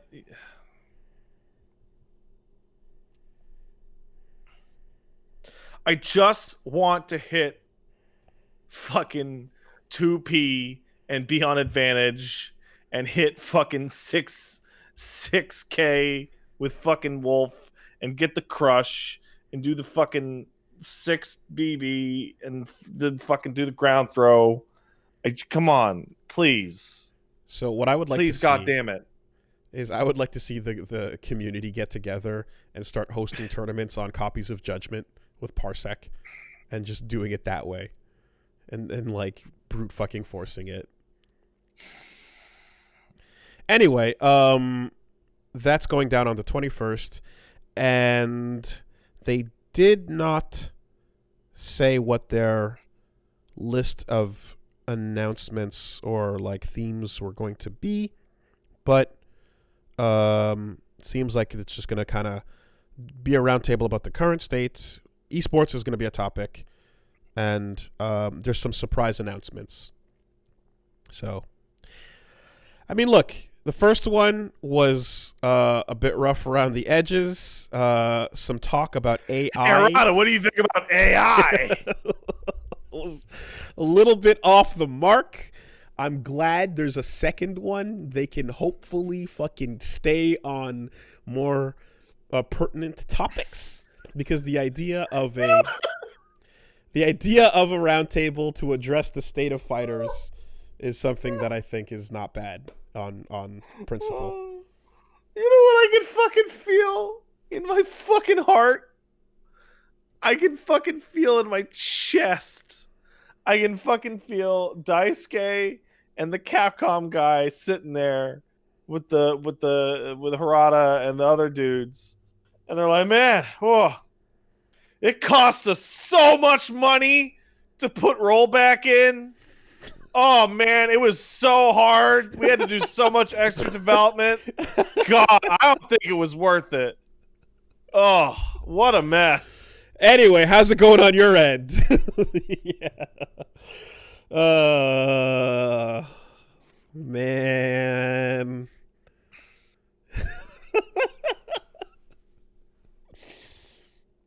Never doing that shit again. Yeah. For the fucking for the Marvel Infinite, we had like 35 extra characters in the budget, but then we gotta do the rollback and we had to throw them all away. Oh, bummer. I look forward to the new State of the Union, and I hope they keep it up.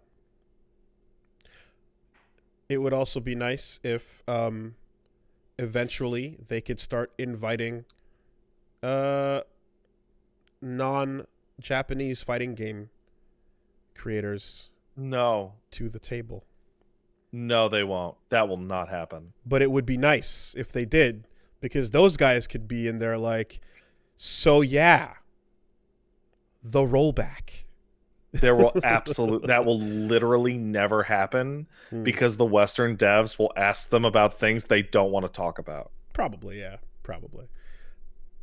I could see them Fighting Herds guys getting all up in there and just being a little too real about it, you know? But then, and you know that Ed Boon wants to be in that room for sure. Can I please get like mainly to fucking pitch guest characters? Can I get Keats Unleashed in that room? Please. Oh man. Just get Keats in there and just say, dude, nothing bad will happen to you no matter what you say.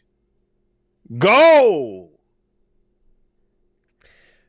I feel like there's an infinitely higher chance of Sakurai showing up than anyone from here. I don't like to call them fighting games. Hey, Sephiroth's plus 15 on this attack, but wait, what am I talking about? No, we can't bring up things like frame data. That was pretty funny. Bitch! You fucking bitch! Masahiro, like, you fucking slut. It's really funny, but like the veil is like scorched. Like it cannot be redrawn. Oh, man. You can't go back to pretending. No. Anyway. Let's take some letters. They will literally never let anybody west of Japan into that thing. We'll see. I'm hoping that I like honestly, pie in the sky is that like they do them more often and they get more involved, and they're great places to announce new features during a quarantine, but also to discuss things. And they could just, someone could reach across. They already kind of, things happen at Evo. These meetings do happen at Evo and stuff. So like if it gets bigger and bigger, it could be cool to see it become more global, I don't know. I just, in my heart, I see like Harada meeting Ed Boon and going, Mortal Kombat, huh? What's that? His event ran ran next to Mortal Kombat. Like he knows what the fuck. And still, somehow, Scorpion? Does he have like a Venom thing?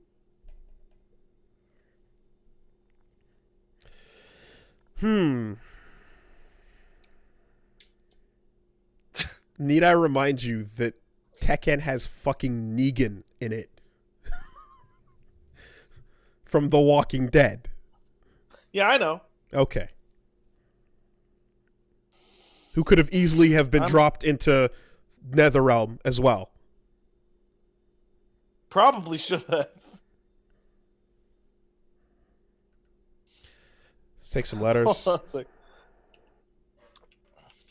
Mortal Kombat. What's the last Mortal Kombat? 11? 11? What? I'm looking at their DLC characters. Oh, yeah. Joker, Spawn, Terminator,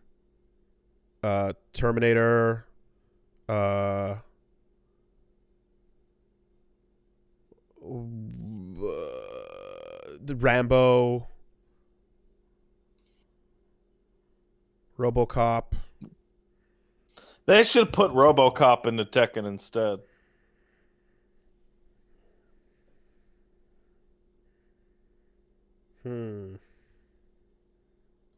Spawn was in Soul Calibur. He was. Heihachi was in Soul Calibur. They should have just put Spawn in there. Spawn can go back to the place he already been. I just saw somebody say, that'd be stupid. Yeah, you're right. The fucking fighting game franchise with Jack 6 in it and a punching, boxing dinosaur would be stupid to have RoboCop in it. Spawn could show up in Tekken and just be like, damn, this place has gone to shit since the last time I visited. Yeah, done. Yeah, sure. Some letters over here.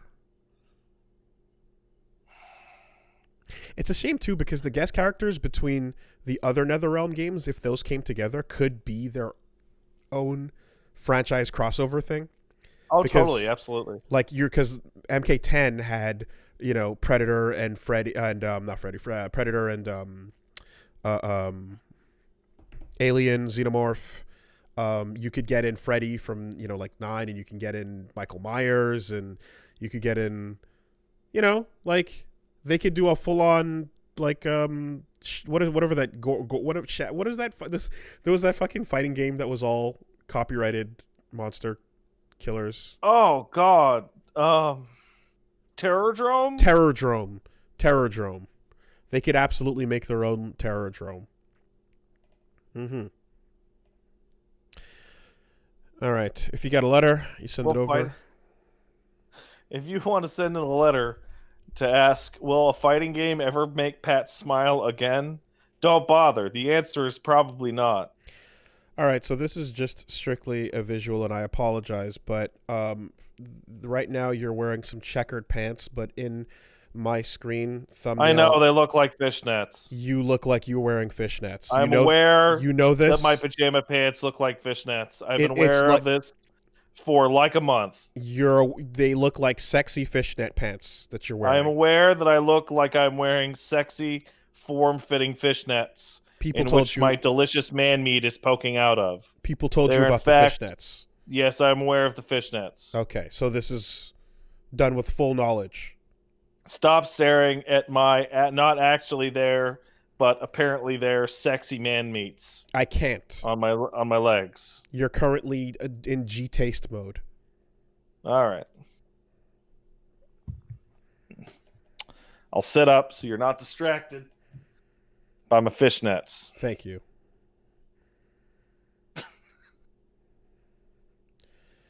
If you got a letter,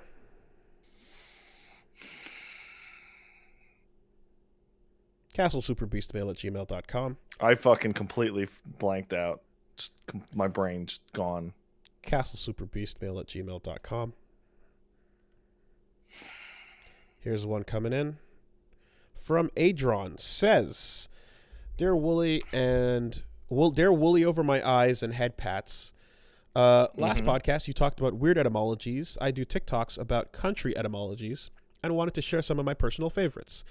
Wales comes from the English Welsh, meaning foreigner, an ironic name considering they were the natives to the island and the Anglos came in from the continent.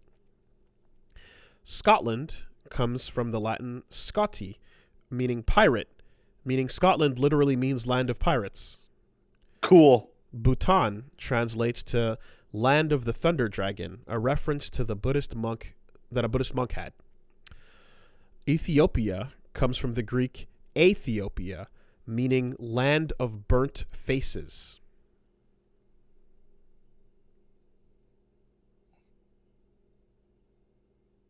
I see.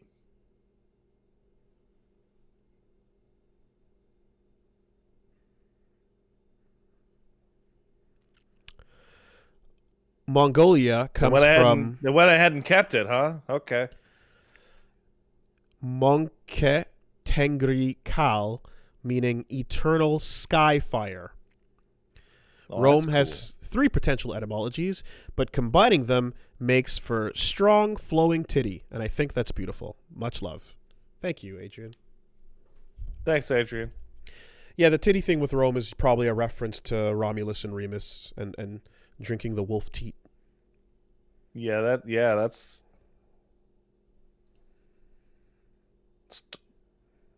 Star Trek. I actually don't know about Romulus and Remus. Founders of the Rome, and they were raised by a wolf mother who that explains that entire Star Trek faction. Fed them with the milk. What's that? Kind of should have seen that coming. How did I not know that? The Romulans? Yeah. They tie in Roman history into that? Their society is, I am now realizing, very obviously patterned after Romans. I'm an idiot. That's how Rome was founded, according to the lore. With the elf ears. in space. Hey, man. Wolf mothers? Mm? Pretty sick. I'd like to be raised by a wolf. You learn some cool, like, fucking beast style. That's how you learn to be moves. Sigma. True. Also, It's the only way. awesome music, too. Great songs.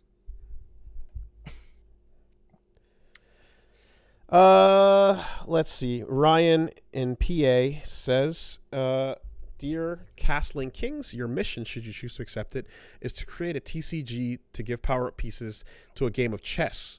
What would you create? And give some examples. What wacky stuff would you do to that? So I'm going to override and object to the basis of the question here because it's asking about improving chess, which there's no need to do because Serlin has already released Chess 2. So we don't have to ever do that. And not only that, but a game called, I believe 5D Chess is the name of the actual game, exists, where you're playing chess across multiple dimensions, and time and moves have to be controlled in alternate realities, and you literally like switch boards to different realities to play a massive macro meta game of 5D chess. This exists. This is a real game that you can go look up. It's kind of fucking crazy. So we don't need to touch it, quite frankly. I used to really like David Serlin. And he's one of those guys that just the more he talks, the more you're like, wait a second. Wait a second. This guy's full of shit. No, I disagree with you. I've had some great conversations about He made a game called Chess 2. He did. And he also made a game called HD Remix, and he also made a game called Fantasy Strike and Yomi. And I've had some great times playing some of those, and I've had some great discussions. Serlin's a good guy. I got no problem there. You take your opinions to yourself, sir. All right, my name is Pat, and I think David Serlin seems to be fucking dumb sometime. I like the games, and I've had fun. Yomi's a great card game. It's very cool. You hush. Or don't. Chess 2 was a thing. 5D chess was a thing. And I would also like to mention, as I've recently discovered, shogi is also a feeling of modified chess in ways.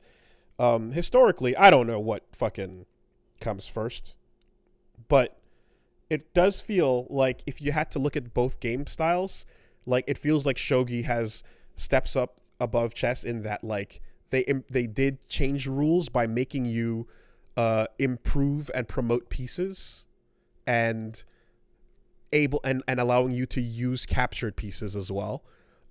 So you know, a pawn can level up to become a king, and no, not a full king, but rather a general, which is a different kind of unit.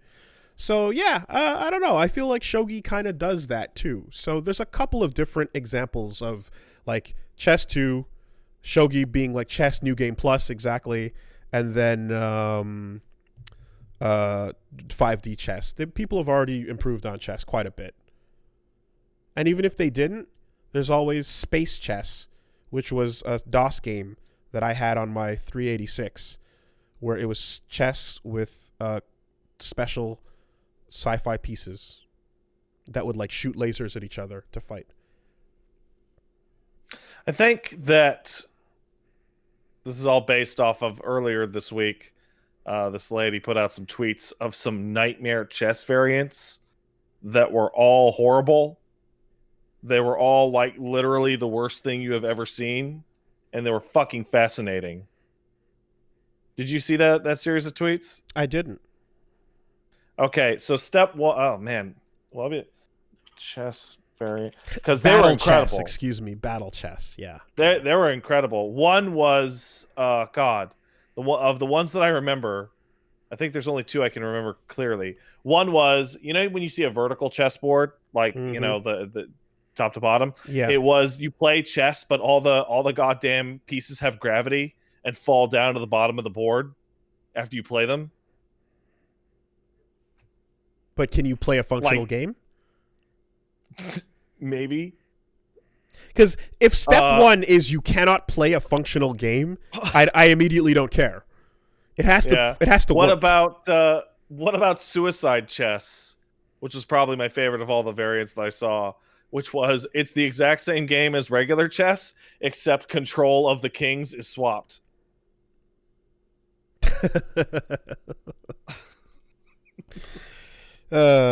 Sure. I love it. Now I know there's a Mario chess set, but I feel like I saw someone with a custom glass version that was like all high detailed glass versions of the normal Mario chess set. And I remember, I don't know if it was just a render or if it was like real, but it looked fucking cool. And I was like, damn, I would actually get that. Because Mario chess is already pretty like, it's pretty cool. They got the good guys and the bad guys as their two respective sides. Luigi's the queen, as you do. But I found it. You found the glass one? No, fuck you. I found the variants. Oh. Okay. This was from Elizabeth Sampat, who, oh man, there's so many of these. Hoppy chess, which swaps the abilities of knights and pawns. Lifting chess. This is just chess, but the pieces are very heavy. Pawns weigh 10 pounds, kings weigh 60. Nice. You cannot move pieces unless you can lift it. Nice. You have to pick up the opponent's king to checkmate. Chaos chess. You choose a color king to defeat, but control all pieces of both colors on the right or left side of the board. Wow. You ever play a game of chess right with the clock? Yeah, it's fun. It's hard. Oh my god. Battle Royale. 32 players control a piece of the board each. Oh my god. Last piece standing wins. So what is this collection? Is it a tweet? It's just this lady just made a shit ton of tweets about chess variants that blew up. Okay, all right. Just a horrible nightmare chess variations. I'll retweet it because it's fucking hilarious. That being said, though, I'm very interested in functional variants. That's fun. I like that.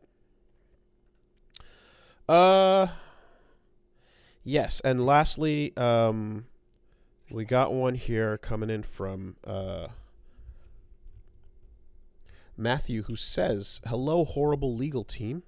I recently remembered early discussions about Japanese companies refusing to adapt to things like rollback, and while I agree part of it is some weird stubbornness, I learned something that might also be part of the problem.